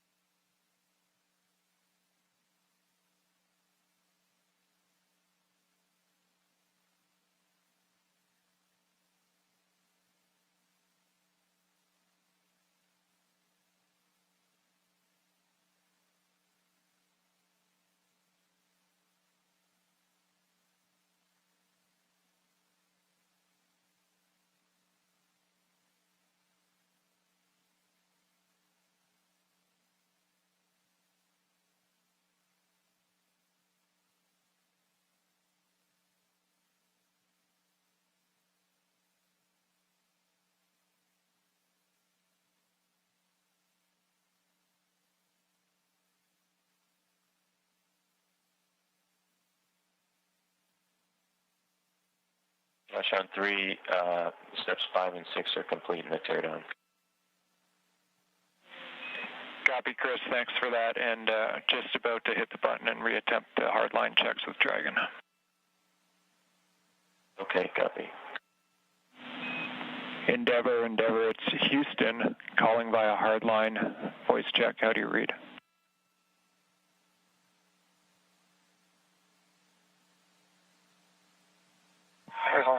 Say again.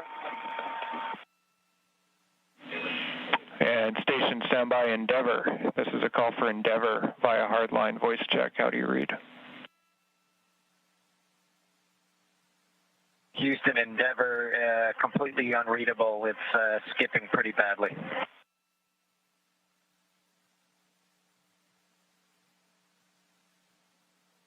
And Endeavor, it's Houston on Dragon to ground. We heard your reply loud and clear. Understand we're still broken. We're working it. Thanks for the patience.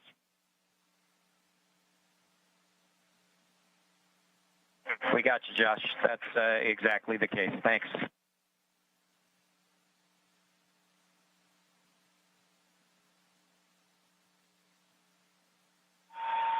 Dragon FM voice check. How do you read me? Count 1 to 1, 1 to 2, 1 to 3, 1 to 4, 1 to 5.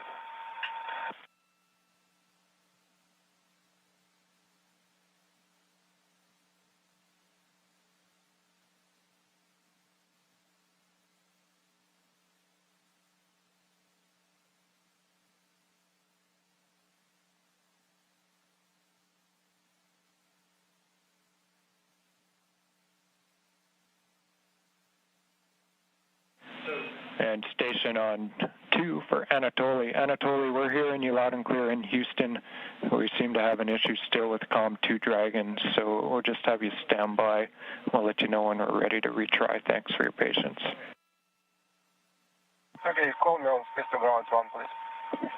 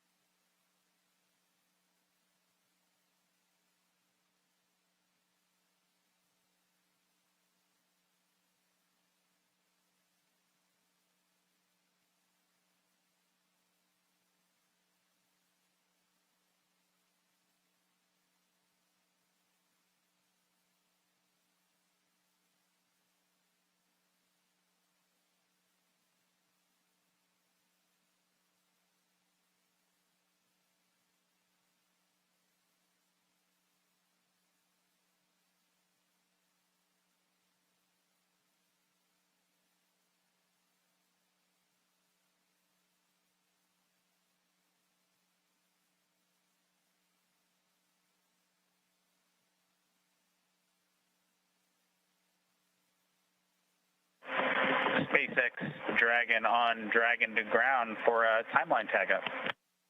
Go ahead.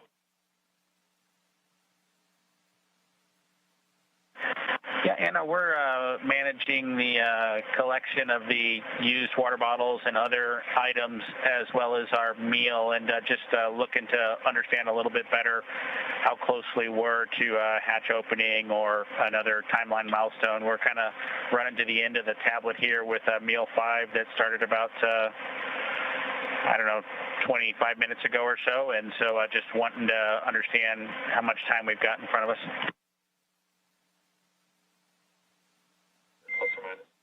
In Dragon SpaceX, we estimate we are about an hour to Dragon hatch opening.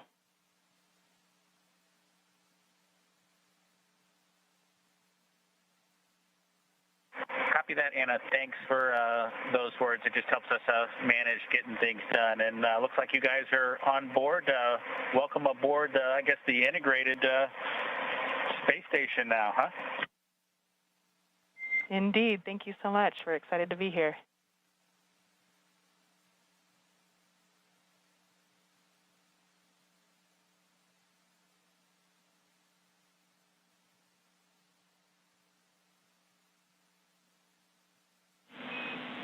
Endeavor, Houston calling over hardline for a voice check. How do you read us now?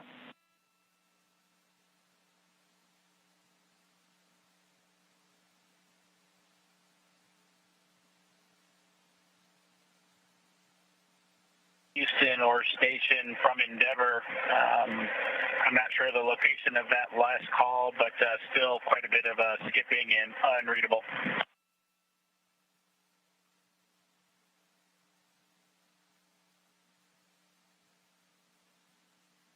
And Endeavor, it's Houston, loud and clear on Dragon to ground.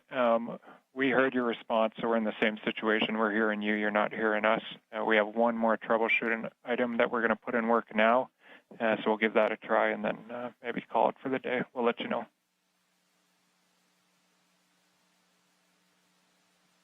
Endeavor copies. Thanks, Houston.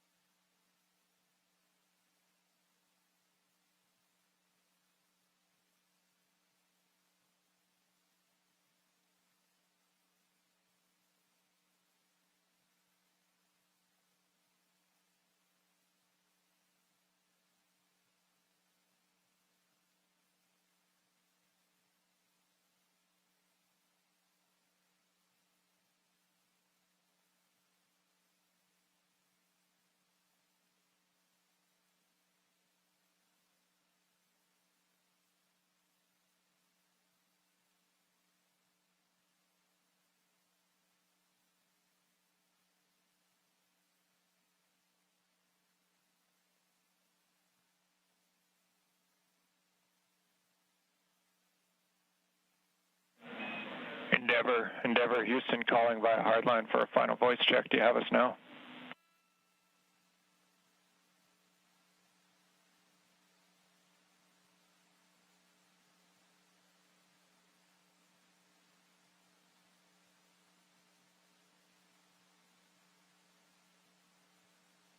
Houston, Dragon on the big loop, that was an improvement, but it's still completely unreadable.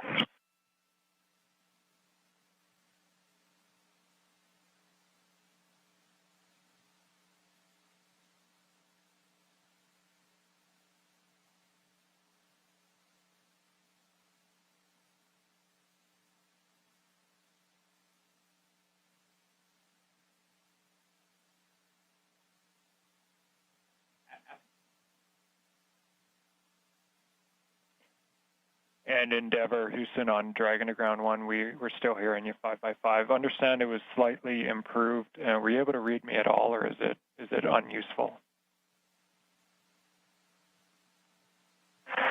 Yeah, it was a slight improvement, but it's still unintelligible, almost every word. There was maybe one word that you could have sort of figured out, but that was about it. Okay, thank you for the feedback. First time, obviously, and we think we're running into some interference issues, but we'll continue to take a look. We copy, thanks.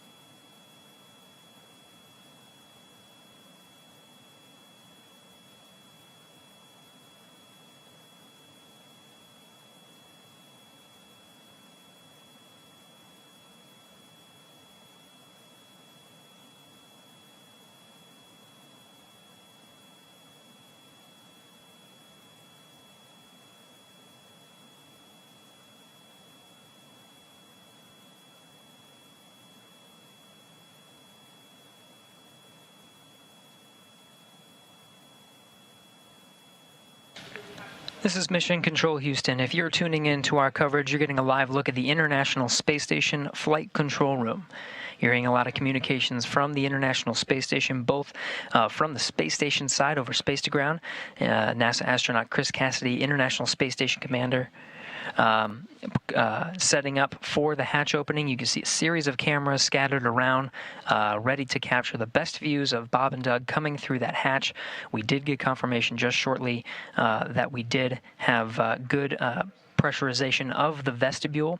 It'll be about 10 minutes to perform a series of leak checks. Again, that pressure needs to stabilize. The thermal conditions make it swing just a little bit, so just waiting for that to stabilize before those leak checks are finalized. That underway within the next 10 minutes. We do have communications settled in the hardline connection between International Space Station and Dragon. You can see from the inside of Dragon now, the crew doffed or took off their suits, just getting a few things packed up before they eventually open up the hatch after that pressurization is equalized between Space Station and Dragon.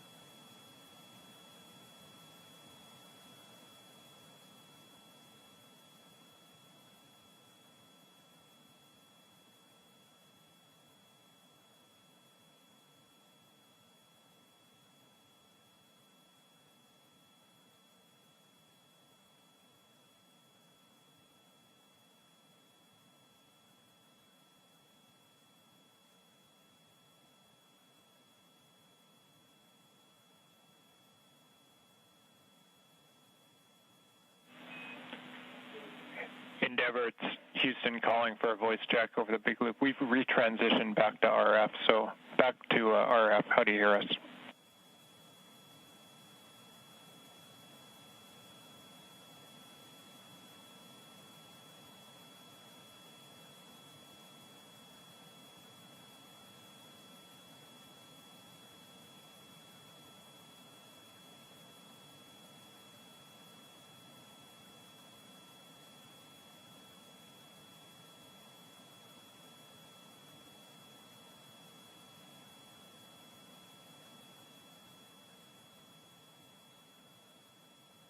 Houston Dragon on the Houston Dragon on a big loop.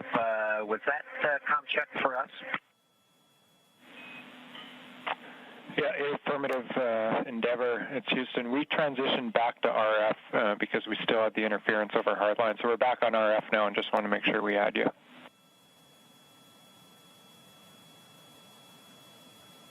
We've got you loud and clear on RF. Loud and clear as well. We're just going to leave it here for now. Thank you.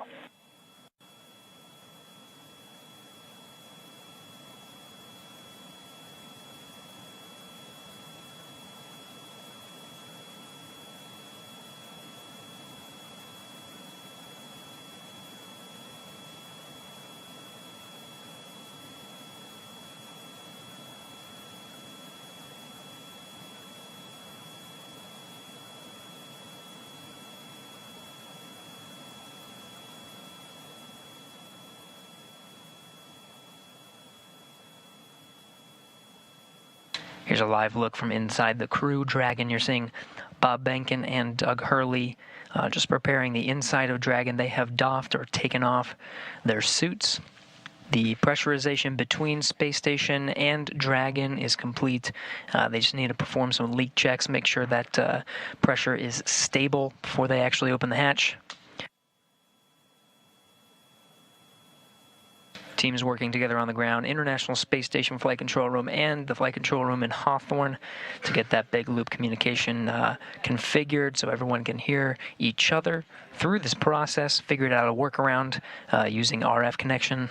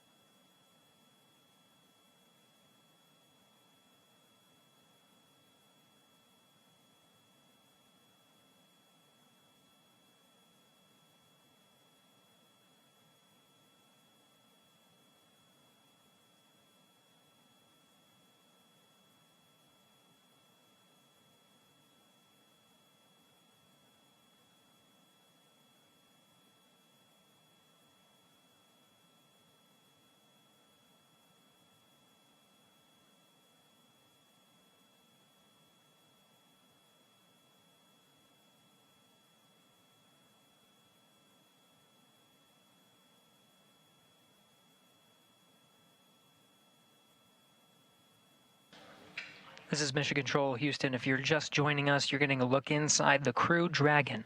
That was Bob Bankhead seated on the right side, the pilot seat, or the Joint Operations Mission Commander seat for Demo 2.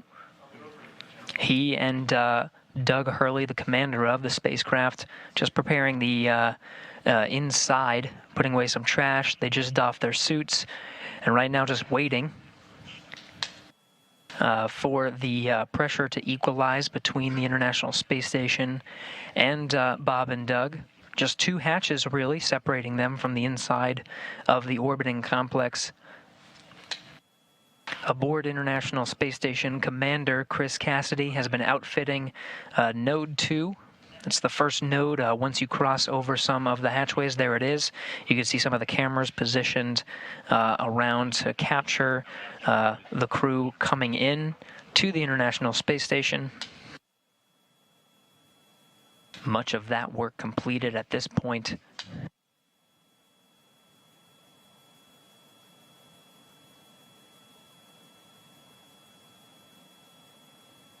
Really, at this point, just waiting for good leak checks between Station and Dragon.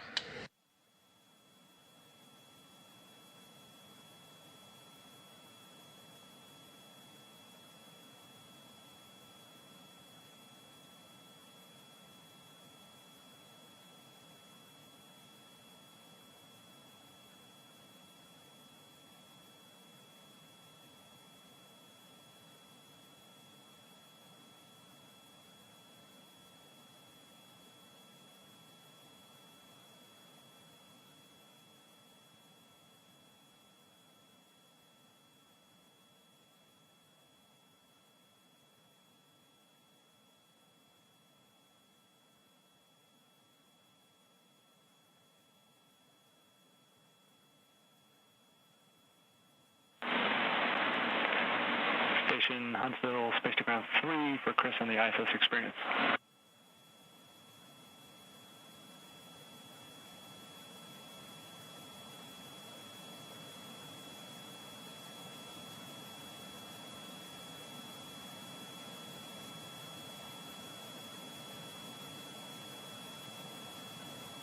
Go ahead on 3.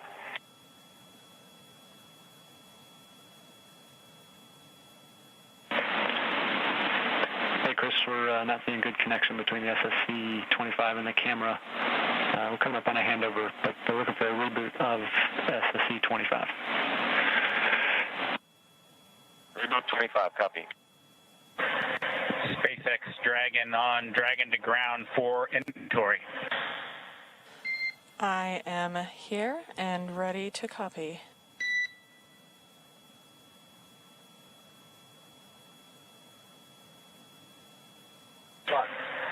Okay, Anna, we'll start with location 9 from bag 203. Remove 3 water bottles.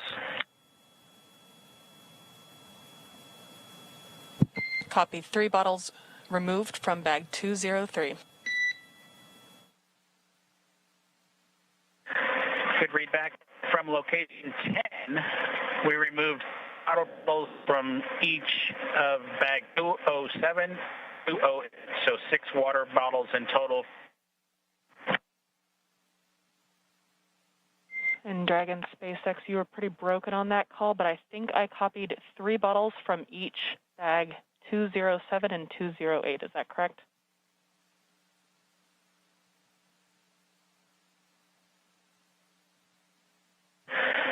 That is a good readback, Anna. I copy.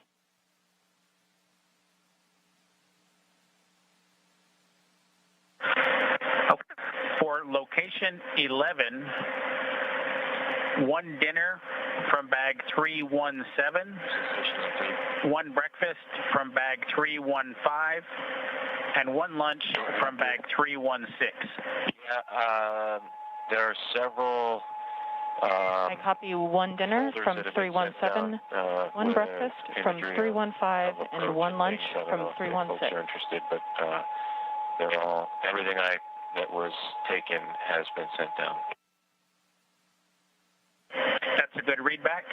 And location 12, one dinner from bag 321, one breakfast from bag 319, and one lunch from bag 320.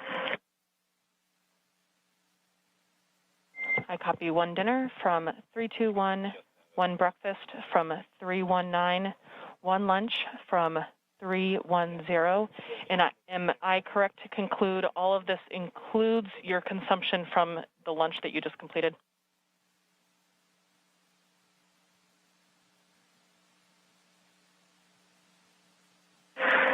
That's correct, Anna. We've finished eating, and the lunch we just completed is a good, complete list of what I've read down to you so far. The only thing we have remaining is the flush of the waste system here, and we'll do that with a water bottle and report when we do that a little bit later. Copy. That sounds like a perfect plan. Thank you so much.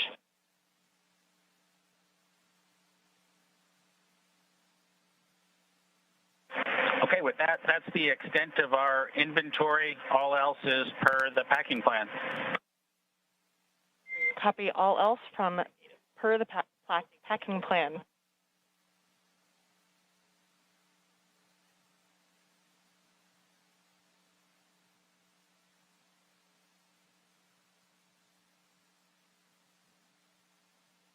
This is Mission Control Houston. You've seen Chris Cassidy, International Space Station Commander, do much of the setup, but he does have two crew members on board, both Russian cosmonauts. Next to him right now is Ivan Wagner, rookie space flyer that was on the same Soyuz spacecraft that Chris Cassidy launched on from the Baikonur Cosmodrome just a little more than a month ago. Also on board is Russian cosmonaut Anatoly Ivanishin.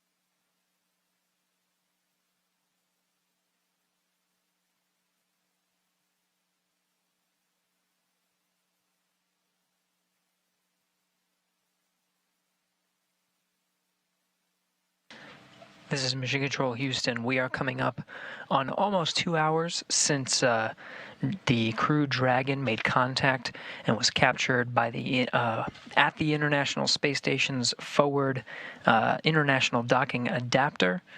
That happened at 9:16 a.m. Central, 10:16 a.m. Eastern. Still working through some of those milestones, equalizing the pressure between Dragon and International Space Station, verifying some of the communications, and of course you see Bob Behnken and Doug Hurley inside, continuing to prepare the inside of their vessel before they make their way inside the orbiting complex.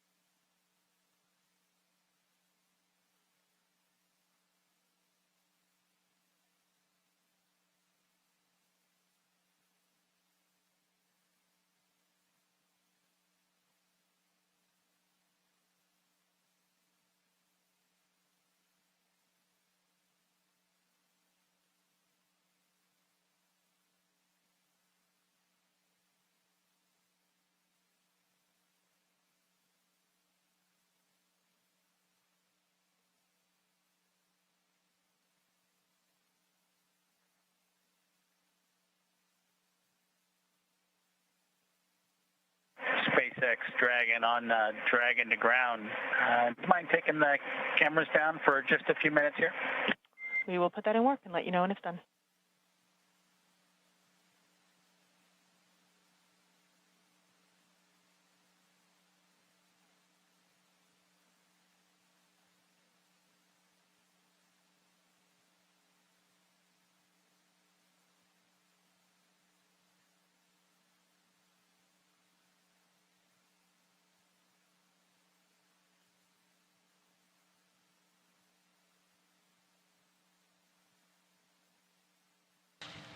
This is Mission Control Houston. You heard the call from Bob Behnken, Joint Operations Mission Commander of the Demo 2 mission, taking down some of those video feeds. We're still waiting for some of those milestones to pass before actually opening the hatch. The Dragon crew continuing to get themselves ready before opening the hatch. Chris Cassidy on the other side, just preparing some of the camera views, making sure everything's set there, done even a little bit ahead of time. We do have confirmation that there is a good data connection path between Dragon and the International Space Station. Some of those checks underway next.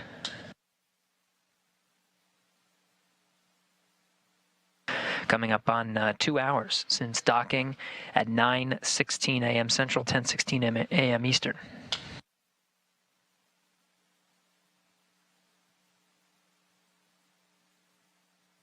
Space Station on 3.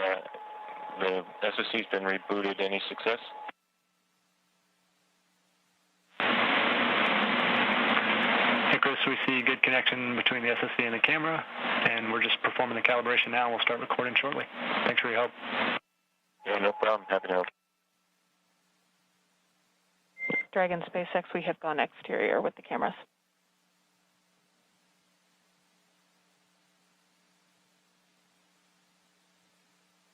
Dragon copy, thanks.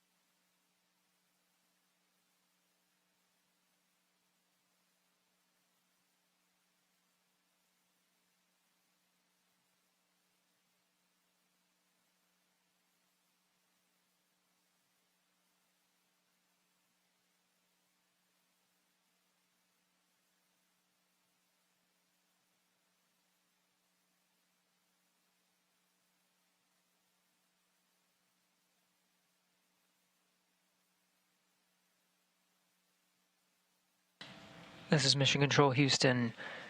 Again, you're getting a look at the inside of the International Space Station. That's NASA astronaut Chris Cassidy, commander of Expedition 63. Continuing to get some of those cameras configured for hatch opening.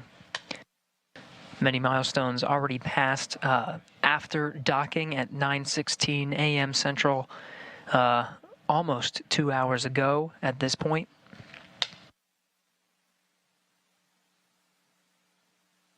At the time of docking, the International Space Station was on Russian thrusters. After contact and capture, was moved over to control moment gyro, stabilization and attitude control. Now back to its standard configuration of thrusters and control moment gyros. After an umbilical connecting Dragon to the International Space Station was established, we did get confirmation of good power flowing from the International Space Station to Dragon. Dragon now relying on station power. We did get confirmation of good data transmission. And of course, the teams here on the ground, both here in Houston and in Hawthorne, troubleshooting some of the communication to make sure that is ready to go prior to hatch opening. Pressurization between International Space Station and Dragon brought up to the same pressure, 14.7, the same we would find here on Earth. Leak checks are next to confirm the pressure is stabilized between the two vehicles. You see the hatch just on the other side of Chris Cassidy there. That's the hatch to the pressurized mating adapter. There's two more hatches once you go down that hatchway. One is to the International Docking Adapter, and the other is the hatch of Dragon itself.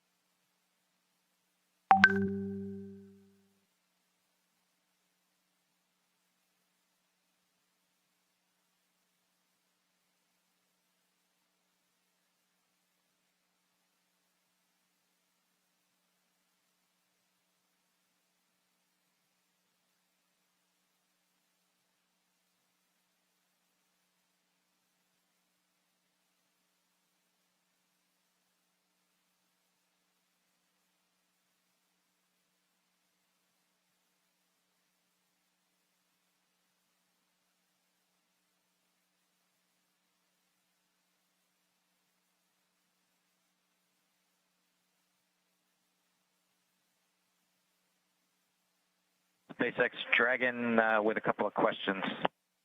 I am here and ready to copy. Hey, Anna. We show about an hour and 11 minutes since we started drying the suits, just to let you know that. And then the other thing is we can put 4.400 section 2 in work if you think we have some time before we get the hatch open.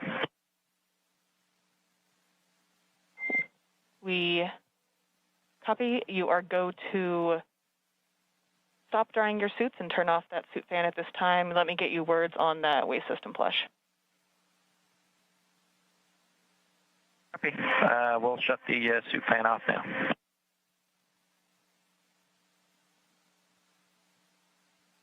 In Dragon SpaceX, we are about a half hour prior to hatch open, so you are go to do that waste system flush if that sounds good to you at this time.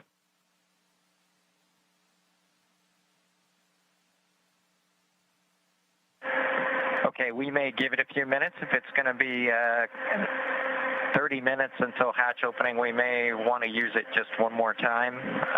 So yeah, we may hold off for another 10 minutes or so. But let us know if anything changes. Otherwise, we'll do it then.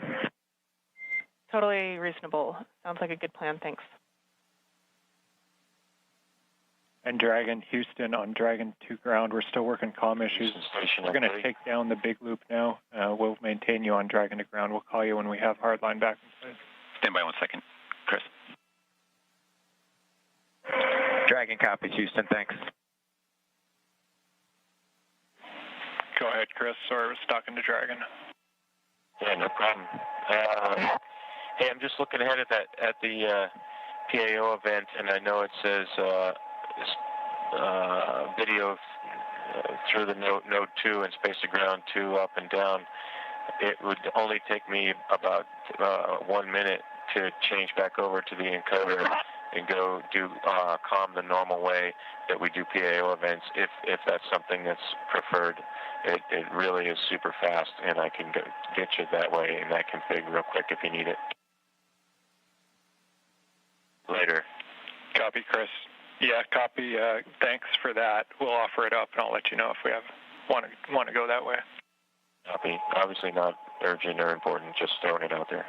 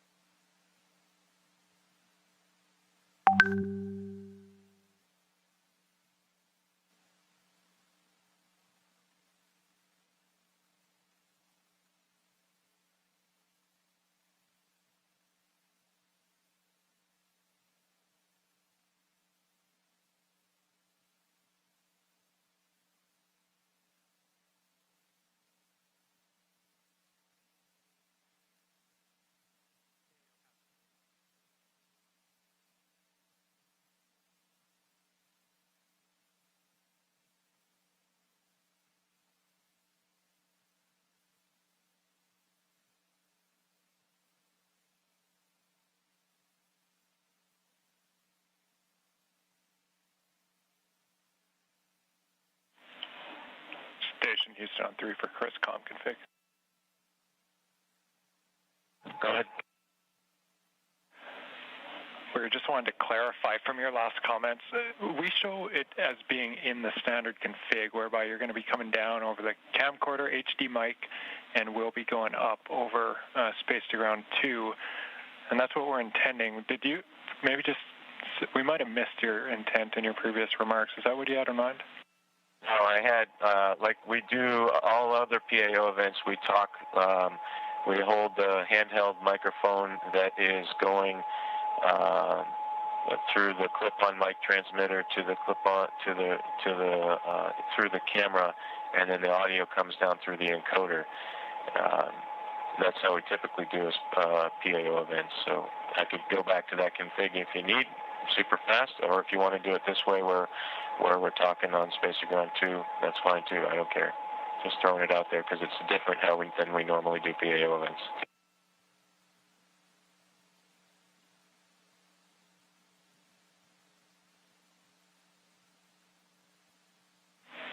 Standby.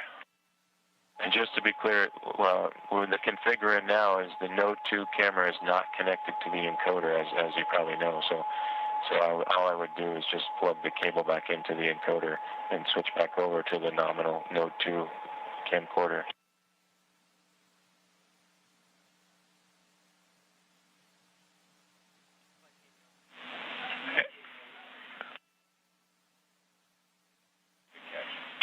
And Chris, that is clear. The camera needs to be plugged into the encoder.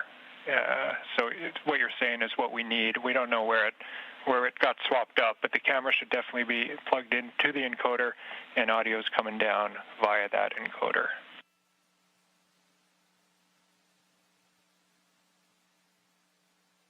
Okay, so yeah, we'll just use it on the. I guess what I was thinking is going back to one without a battery and not be dependent on the battery, and going back over to the nominal cable, which includes power. I just get a little leery about relying on these batteries. Copy. We have Photo TV online, so we're talking to them on the phone right now. Standby one.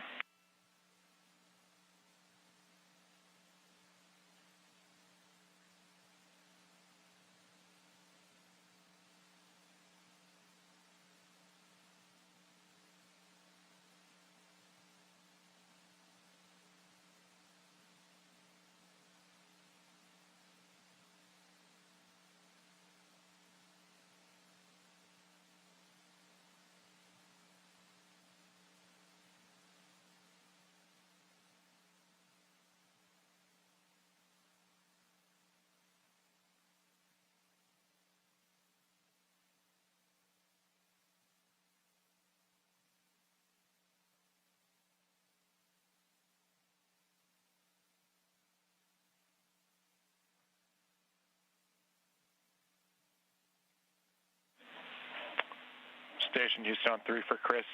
Microphone and the free float camera both connected to the encoder. Does that clear it up?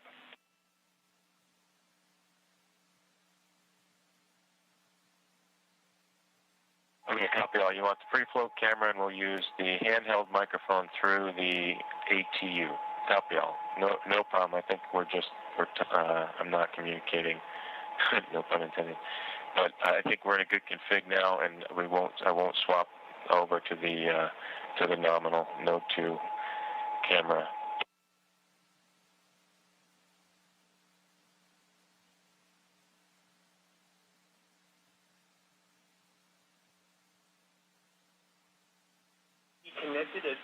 Stand by, Chris.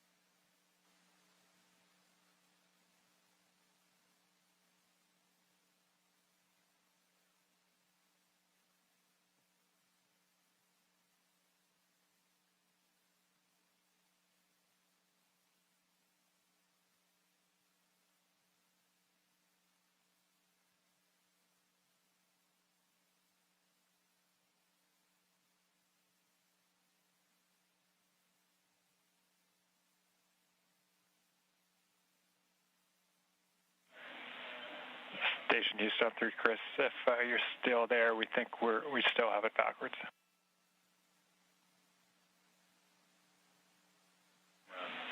So I see you look. Yeah, I see in the video now. So we still have PAO on the line. Sorry for the confusion, but I think this much is clear.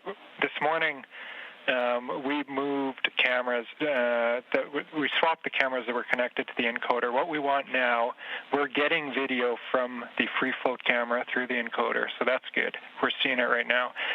What we need, just relaying here, is your lapel mic. That has to go through that new free float camera, so that your mic connects to the free float camera, and then that audio comes down through the encoder. Does that make sense?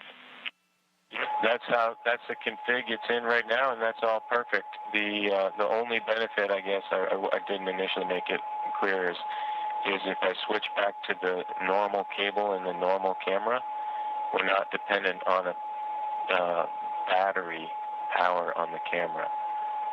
I just am worried that throughout this whole event, we're gonna that all of a sudden the battery's gonna go out. I go back to the normal. SpaceX Dragon on Dragon to ground. Report complete with 4.012. The benefit to this free flow camera is I can take the 4.012. and make it all the way into the Dragon, which I don't think we could do with the other cable. So my thought was, after we do all of the ingress stuff and we switch gears to the PAO ceremony when we're standing right in front of the hatch, we could have actual power to the camera. But it's really no big deal. What I'll do is I have got a couple batteries on standby, and I'll just make sure there's a fresh battery right before we start that PAO event. Okay, Chris, sorry it took so long, but I'm 100% with you, and copy 100% on the battery concern. The word we're getting here is we would like to run it in the config that it's in right now. We copy all in the battery config. Great idea to have a few spares nearby, but we think it's going to last throughout the whole event. Okay, copy all.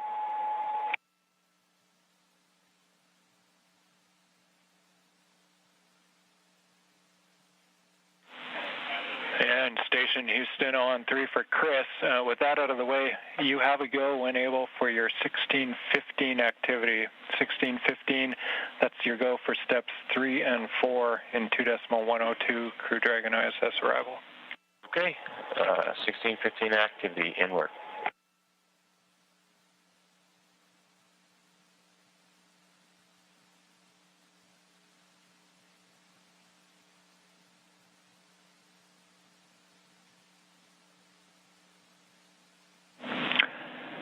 Endeavour, Houston calling on hardline for a voice check.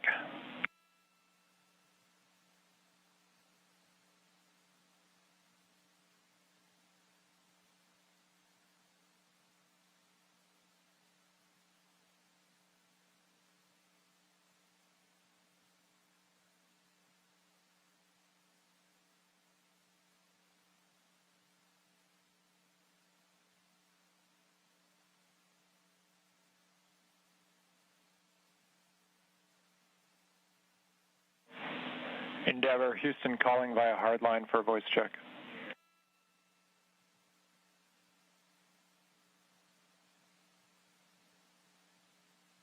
Loud and clear, how was? Hey, Endeavour, Houston, we have you loud and clear on hardline. Great news. Well, congrats. Sounds like we got it at least somewhat sorted out. Affirmative, concur. We think we might have found interference between C2V2 and the hardline system, but we're going to keep it here for now and proceed down the timeline. Never copies.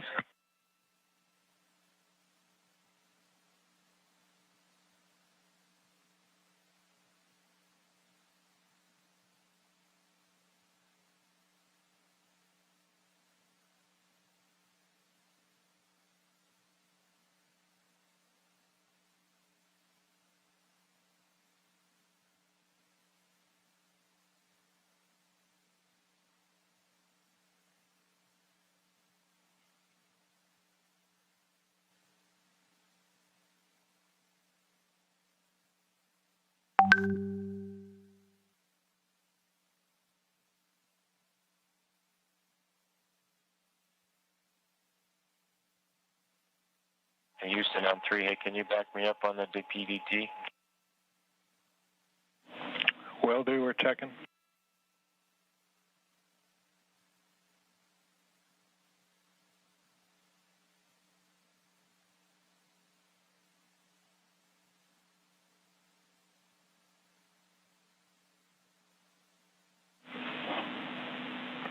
Station Houston on 2. Chris, TPT is good. You're going to continue. Copy, thank you.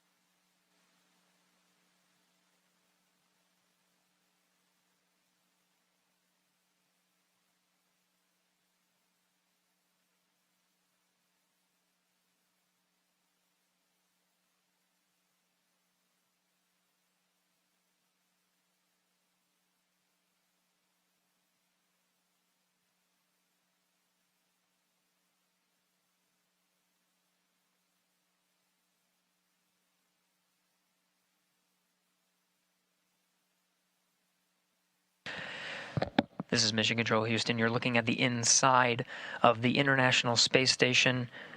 What you were hearing before were just some of the audio and video checks, just making sure that everything's synced up so that we get the best views and the best audio possible for when Bob Behnken and Doug Hurley come through that hatch. We're working towards a hatch opening now. You can see Chris Cassidy down the pressurized mating adapter. That hatch will open up to the international docking adapter. On the other side is the Dragon hatch. Cassidy working through those procedures after pressure equalization was complete. Now expecting around the order of 10 to 15 minutes maybe until we finally get that hatch open. So we'll stand by, keep those views coming from the inside of the International Space Station to welcome Bob and Doug aboard.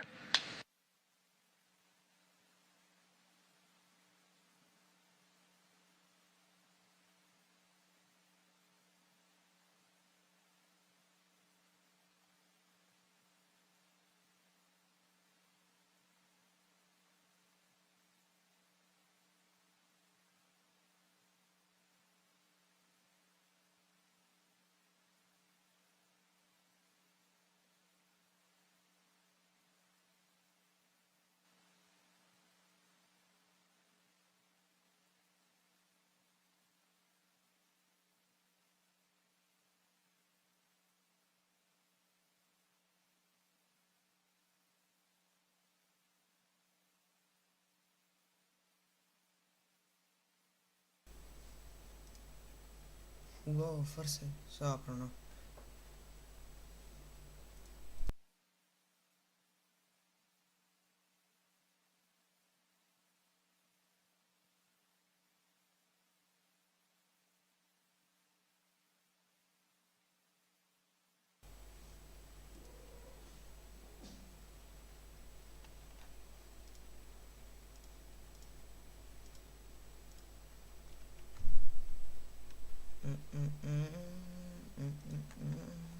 Dai su.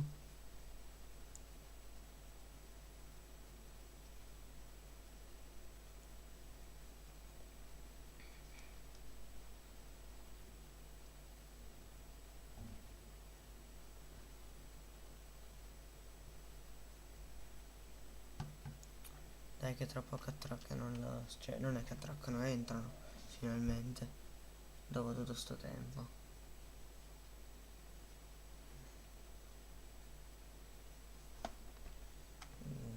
Da ieri pomeriggio io che aspetto sto momento, quindi cioè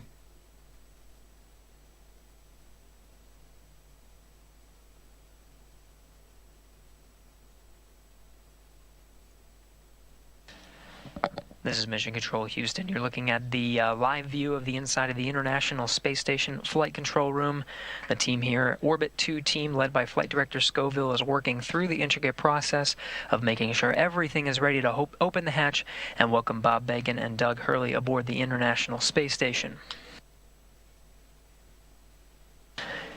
It's been a journey so far to get to this point. More than 2 hours ago, made contact and capture with the International Space Station was the Dragon vehicle, the Crew Dragon vehicle, with Bob Behnken and Doug Hurley aboard, 9:16 a.m. Central, 10:16 a.m. Eastern. Dragon FM voice check. How do you read me? Counter. 1, 2, 1. 30-minute timer that you gave us a little bit earlier. 1, 2, 4. 1, 2, 5. Here, and then give you a go to come back on board.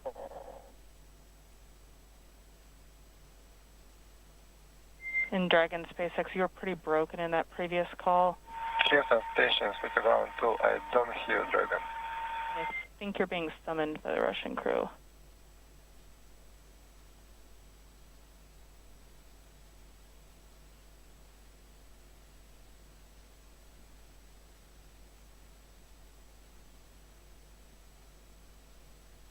In Dragon SpaceX, I was told to proceed with you. Can you please repeat your last?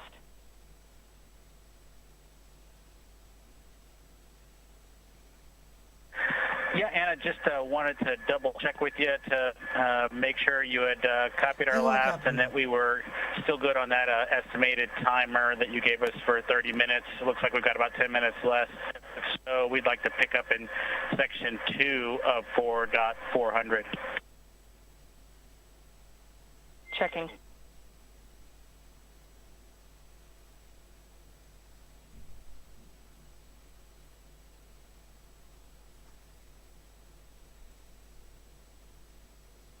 This is Mission Control Houston. Chris Cassidy opens the hatch to the International Docking Adapter, 11:37 a.m. Central Time. Station and Dragon flying together, 267 statute miles over the South Pacific. There's a view from the camera at the forward end of Dragon. 20 minutes until Dragon hatch open, and the APAS hatch was just opened.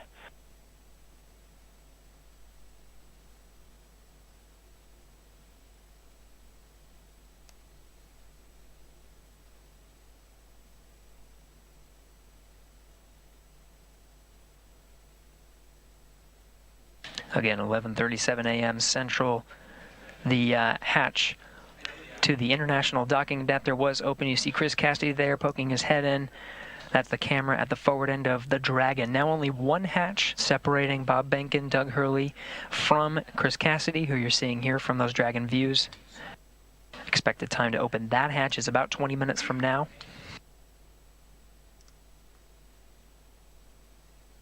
We'll report that time to you and expect to do a welcome ceremony at 12:15 a.m. Central Time, 1:15 p.m. Eastern. That'll welcome Bob Behnken and Doug Hurley aboard the International Space Station as part of the Expedition 63 crew. We'll get to hear some words from them and have some VIPs here in Mission Control Houston to provide words to the teams that oversaw the entire mission and the crew aboard the International Space Station. Station Houston, we copy the hatch open, no condensation, thanks.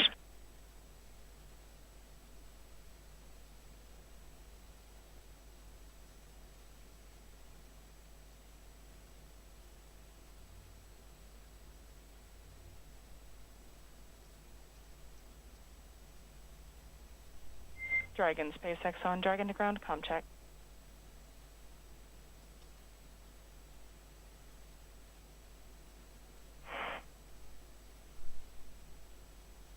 Dragon to ground, how us?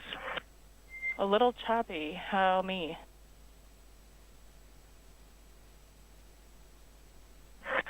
You are loud and clear. We'll put section 2 of 4.400 in work. We copy all. Thank you. And please give Anatoly a call on Big Loop.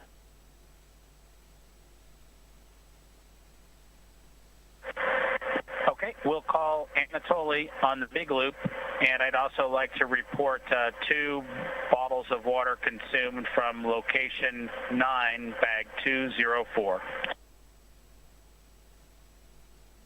Location 9, bag 204, and to confirm that was for the waste system flush.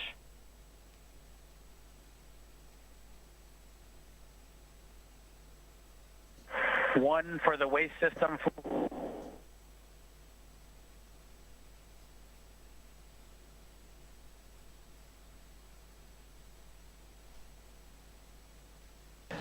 Chris Cassidy removing that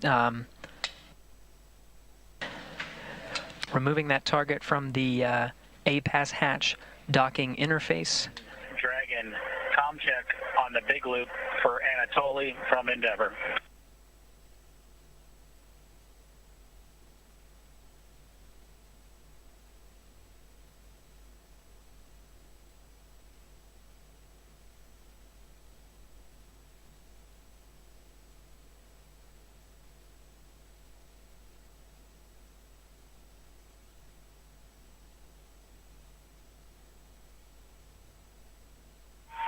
Dragon FM, voice check. How do you read me?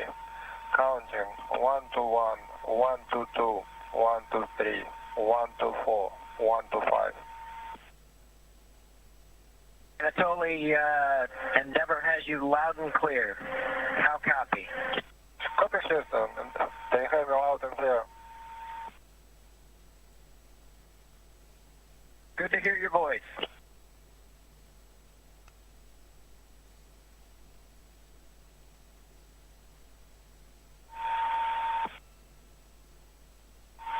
Dragon FM, how do you read me? Loud and clear. Yeah, okay. See you soon. Turning the electric system.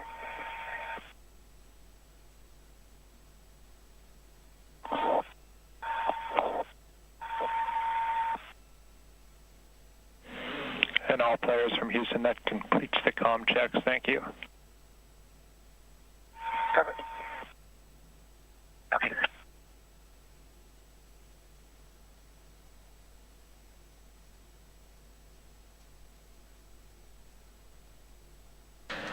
This is Mission Control Houston. Those comm checks within the International Space Station between the Dragon crew, Chris Cassidy, and on the other side of the International Space Station, the Russian segment, Russian cosmonaut Anatoly Ivanishin completing those voice checks. You can see Cassidy continuing to outfit the hatch, just clearing the space and providing some padding and removing that docking target from the APAS hatch. SpaceX Dragon, go ahead and drag into ground. So I copy that the waste system flush is in work, and 2 more bags were consumed from location 9, bag 204, and that includes the water used for the waste system flush. Is that all correct?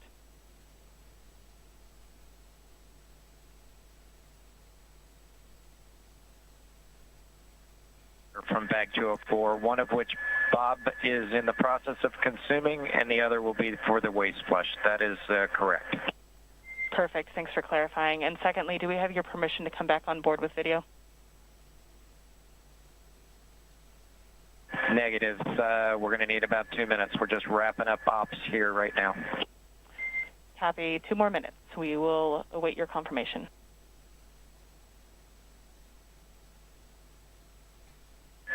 Thank you.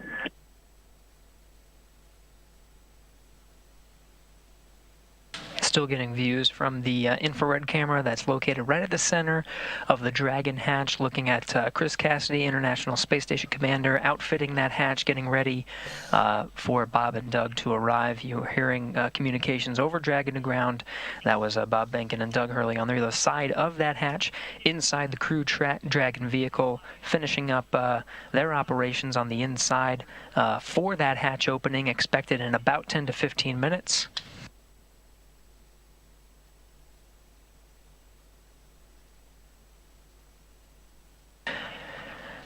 Again, it's been a process to get to this point.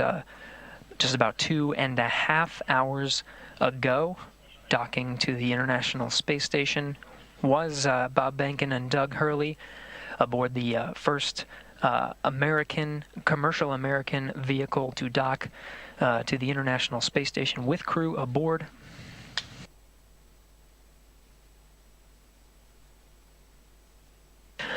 Again, we're expecting about 10 to 15 minutes to open up that hatch one more hatch separating Bob Behnken and Doug Hurley from the inside of the International Space Station. Still looking at Cassidy doing some of the prep work for that hatch.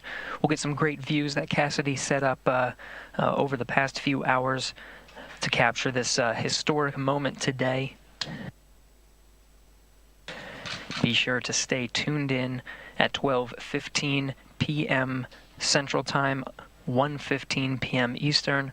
We'll start a welcome ceremony officially welcoming Bob Behnken and Doug Hurley aboard the International Space Station to join the Expedition 63 crew.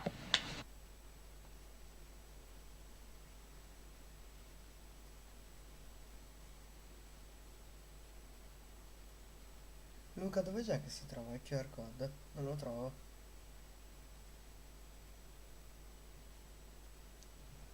Niente, ma con Luca non ci si può mai fidare, no, scherzo. SpaceX Dragon on Dragon to ground. Go ahead.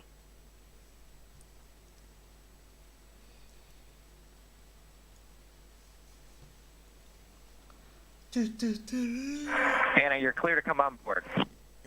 Copy. Clear to come on board, and thanks for your patience with the comm. We are in an orientation that's creating some blockage to receive your comm on Dragon to ground.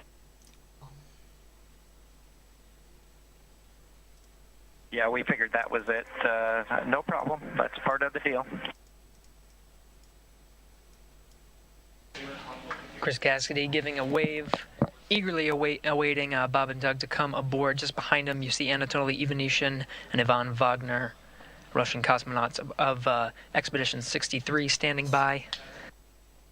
We'll be able to come aboard Dragon here in a sec, get some views from the Crew Dragon. We're in a short handover of those communications from the International Space Station. Video and audio should be regaining them momentarily.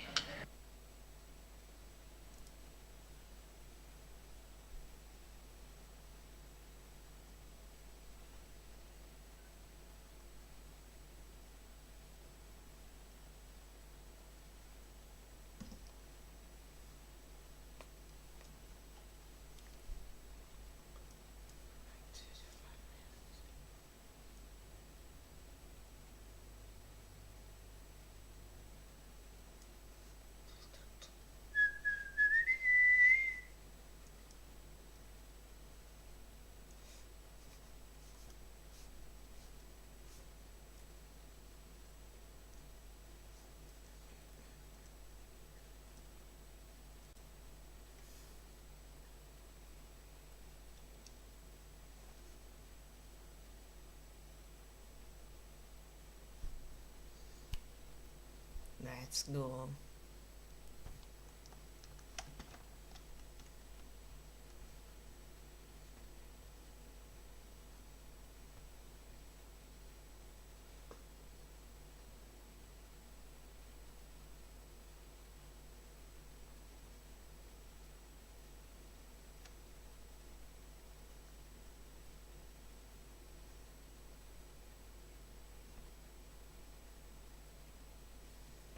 Anatoly Ivanishin in the foreground there. Chris Cassidy continuing the prep work for opening up the hatch there.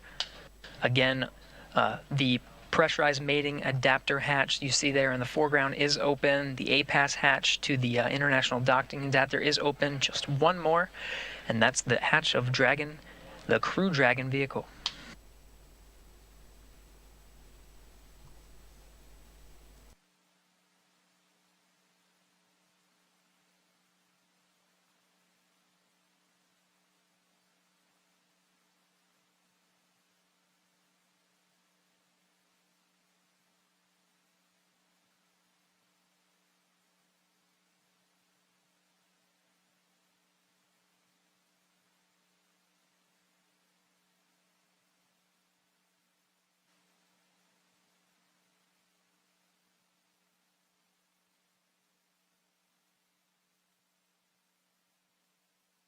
Houston Station, space to ground 2.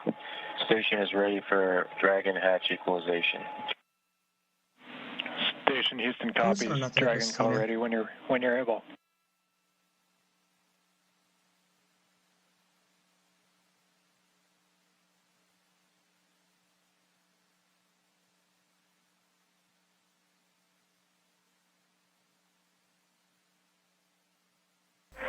And Dragon, go ahead. Dopo 21 ore che sono partito. And Dragon Houston, just looking to confirm that you're ready for hatch equalization.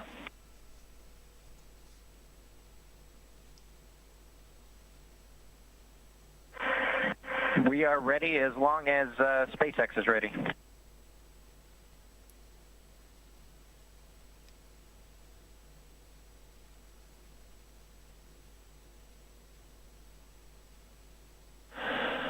Okay, station and Endeavour, stand by for equalization. We're putting it in work. Expected equalization time 4 minutes.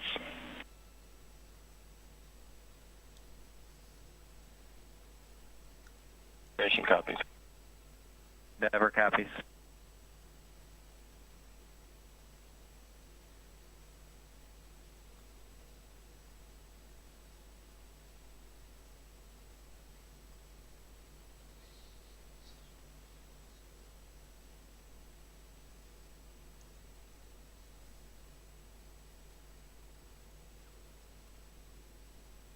Già stanno facendo le foto.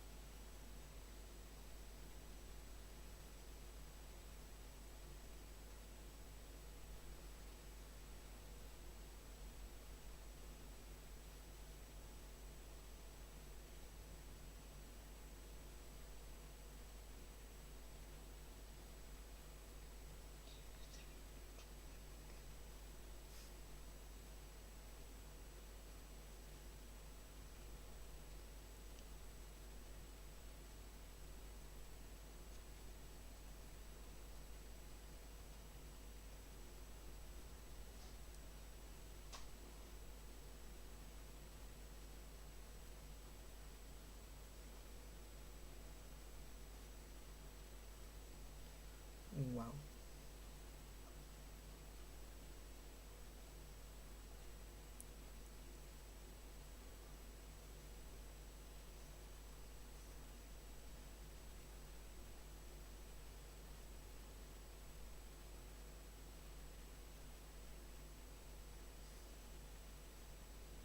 È più di 24 ore che sono in live comunque.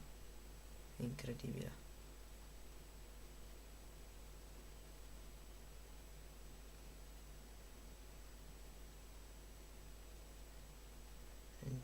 Ore con la prima live e adesso sono altre quante ore? Erano altre 8-9 ore con la seconda live.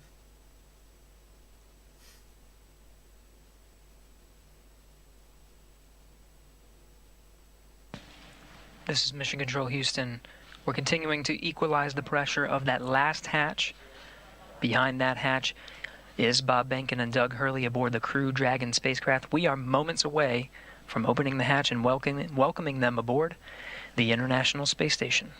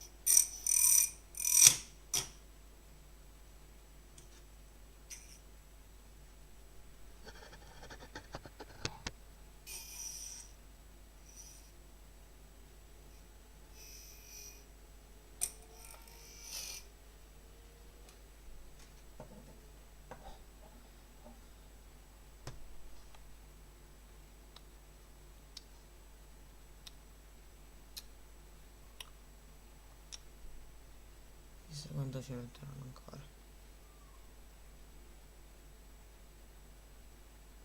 In teoria minuti.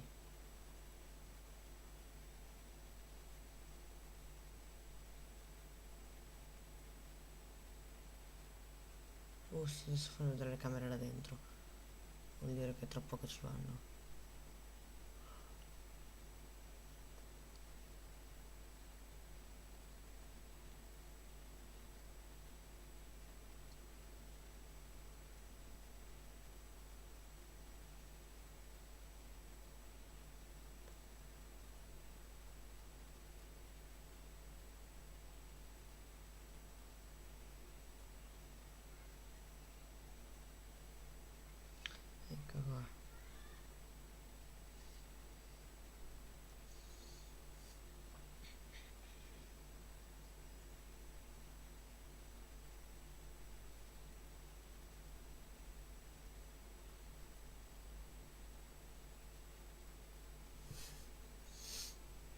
3, 2, 1, go.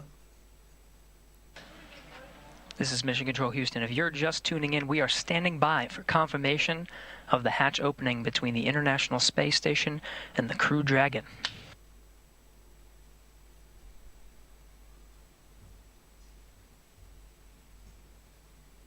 Opened.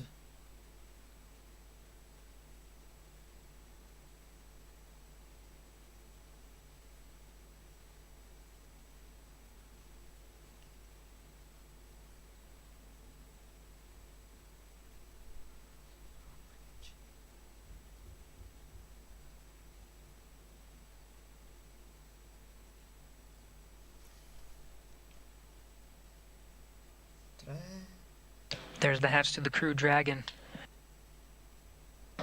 Seeing Doug Hurley through the glass on the other side. Apri il lab.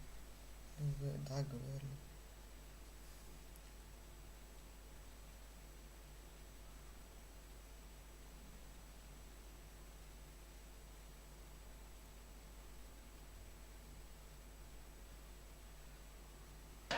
And there's Bob Behnken. Whoa.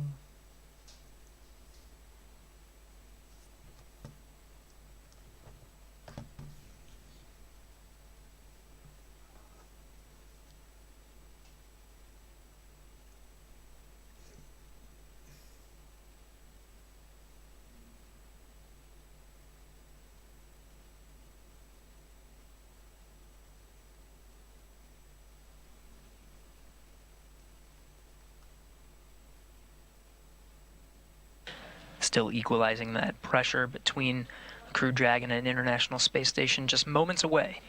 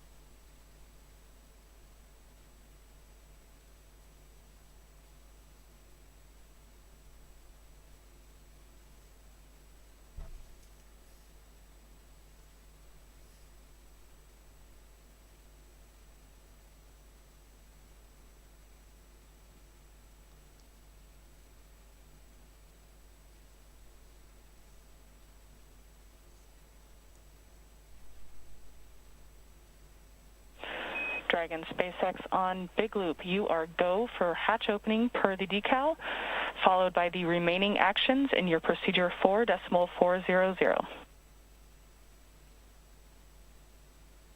Oh, stanno aprendo. Hanno aperto quasi.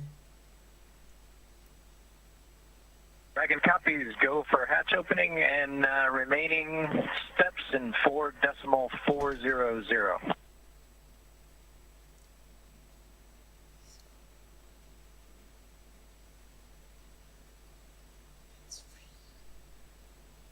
Tengo calificato, anzi uso l'osmo.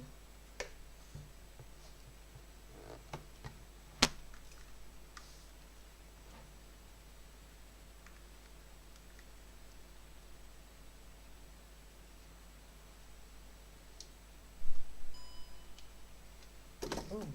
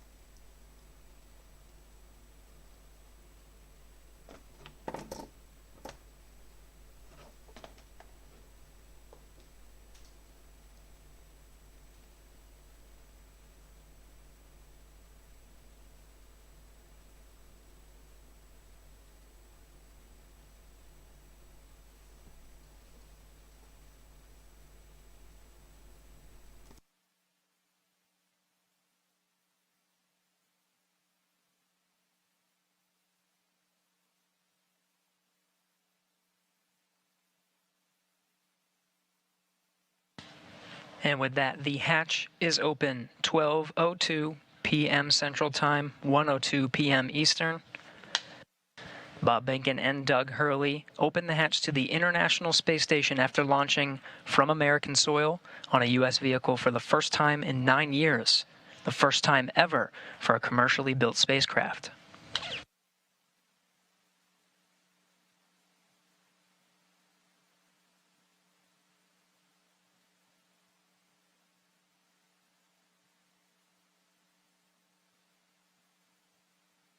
Boom. Sono sulla stazione internazionale spaziale. Cioè lo erano già prima, ma adesso stanno per entrare. Eccoli che entrano. Mamma mia.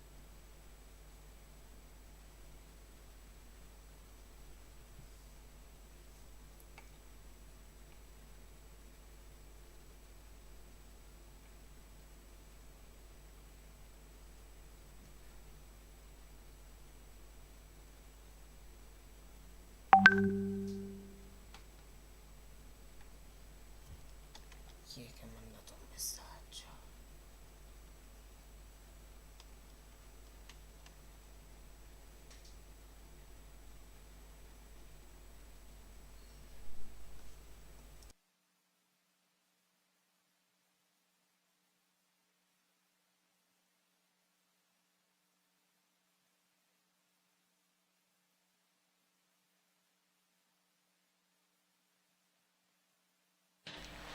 If you're just tuning in, the hatches are open between Dragon and the International Space Station. International Space Station Commander Chris Cassidy now talking with Doug Hurley and Bob Behnken aboard the Crew Dragon spacecraft. That hatch opened at 12:02 p.m. Central, 1:02 p.m. Eastern. Aggiungiamo anche che alle 10:04 del Pacific Ocean.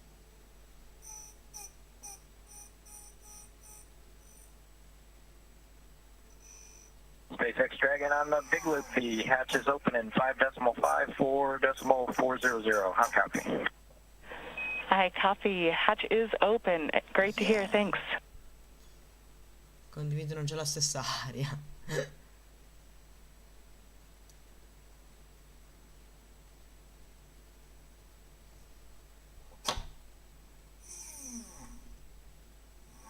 And SpaceX Dragon in 5.9, we're going to exit out of 4.400 and transition to 2.102 Crew Dragon ISS arrival through the hatch opening. I copy. With that, I understand you are complete with 4.400 and will follow along with you as you transition to the ISS procedure.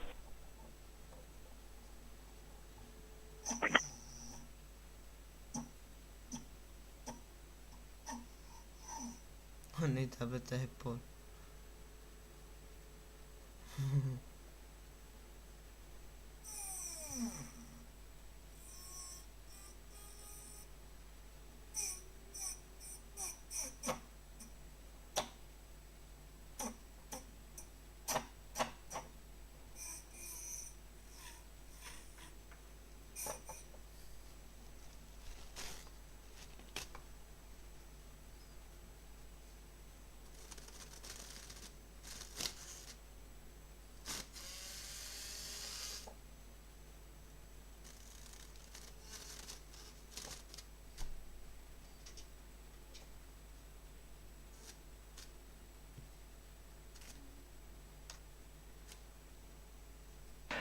This is Mission Control Houston.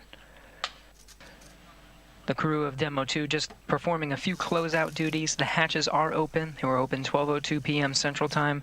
We're moments away from the Dragon crew aboard Demo 2 to enter the International Space Station.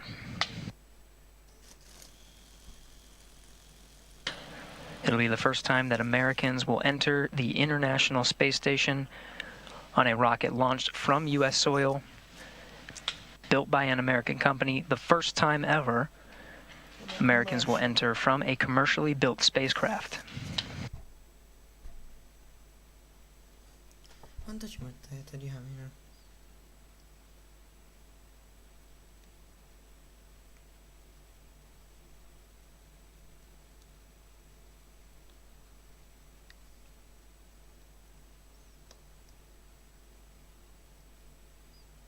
non sarebbe brutto facessero precisi 22:00 come ora.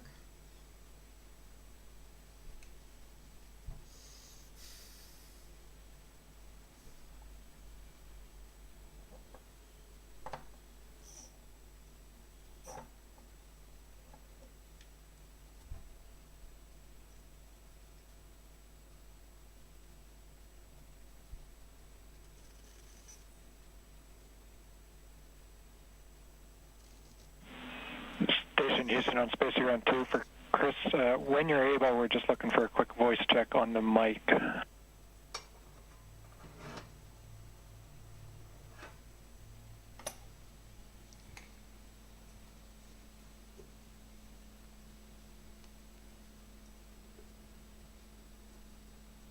No, tanto troppo.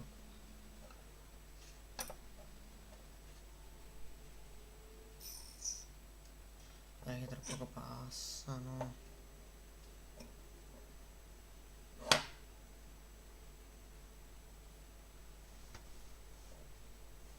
Sono coordinati dopo un po'.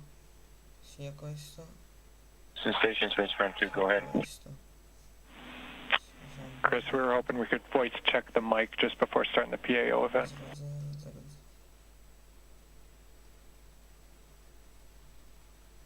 No.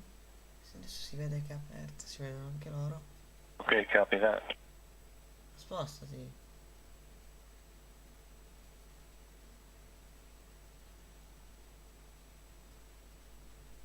Dai, ma non puoi rovinarlo in quadratura così.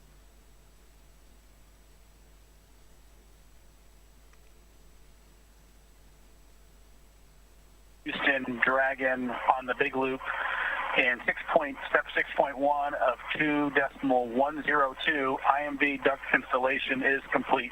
Go for IMV fan activation. Houston copies, go for IMV fan activation, that's in work.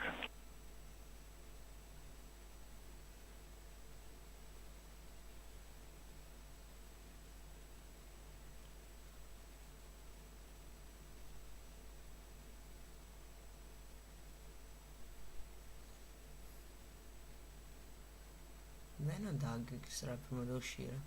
Boh. Tutto. Dipende da quanto c'ha voglia di fare.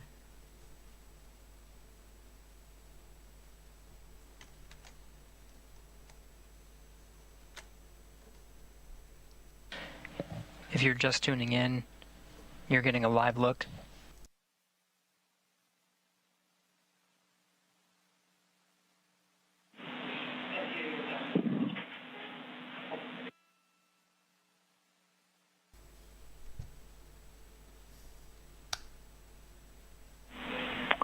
Station Houston on two things. Chris, we did hear you over the PAO side of things. That was a good voice check. We might ask you for one more.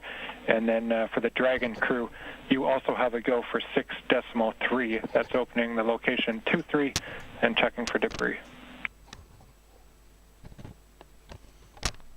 Dragon copies 6-3 in work.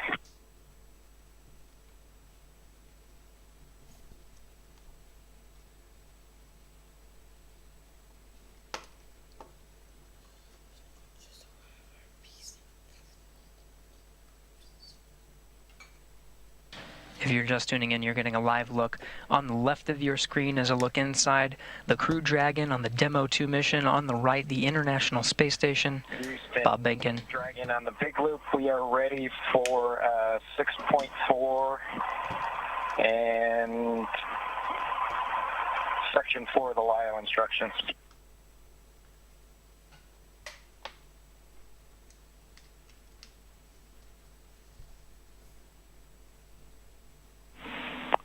And Station, we copy. Dragon crew, you are go at 6.4. In work.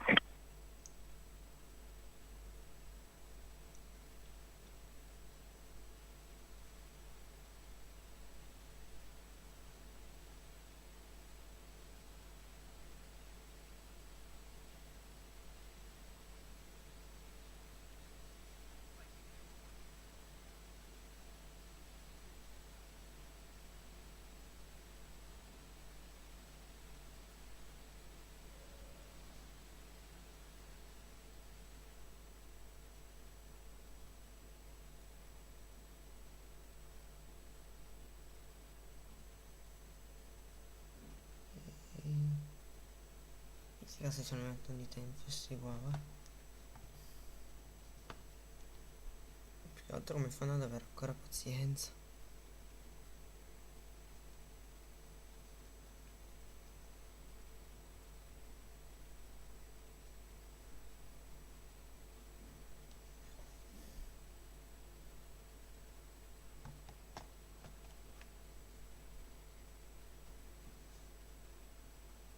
Ok, schermo blu.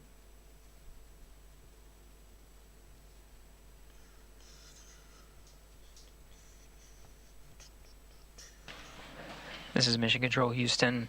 You're getting a live look at the inside of the International Space Station, losing video communication from the International Space Station. It will only be momentary. We'll have those views back to see Bob Behnken and Doug Hurley enter the International Space Station.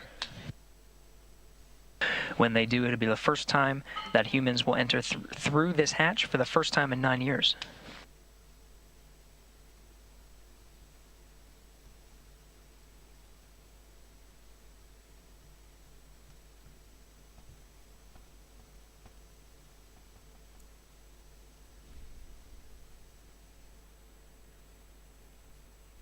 Binaural.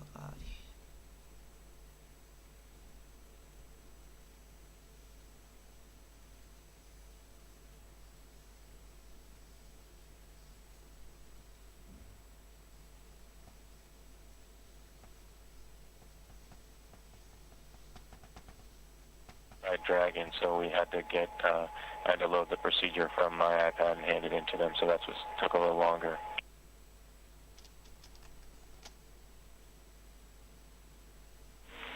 We copy, Chris.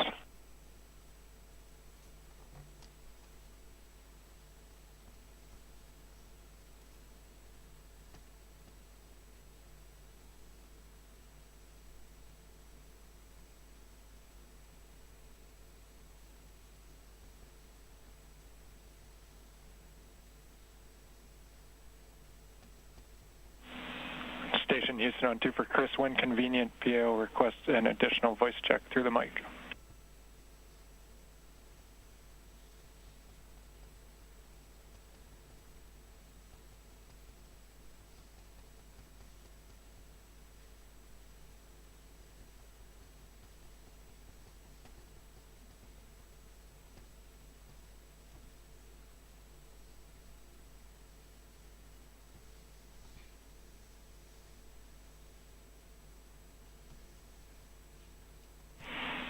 And Chris, we're not hearing you in MCC. We are apparently getting it through to PAO. Just stand by.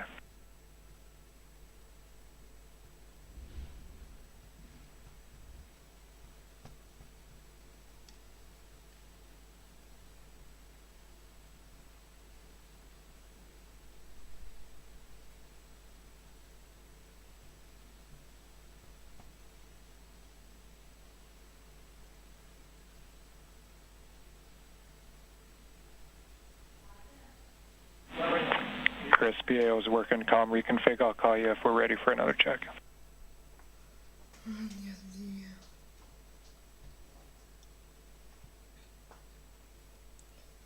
Houston and SpaceX Endeavour in 6.5 Lyle cartridge is sealed and installed. SpaceX copies.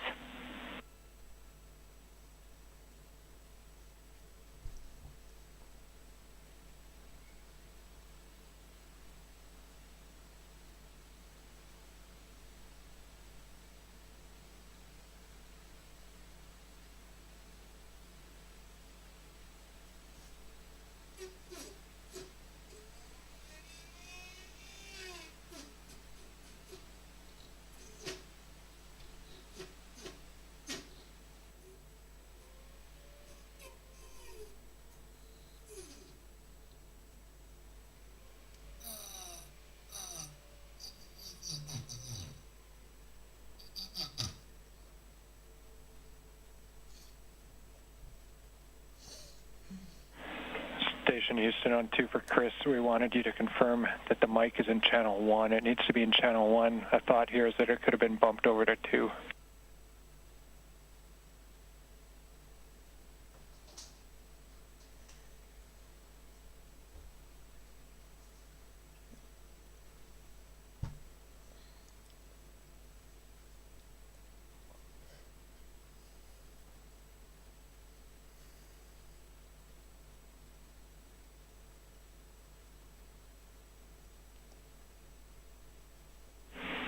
And Chris, we see you trying. We're still not hearing you in MCC. We're working on it.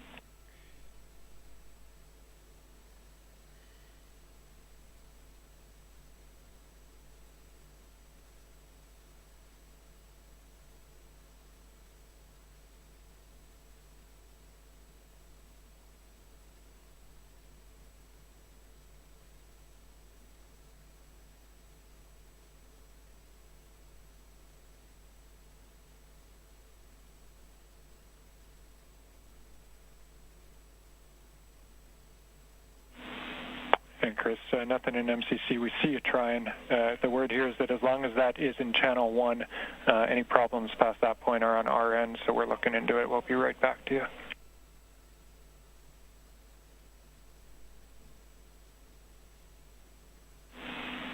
Station Houston, we're ready for another voice check through the mic.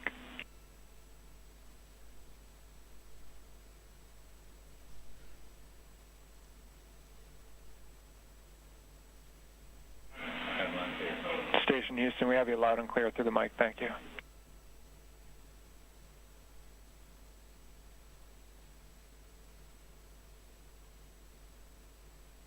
SpaceX Dragon on the big loop in 7.1.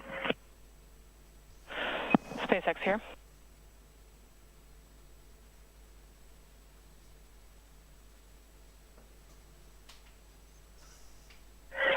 Okay, Anna, in 7.1, it appears that the AVV inner Bravo is open, as well as the PPRV ISO valve.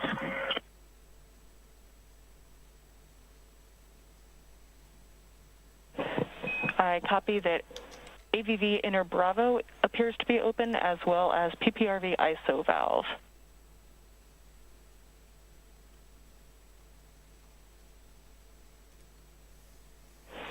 Go ahead and cycle them to close if you're good with that call. Yes, we are good with that call and appreciate the status. Thank you.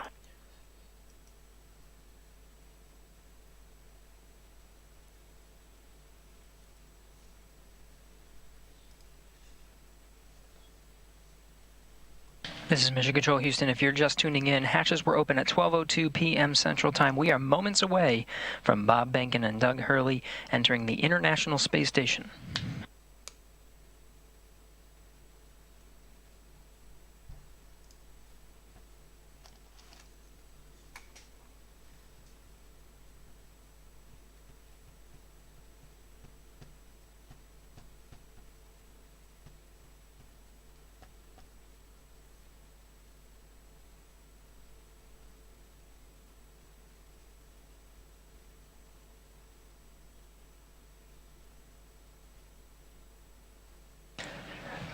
Again, this is Mission Control Houston, moments away from Bob and Doug entering the International Space Station. Shortly after they enter, we will conduct a welcome ceremony. There will be VIPs here in Mission Control Houston, Ficker 1. Looks like they're all closed visually now. We are in 8.3 for both SpaceX and Houston. Dragon arrival configuration is complete. SpaceX copies. All valves appear closed visually now, and arrival configuration complete. Excellent to hear. Houston copies. And with that, Endeavour, welcome to the International Space Station. Please come aboard. Ecco qua. 22:00, infatti dopo 22 ore che sono partiti, finalmente... Endeavour copies, with pleasure. We'll be there in a second. In a second, sono già più di 20 secondi. Ecco che arriva il primo.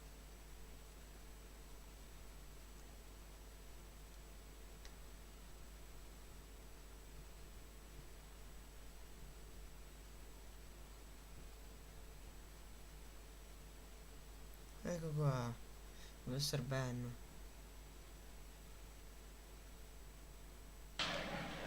We have Bob Behnken from SpaceX Demo 2 mission entering the International Space Station.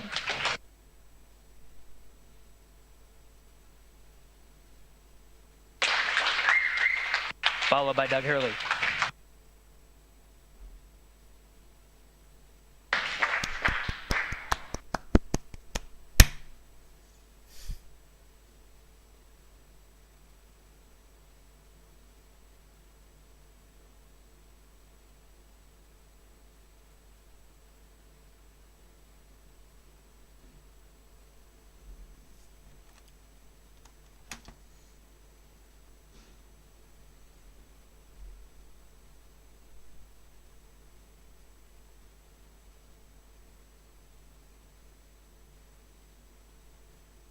si sente l'audio.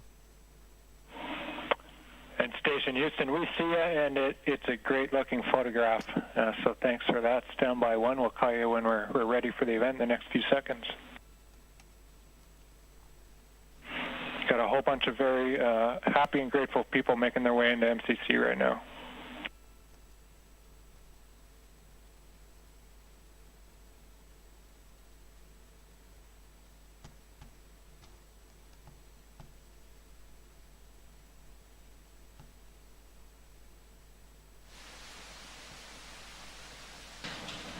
Demo 2 crew now aboard the International Space Station. They entered at 12:22 p.m. Central Time.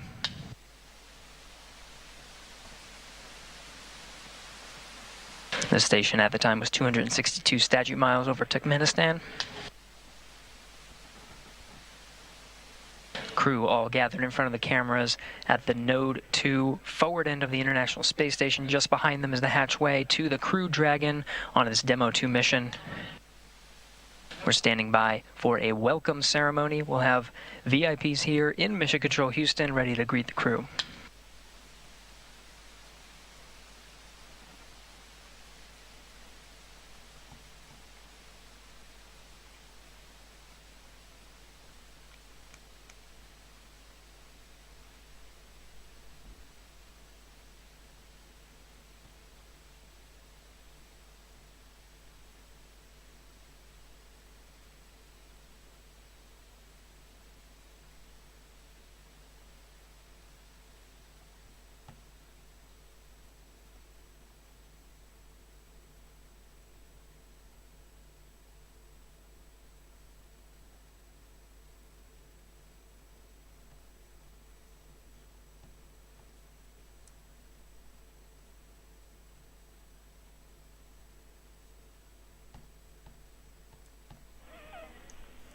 And Station, we're just about ready. Stand by.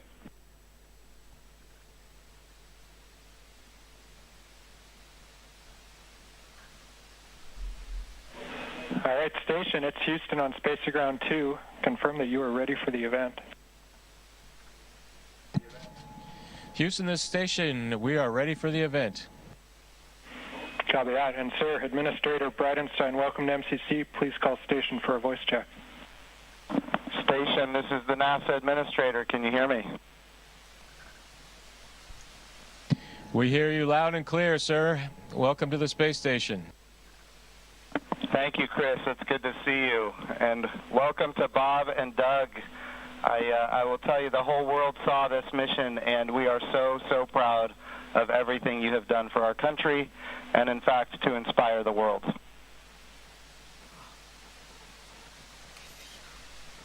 Wow.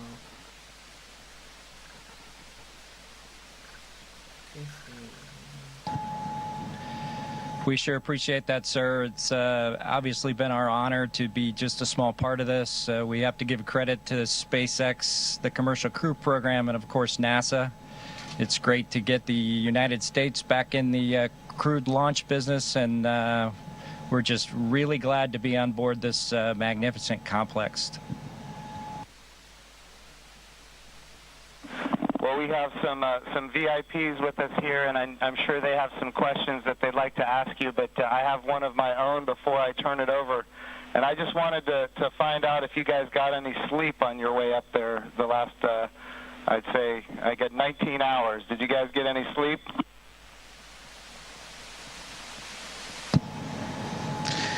Yeah, I think a lot of folks in Hawthorne were asking the same question, sir, but we did get probably a good 7 hours or so opportunity for sleep, and I did succeed at sleep, and Doug did as well. So the first night is always a little bit of a challenge, but the Dragon was a slick vehicle, and we had good airflow, and so we had a excellent evening, and just excited to be back in low Earth orbit again.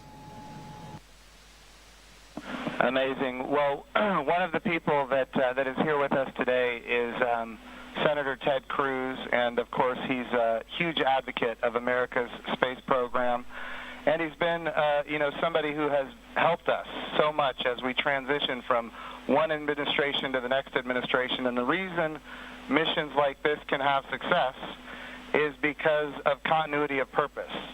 And Senator Ted Cruz was a leader on a bill called the the NASA Transition Authorization Act. And because of that, we have had a lot of political support, and we're very grateful for his leadership. Senator Cruz, would you like to say a few words? Well, congratulations, gentlemen. The eyes of the world are upon you, and everyone is proud of you. All of America is watching you, and today and yesterday represent big, big days.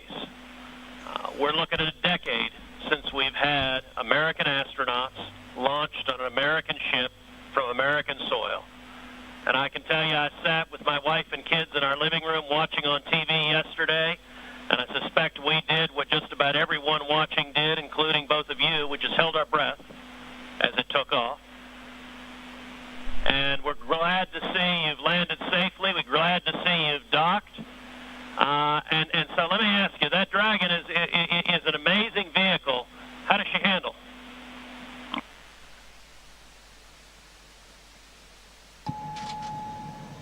It flew just like it was supposed to. It was we had a couple opportunities to take it out for a spin, so to speak. Once after we got into orbit last night, and again today about 20 minutes before we docked. And my compliments to the folks back at Hawthorne and SpaceX for how well it flew. It is exactly like the simulator, and we couldn't be happier about the performance of the vehicle. What do you guys hope to accomplish in your time on the International Space Station?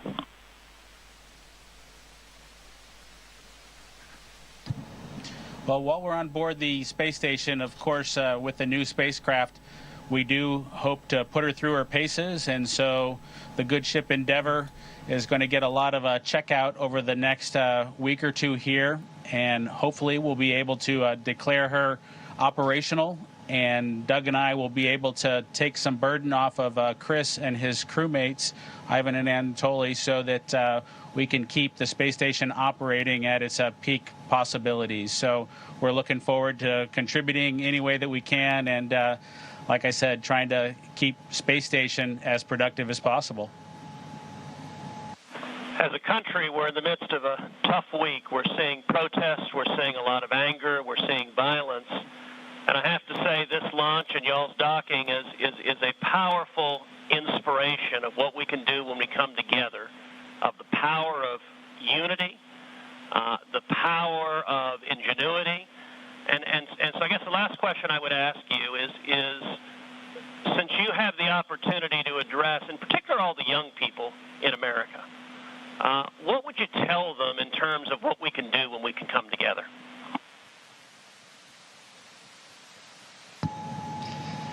You know, that's a great question. 9 years ago, just about exactly 9 years ago, we docked with Atlantis on STS-135, the last flight of the Space Shuttle program, a 30-year program. And folks at SpaceX, folks at NASA, the Commercial Crew Program put their heads together and worked diligently year after year, making sacrifices, working hard. And then 9 years later, American launch capability was restored, and this is just one effort that we can show for the ages in this dark time that we've had over the past several months to kind of inspire especially the young people in the United States to reach for these lofty goals and work hard and look what you can accomplish. Thank you, gentlemen. God bless you. Thank you, Senator Cruz. We have another very special guest here that represents the Johnson Space Center. And, of course, it's my good friend from the House of Representatives, Dr. Brian Babin. And I want to be clear, he also was a big part of the NASA Transition Authorization Act, which gave us the continuity of purpose to make this happen today. So, gentlemen, here is Dr. Brian Babin from the state of Texas. Thank you. great to be with you guys. I was at the launch yesterday. I just want to say a huge congratulations. And, there was a thunderstorm that blew in about 30 minutes or 45 minutes or so before liftoff. And it was in doubt there for a minute, but it was just an enormous achievement. I just want to say thank you for you guys. Really appreciate what you're doing for America. And the crew that's already been up there, Chris, and your two fellow Russians, to give you a great big thank you as well. I have a son who was a Navy SEAL, and I want to thank you for your service there too, Chris. And also, I would like to just see what I know you said that the craft, the Dragon, handled very well, but I want to see how it compares with the space shuttle. If one of you would address that, I would appreciate it.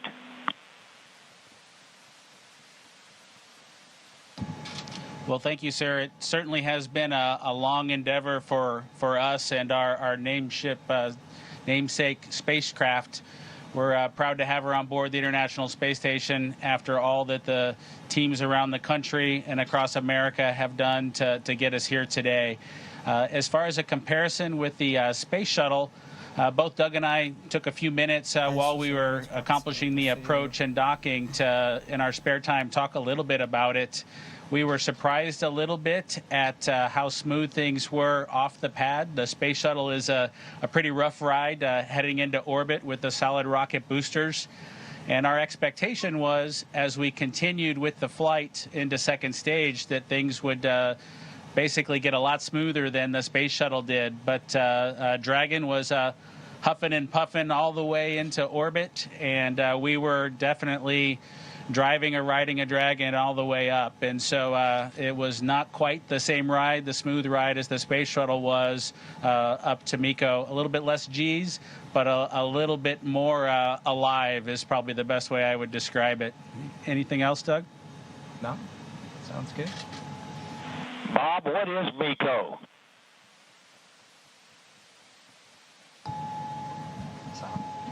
Sorry, I have to apologize for actually using the term MECO. It's a little bit confusing between the space shuttle and the Dragon vehicle. So it's a main engine cutoff is what MECO stands for. Those happened at different times in flight for the two vehicles. For the space shuttle, that was when you were all the way in orbit. For Dragon, that was just a little bit after 2 minutes. And then we had the single engine cutoff for second stage when we achieved orbit. So that time under the single engine under Dragon with one engine was more of an experience than the shuttle was for that 6.5 minutes or so that we were under that second stage motor. Well, I would just like to say, in fact, Doug, did you have something you wanted to add there? I met your mother and father yesterday, Doug, and great folks. They're very, very proud of their son.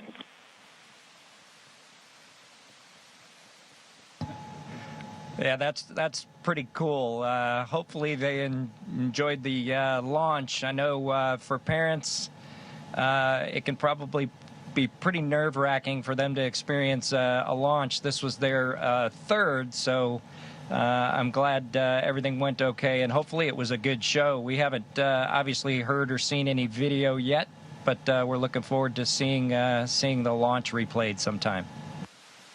I can assure you that it was a great show. It was one of the treats of my lifetime, I would have to say, and many other folks that were sitting there looking all across the country and even the world. And I can tell you, as Senator Cruz said, we've gone through some really, really rough times over the last few days, and to have that successful launch. The public-private partnership between NASA and SpaceX, and you guys being so well-trained and having it go off without a hitch was a tremendous blessing for our country. And I can't tell you how many emails and communications I've gotten from people that who were so disturbed by what's been going on, transpiring around the country, to have the great news and the wonderful liftoff and everything going without a hitch. So I just want to say God bless both of you. Thank you so very much. Bless the rest of you folks up there as well. We thank our Russian partners. And thank you, Chris. Y'all are all in our prayers, and we're looking forward to seeing you successfully complete your mission and back on safely on Earth. God bless.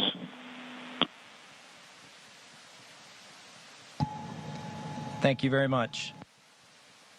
Yeah, and just so you guys are aware, the show was in fact spectacular. The ratings on NASA TV beat everyone else. Not just some of them, it beat all of them, and that includes, yeah, just so everybody is aware, the whole world saw this. It trended #1 on Twitter. It was the #1 thing talked about on social media in general. This was an amazing moment, and it represents a transition in how we do space flight from the United States of America. NASA is not going to purchase, own, and operate rockets and capsules the way we used to. We're going to partner with commercial industry for access to low Earth orbit, and those partnerships are going to enable our providers to get customers that are not NASA and drive down our costs. And we're going to have numerous providers that are competing on cost and innovation and safety. And we're going to have more access to low Earth orbit than ever before. And this business model, now that it's been proven on commercial resupply of the International Space Station, now commercial crew to the International Space Station, this model is going to apply, and I know Senator Cruz has this near and dear to him, when we go to the moon. And of course, when we go to the moon, it's going to be done because of the great people here at the Johnson Space Center and so many other centers across the United States of America. But when we go to the moon, we're going to land on the surface of the moon with commercial landers. And of course, we're very proud of the Commercial Lunar Payload Services Program being managed right here out of the Johnson Space Center as well, so that we can take small payloads to the surface of the moon. And all of this is leading up to an amazing day where we have humans living and working for long periods of time on the surface of the moon, but doing it with a purpose. And that purpose, of course, is to go to Mars. Humanity is going to explore more and be able to go further than ever before because of the public-private partnerships. We all know that if the government is creating the demand and the government is creating the supply, we will always be limited. But when we have partners that are interested in exploring commercially and doing the things that are necessary, to get capital investment, then we're all going to end up better. So I want to just say the whole world saw this. This is a new era in human space flight, and we are so grateful for the service of not just our 2 astronauts that embarked on this mission, but the 100,000-plus people that participate in it, in this mission, everything from the suppliers to the main contractors, to the NASA team, the SpaceX team.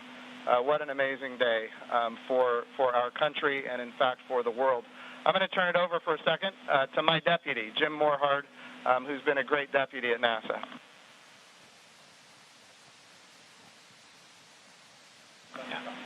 Gentlemen, congratulations.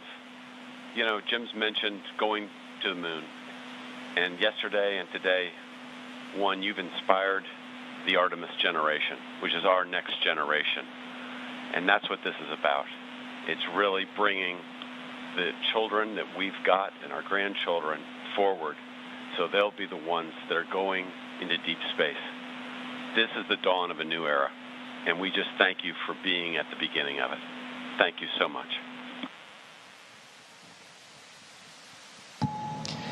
It was absolutely our pleasure, but it's just a huge team effort across the board from SpaceX to NASA that made this all happen. We were just the lucky guys that got to fly the rocket yesterday.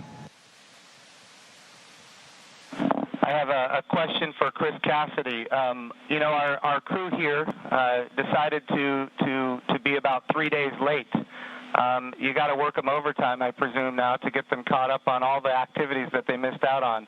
Any plans for them?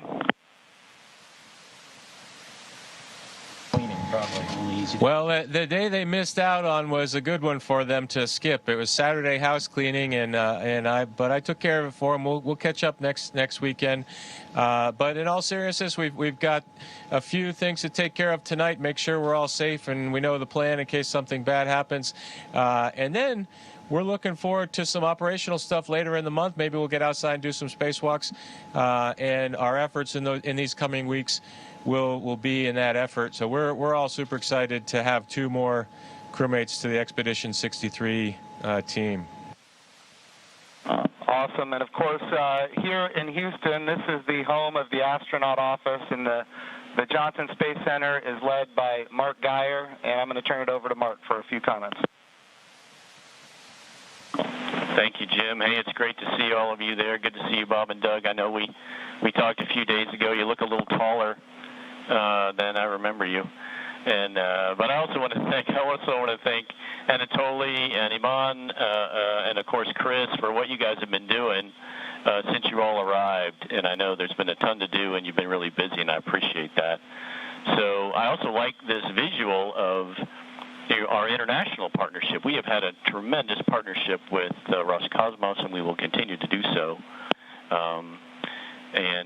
But it is nice to see crew arrive from this side of the space station. So that was pretty cool after 9 years. I did have one question for Chris, though. What might you do to ensure that Bob and Doug stay longer? Do you have any strategy there?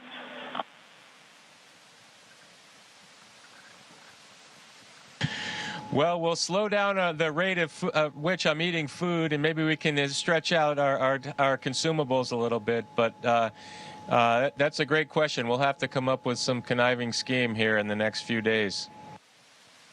All right, thank you. Thanks, guys. Look forward to greeting the 3 of you eventually back in Ellington after your work is complete. Thank you. And of course, Mark Geyer has an amazing deputy, Vanessa Weish, if you'd like to come and say a few words. Thank you, Jim. Hi, guys. You look really good. I just want to say on behalf of everybody here, we just want to thank you. It was an amazing launch, and we love seeing the docking. You guys all look really good. Just thank you for all that you're doing, and we can't wait for you to return, but not too soon. Station wants you to get a lot of work done, so looking forward to all of that. But thank you, and God bless. Thank you, Vanessa. We appreciate that.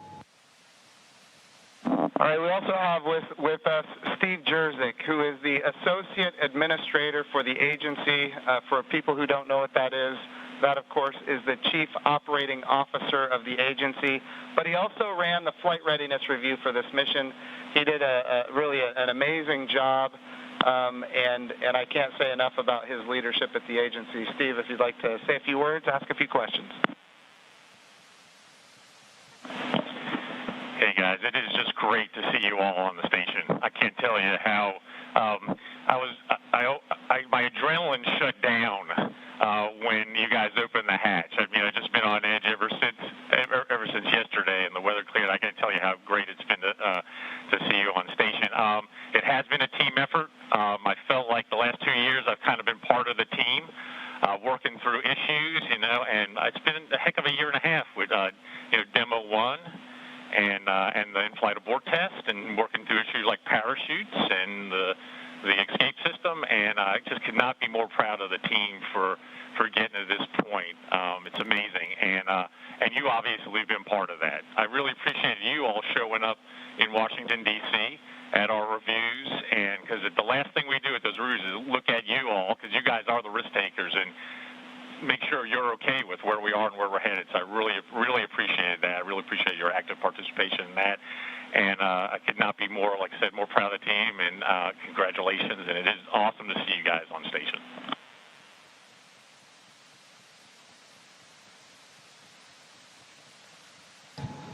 Well, thank you, sir. We're just proud to be a part of the team that got to bring spaceflight back to the Florida coast. I appreciated the comment earlier that it was nice to see a vehicle come to the forward portion of the space station, but I'll tell you what, that's the only way Doug and I know how to do it.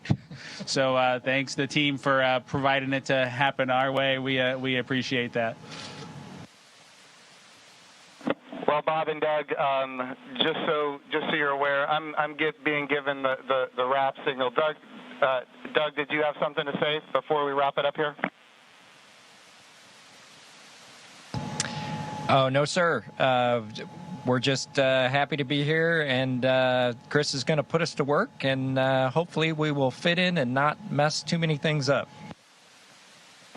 I have no doubt that you guys are going to do amazing work. I just want you to know the president came to the launch and the vice president came to the launch. About half the cabinet was at the launch. We had members of Congress and members of the Senate from both sides of the aisle. And this was an amazing moment of unity for the nation. It was an amazing moment for the whole world to look up. In the midst of the coronavirus pandemic and some other challenges, we were able to have this very, very special moment where we could all look at the future and say that things are going to be brighter tomorrow than they are today. And you and the NASA team and the SpaceX team gave us that opportunity, and for that we are so, so grateful. I would also be remiss as the NASA administrator if I didn't promote what comes next. And of course, this is the beginning. We are now launching to low Earth orbit again, but we will soon be going to the moon. We will be going to the moon sustainably with commercial partners and international partners. We're going to use the resources of the moon to learn how to live and work for long periods of time. Ultimately, we're going to take all of that knowledge and we're going to go to Mars. And of course, this time when we go to the moon, we go with a very diverse, highly qualified astronaut corps that includes women, which is why we call the program Artemis, named after the twin sister of Apollo, and she, in Greek mythology, was the goddess of the moon. This is the beginning. There is so much more to come, and I'm glad that our representatives of the Johnson Space Center are here because we're going to be asking them to fund this project. And what an amazing day that you guys have given us. So thank you from not just me and the people here, but from the United States of America and people all around the world. I'm more popular on Twitter than I've ever been, and it's because of you guys. Thank you.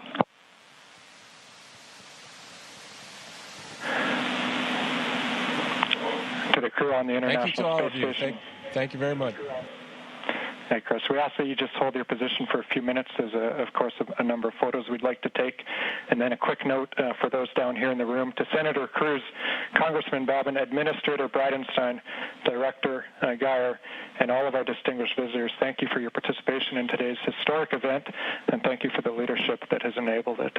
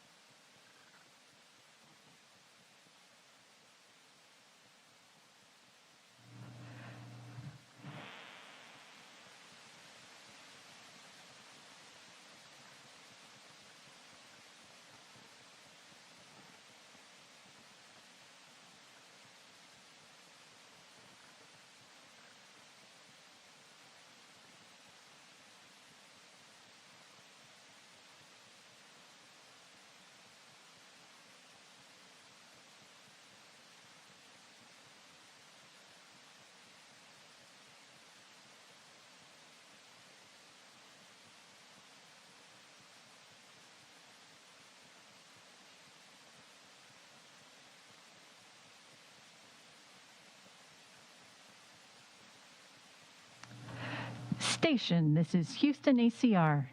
Thank you. That concludes our event as we count down to 20 continuous years of humans living and working on the International Space Station.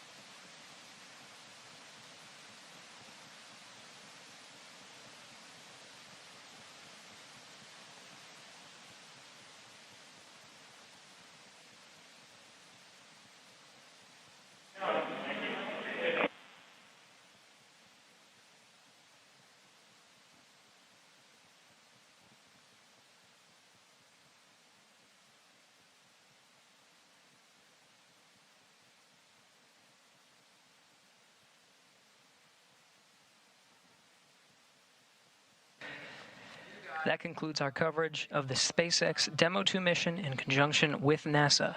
On behalf of all the teams that participated in this mission, from Hawthorne to Houston to Mission Control to the Kennedy Space Center, this is Mission Control Houston.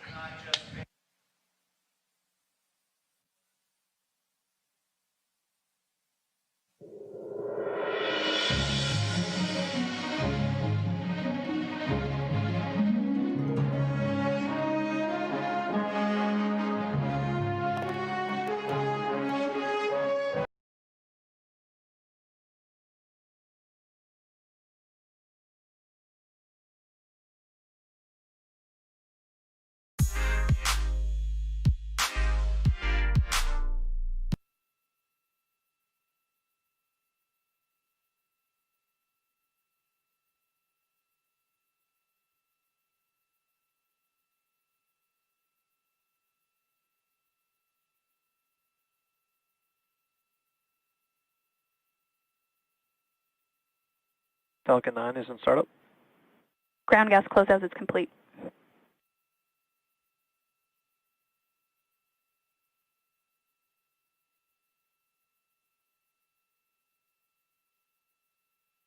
Go for launch. Stage 2 is pressing for flight.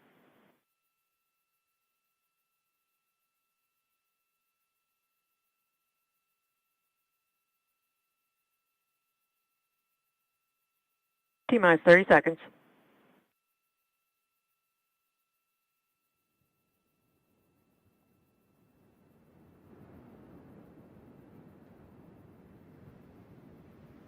Stage 1, pressing for flight. T-minus 15 seconds.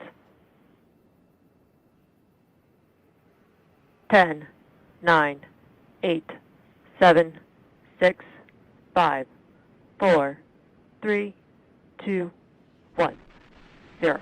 Ignition, liftoff.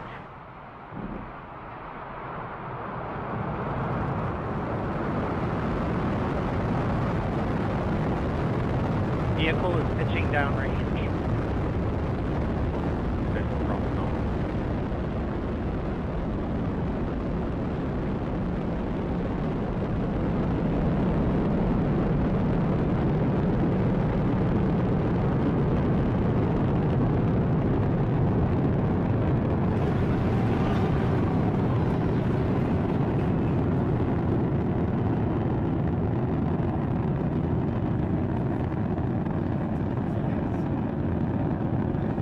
Stage 1 throttle bucket. Power and telemetry nominal.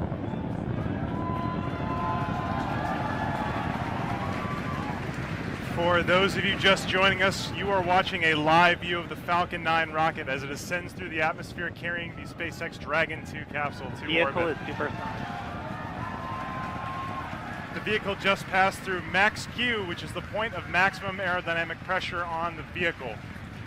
As you can hear in the background, the excitement at SpaceX headquarters is unbelievable here. Stage 1 throttle. Vehicle is passing through max Q. You heard that call out from Max Q on the nets. The Falcon 9 actually throttles down its 9 Merlin engines to reduce aerodynamic loads on the vehicle. It is now throttling those engines back up.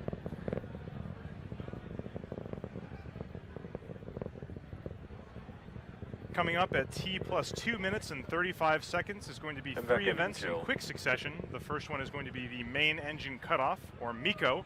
That's when the 9 Merlin 1D engines that you can see on your screen right now will cut off shortly before a stage separation at 2 minutes and 38 seconds. Shortly after that, the Merlin vacuum engine on the bottom of the second stage of the Falcon 9 will ignite in what we call second engine start, or SES. That'll be at 2 minutes and 46 seconds. So stand by for main engine cutoff, stage separation, and second engine start coming up in just about 20 seconds from now.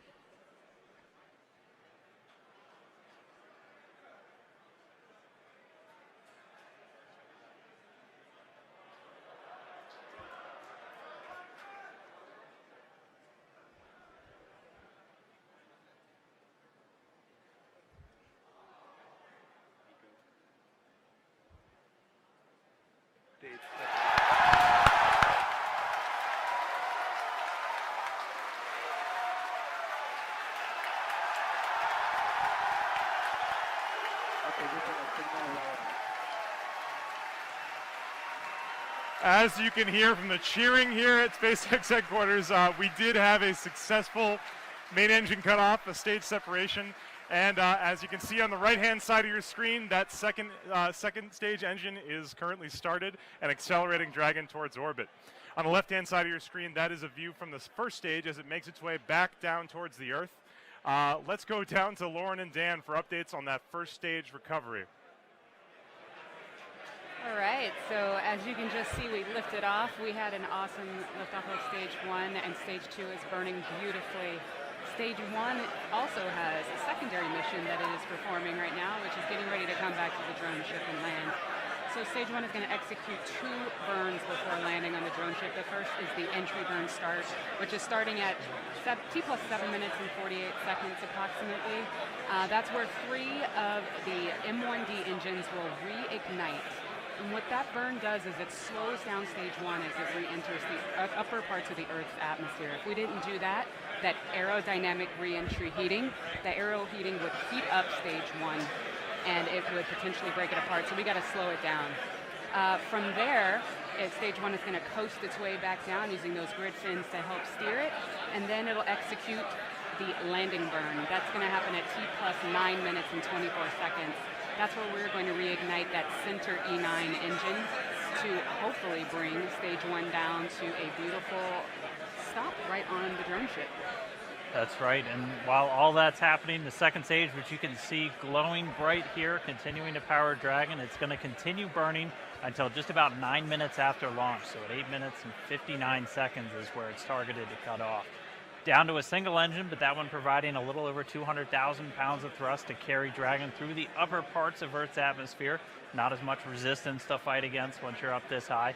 And it's going to get Dragon into that initial orbit, and it's still going to be a couple hundred kilometers beneath the station, and then it'll be turned over to thrusters on Dragon once it separates from that second stage to then begin the chase down of the orbiting laboratory. But 5 minutes, 11 seconds and counting past launch. All the calls so far indicating nominal performance.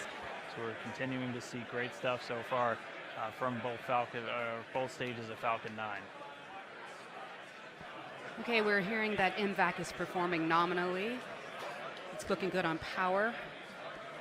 Temperatures are good. And stage 1 continues to come back nominally. And look over there on the left on your screen, you see that picture of Ripley and that 0G indicator. That's right. Keep an eye out as long as we have the view. As soon as Dragon's separated and it's essentially then in its free flight mode, you're going to see that little planet Earth start to float up. So keep an eye out once we separate Dragon in just a couple of minutes from now. 6 minutes past launch.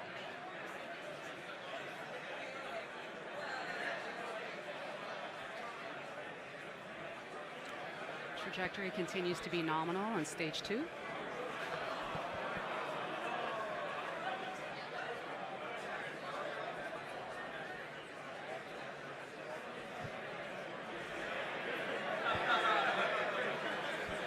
Still have about 2.5 more minutes left of this burn, at which point MVAC will shut down.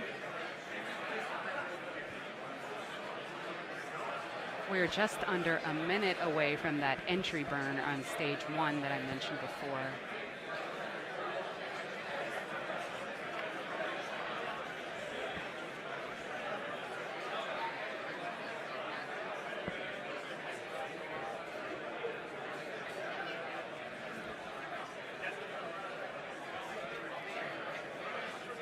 Second stage burn continues to burn nominally. That's right, we're over 7 minutes since that liftoff. Feels like it was 30 seconds ago. Continuing to carry Dragon up. It's going to make it to that initial orbit after it separates. The separation coming about a minute after that second stage cutoff. Stage 2 propellant tank pressures are looking good. The burn continues to be healthy.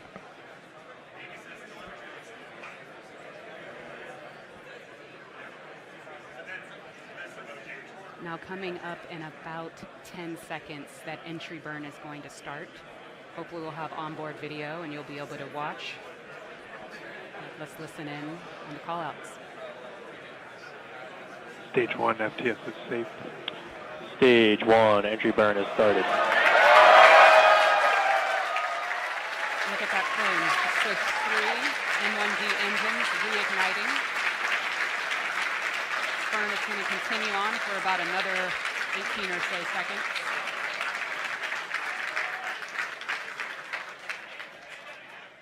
So a little back-to-back action now as we see stage 1 coming back down towards Earth, stage 2 still making its way up into outer space.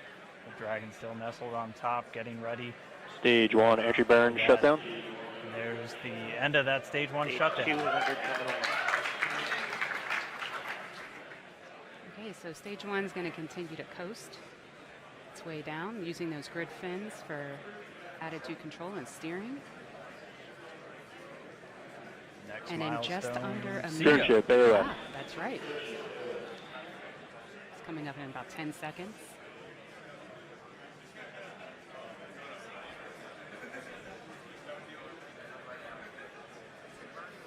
Invex throttling now for SECO.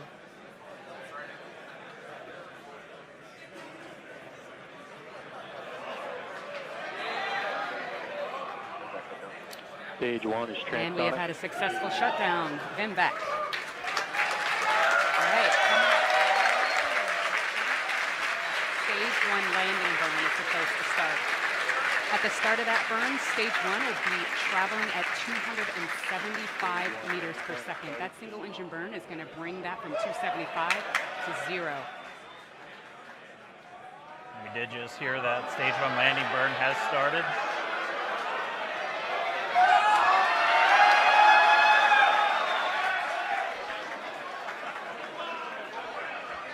All right, let's see if we get it.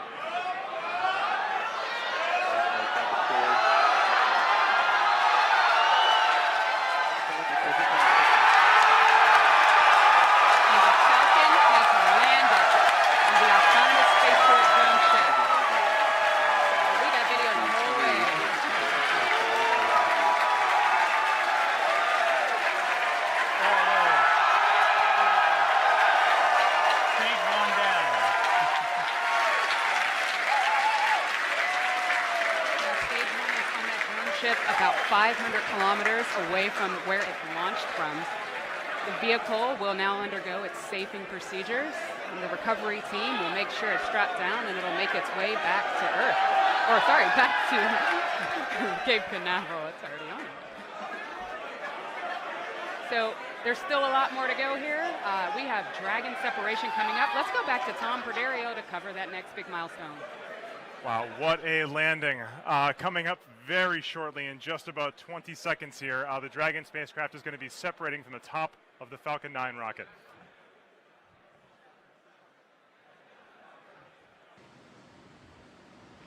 And we just heard the call up to the International Space Station crew. Dragon is go for approach. You can hardly see the thrusters firing, so it's leaving that waypoint number 2 where it's been sitting at 20 meters away. Now it's time for the final docking. At 20 meters, Dragon was just spitting distance away from that international docking adapter. Now it is closing those 20 meters in preparation for soft capture. So right now it is orbital nighttime. So the light you're seeing is both light from the International Space Station pointed at Dragon, and then the docking light, which is the bright spot in the center of Dragon's hatch you can see right now.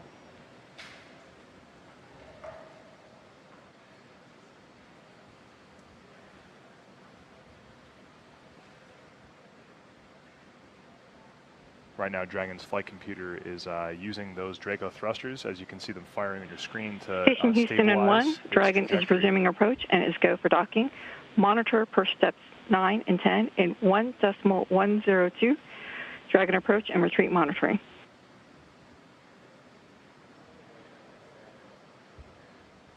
Station copies. Vehicle mode is approach to docking port. Primary range is decreasing.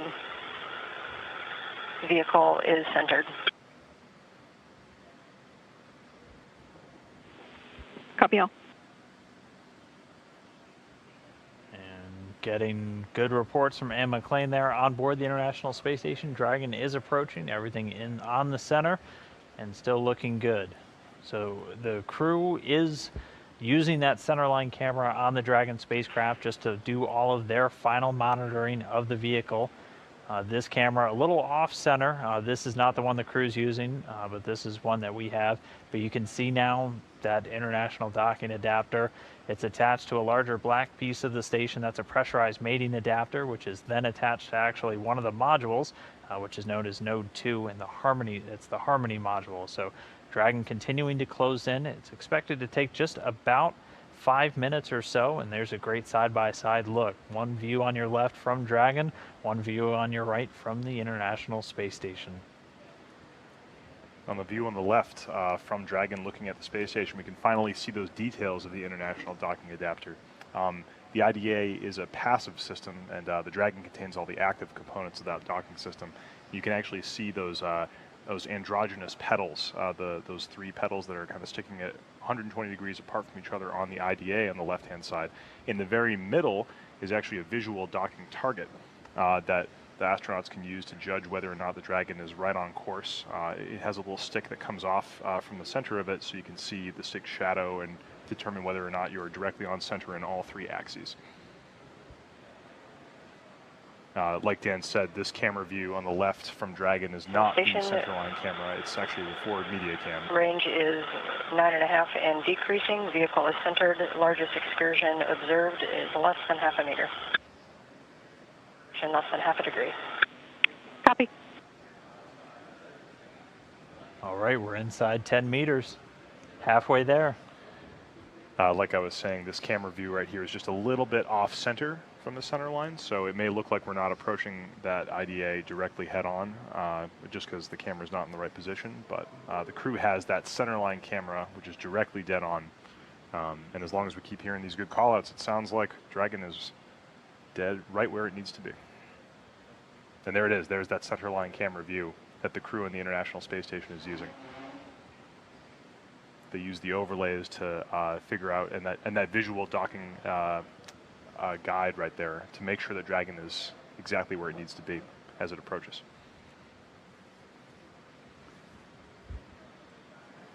On the right-hand side, you can start to see the mechanisms of the SpaceX docking system aboard the Dragon. The very first part of Dragon that will make contact with the ISS is that soft capture ring. You can see it's extended forward from the hatch of the Dragon right now. As soon as those pedals make contact, latching pawls will engage and hold the pedals against the opposite ones on the IDA, and contact pins will depress, and we should hear the call out for soft capture achieved. Hands off point. Copy. All right, so we're at that crew hands-off point. That means we're about 2 meters away. Crew no longer sending commands. Dragon doing everything on its own. From the inside of the International Space Station, looking towards the forward hatch, the hatch is open. They are way ahead of schedule. 6:38 a.m. Central Time. The hatch the hatch to the International Docking Adapter has been open. Taking a few pictures inside, still some work to do until they get to the hatch of the Crew Dragon. But in the meantime, a major milestone. Towards the camera the most, you see David St. Jacques looking over, Commander Expedition 58 Commander Oleg Kononenko on the right, wearing protective gear in case there are any foreign objects or debris. She has goggles you may be seeing here in a minute, is NASA's Anne McClain. Right now conducting a survey of the inside between the pressurized mating adapter, where the 3 crew members are right now, and through the hatchway to the International Docking Adapter. Just conducting a survey, making sure everything is okay.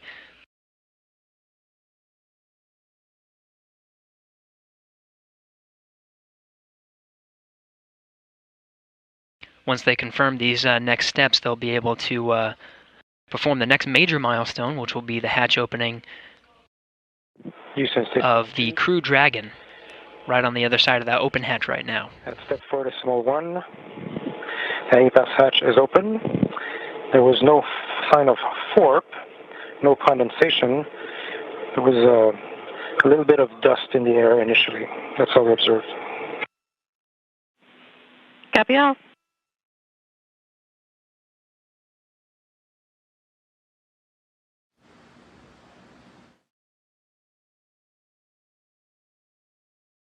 This is Mission Control Houston. You just heard David St. Jacques, flight engineer of Expedition 58,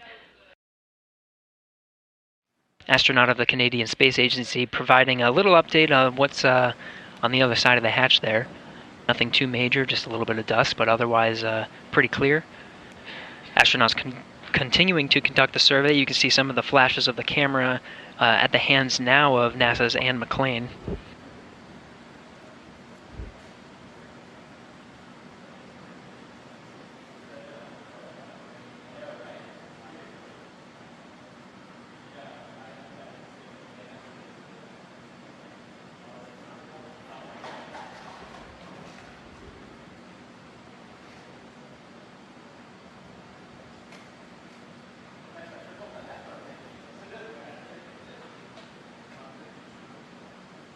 NASA's Anne McClain in the back there, you can see with the headlamp. David St. Jacques providing a mounted light at the hatchway between the pressurized mating adapter and node 2. Provide a little bit of extra light into the international docking adapter area. Again, Anne McClain wearing the protective gear just in case of any foreign objects. Recently, David St. Jacques reported minimal dust, but otherwise pretty clean.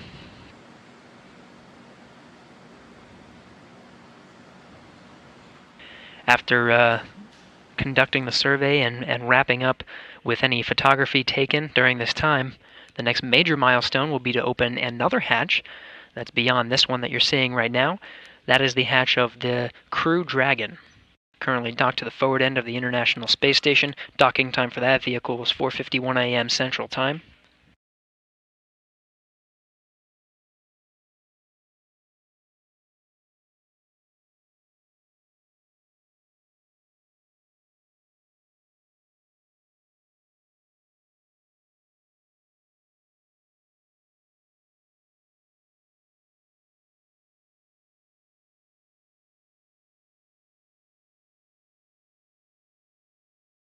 This is Mission Control Houston. If you're just joining us, 3 Expedition 58 crew members about to open the hatch of the Crew Dragon.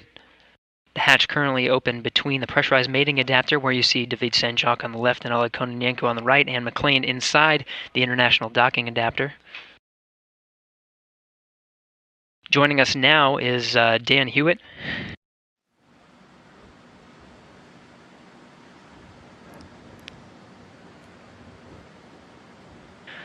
Joining us now, Dan and Tom from Hawthorne, California at SpaceX's Mission Control. Let's hear some updates from their end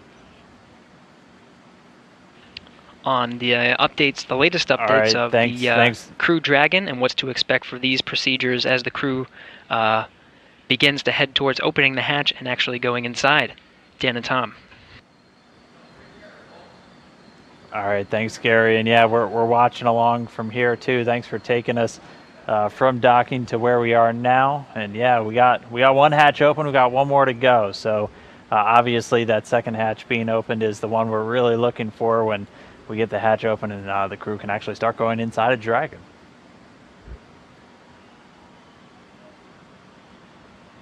Yeah, it's been a very exciting night here at SpaceX headquarters on Hawthorne. We're all very much anticipating this second hatch opening. As you can see on your screen right here, this is a view from inside the International Space Station. And the crew right now is kind of huddled in the pressurized mating adapter. They currently have the hatch between that PMA and the International Docking Adapter open.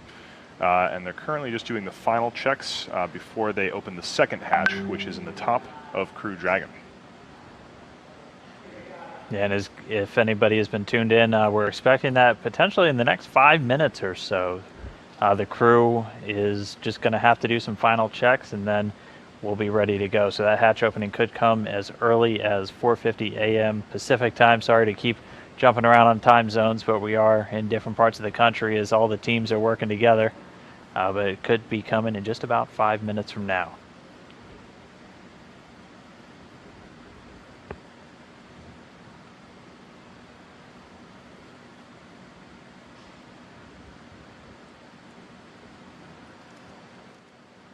Pretty shortly, the crew in the space station is going to be donning some protective gear.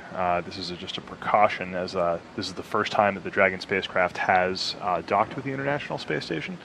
As a precaution to make sure that there's no particulates in the air or anything that happened between the ascent and docking.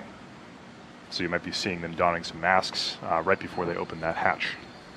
That's right. And one of the first things they'll do is they'll actually go in and take an air sample reading just before the actual air and Dragon mixes with the air on board the space station. So they'll pop in real quick and take those air samples and then come back and just compare everything. Go ahead, Ann. Just put a couple photos on SSC-13. I just noticed two pieces of FOD on the Dragon hatch on the outside.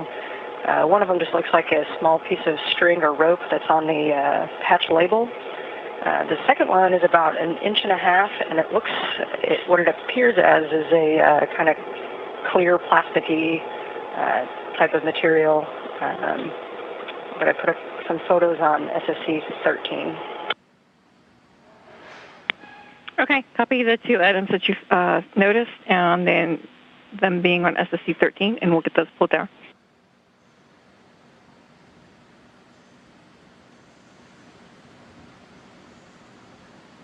And so just there, NASA astronaut Ann McLean, so she reported she saw two pieces of FOD. That's an acronym, that's Foreign Object Debris. And that's basically any object or any piece of material that isn't necessarily expected to be there. Happy to report that the initial look through the window, everything looks great. Ripley and Earth both look like they enjoyed their trip up here, and I see no signs of any off-nominal undetected events. Great stuff. You just heard that sounds like they're getting a good look through the window in the hatch of that Dragon 2. They were able to see Ripley and the zero-G indicator inside there, I think. Looks like everything looks nominal from their point of view. Hopefully they'll get a first-hand look once they get that hatch open. The Dragon 2 hatch does have a window mounted right in the center, and that's the crew can, during docking operations, if they were inside, could be able to look straight outside and verify with their own eyes, if they needed to, that the docking was proceeding nominally. Tough to see that window right now just because of the geometry of the pressurized mating adapter, but looks like they're able to get a good look.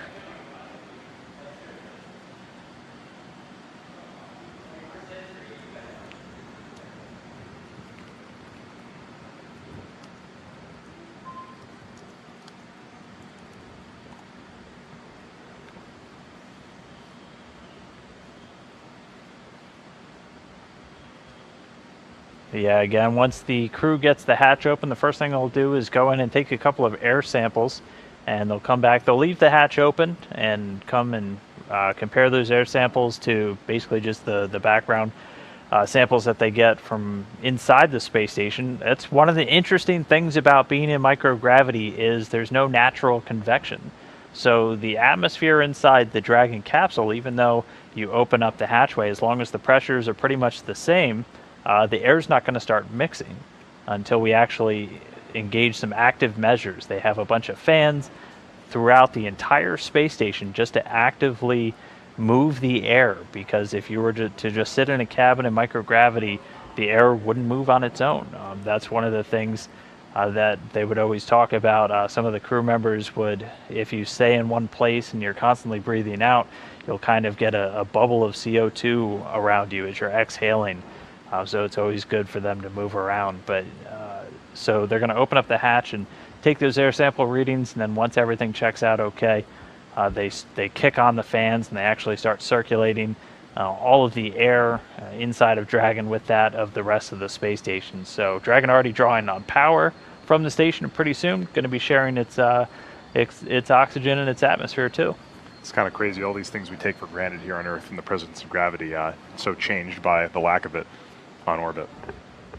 We're getting some views right now past the astronauts into that international docking adapter. This was the vestibule that Dan and I had been talking about earlier. And what's interesting is that the place where they're kind of poking their heads into just a few hours ago was exposed to the vacuum of space, and now been pressurized up after a hard capture of the Dragon capsule. And one of the usual questions that people will ask astronauts is, does space have a smell? And a lot of them will tell you The first time you open up a hatch to a new vehicle, or when crew members come back inside after a spacewalk, they do report space having a smell. They usually say it smells almost like burnt metal.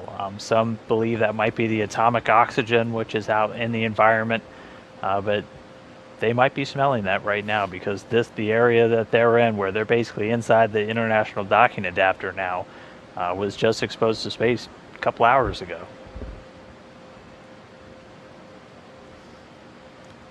They're right up next to that blinking strobe light that we saw right now on the mounted right in the center of that Dragon hatch that we watched come ever so closely during those docking maneuvers.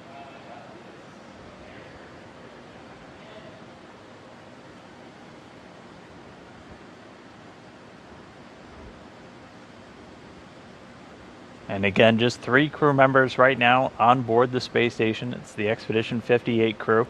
They're led by a Russian cosmonaut, Oleg Kononenko, who's at the bottom of the camera, kind of floating in and out.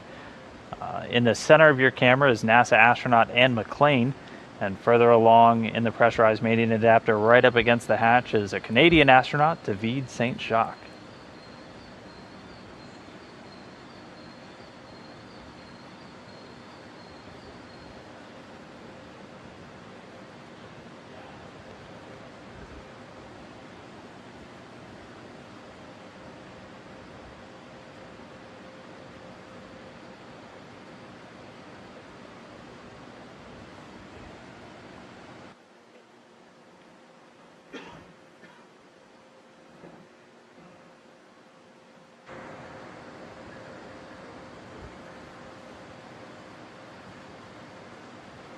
There you can see a straight shot through that pressurized mating adapter, then the International Docking Adapter, and then you can actually just make out a little bit of that Crew Dragon hatch that will soon be opening.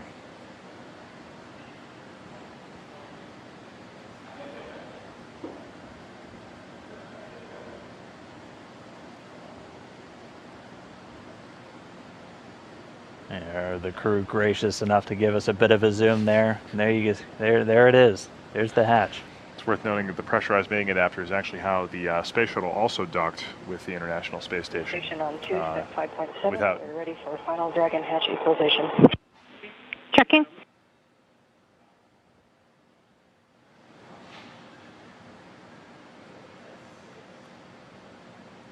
And so Anne McClain calling down. The crew just about done with their steps, so the teams on the ground are going to check it out, make sure everything is equalized between Dragon itself. So again, you want to make sure that the pressure inside the spacecraft and inside the space station are the same. Otherwise, opening the hatch could either be really difficult or a little more dynamic than you might want. So always a good idea, and always the last thing that they do, just to make sure these pressures are equal. Equalization time. We're still looking into it. We're seeing Dragon temperatures just a little bit higher than expected, so we should have that for you shortly. Copy.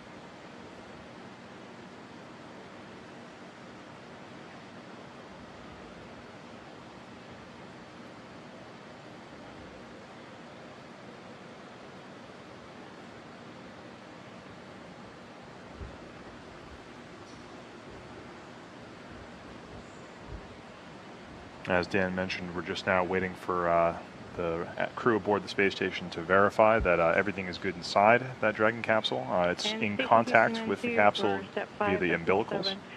And the expected equalization time would be 2 minutes or less.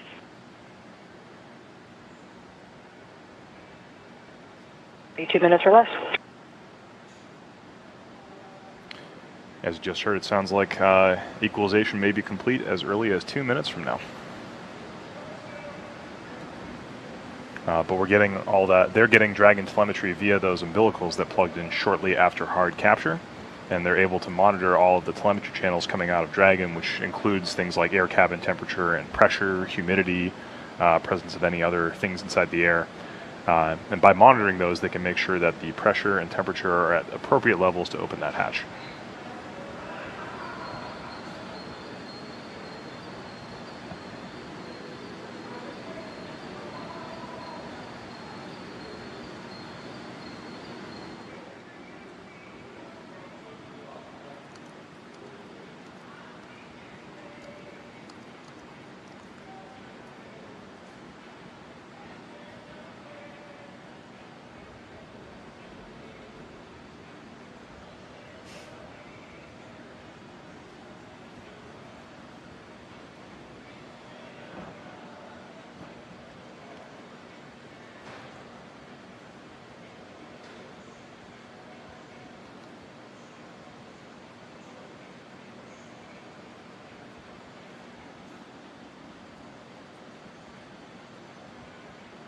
And just a quick handover. We'll get that video communication back with the station momentarily. We should have a pretty solid block coming up, so as long as everything continues to move along quickly, we're going to have great views of that hatch open. Everything gone well ahead of the timeline so far today. Docking was early. It's great news. Yeah, the crew's been moving through all of these steps really quickly and should get the hatch open early as well. On your screen right now, you can see the two mission control centers currently watching over the operations on orbit right now. On the left is Johnson, and on the right is Mission Control at SpaceX, where Dan and I are right now. Yep. We can't wave from that camera view, but yeah, we're just over top overlooking them, and those teams have been working hand in hand pretty much since the vehicle launch. Things really kicking off with what we call integrated operations, and that was just about when we went on the air earlier today before the docking, which is about 2.5 hours or so before the actual docking to the space station, and that was just when everything's really in lockstep between the two teams, sending to Dragon and making sure that the station's ready to receive it. But everything went real smoothly. We went through all the demos, had no issues the whole way up, and actually docked ahead of time. That docking again was at 2:51 a.m. Pacific time, 5:51 a.m. on the other coast over at the east there. For everyone, a little bit earlier in the morning for us. Can't complain about early. Can't complain when it's spaceflight operations.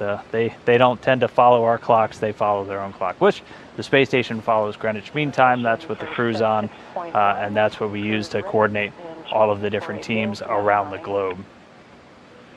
Checking. And that's Ann McLean that we're hearing, and she's just reporting that the crew is just about ready, and so we should hopefully be getting that hatch opening coming real soon.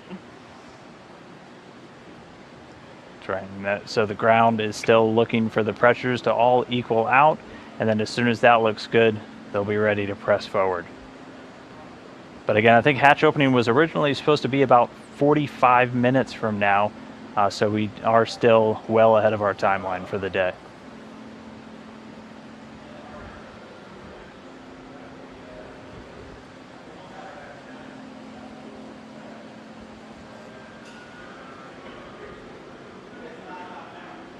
Now, once they open the hatch, we're still not done. There's still a lot more tests to run to make sure that Crew Dragon is safe to enter and make sure that everything looks nominal.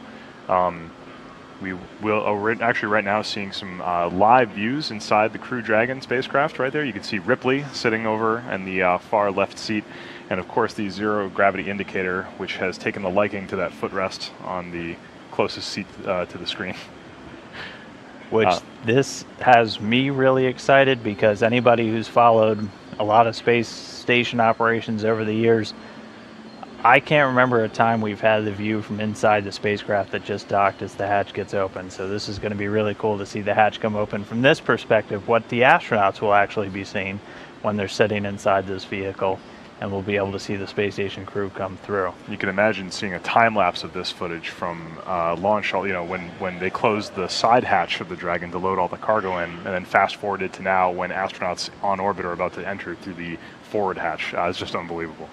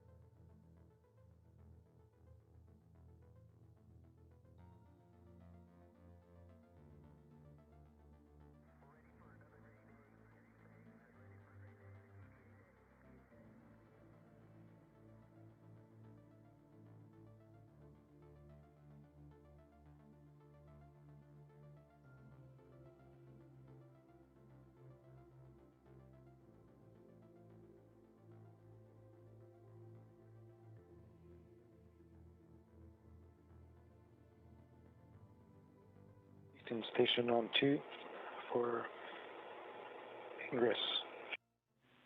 Go ahead, David. All right, at step 13.5, IMB ducting is installed, ready for IMB fan activation. Copy. We'll go for fan activation. And David, for you, if the footrests are being a little bit challenging to secure to the seats, you're welcome to bring some Velcro straps with you. Thank you. Yeah, I retrieved one of those white webbing straps. I think that would work fine. Sounds great to us. And for SA, at step 13.1, I did not restrain the hatch. It felt secure enough as is.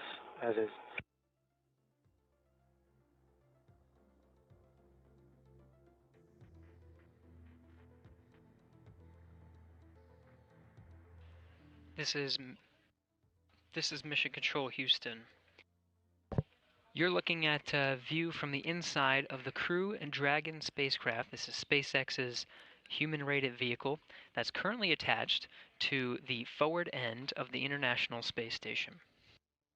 If you missed it, it docked earlier this morning at 4:51 a.m. Central Time, and the hatch was finally opened between Dragon and the station at 7:07 a.m. Central Time.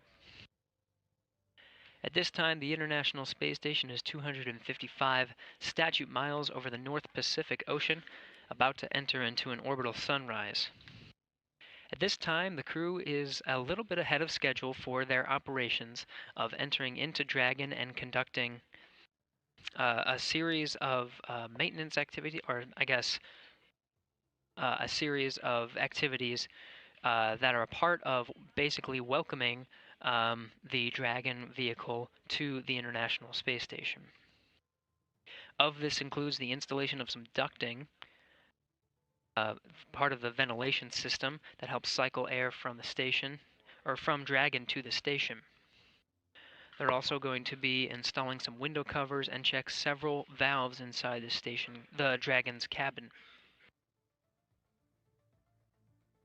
Again, the crew is a little bit ahead of schedule. We currently have a welcome ceremony currently slated for 9:35 a.m. Central Time. We'll keep you updated with the latest as the crew continues to fly through their scheduled activities to get the Dragon completely outfitted for its stay, for its almost a week stay aboard the International Space Station. You're going to look at David St. Jacques, Canadian Space Agency astronaut of Expedition 58 inside, conducting some of these installation activities. Again, stay with us as we continue to provide live coverage, some of these views from the inside of the station and the Dragon vehicle. Still tracking a welcome ceremony for 9:35 a.m. Central. We'll give you the latest as we learn more, and these astronauts continue to fly through their scheduled activities.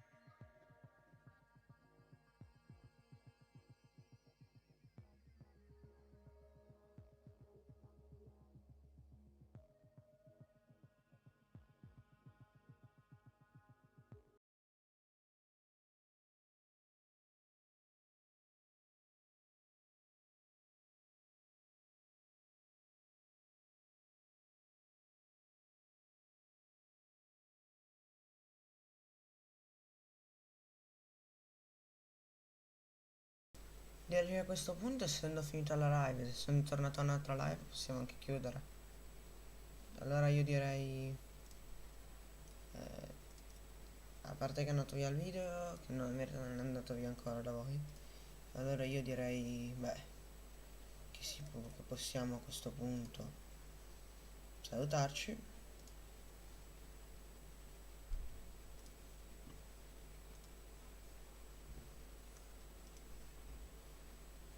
E qualcuno mi sente?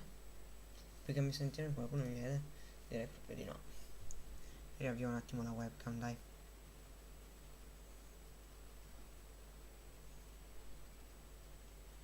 Comunque direi che possiamo a questo punto chiudere la live. Dopo possiamo dire quasi 24 ore di live, anche di più. Cioè con me ben meno, però tra tutti 24 ore di live ci sono state, che sono tante. Ma è morta la webcam? Poi è morta la webcam.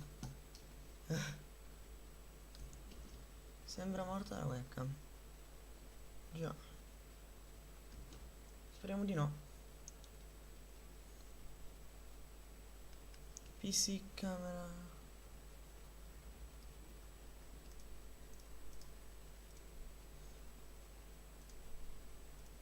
Niente, è morta la webcam, raga.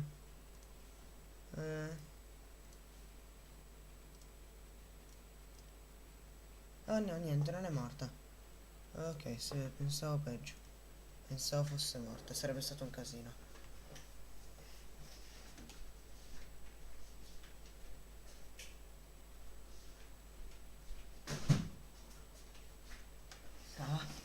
Facciamo che vi saluto. Facciamo che vi saluto.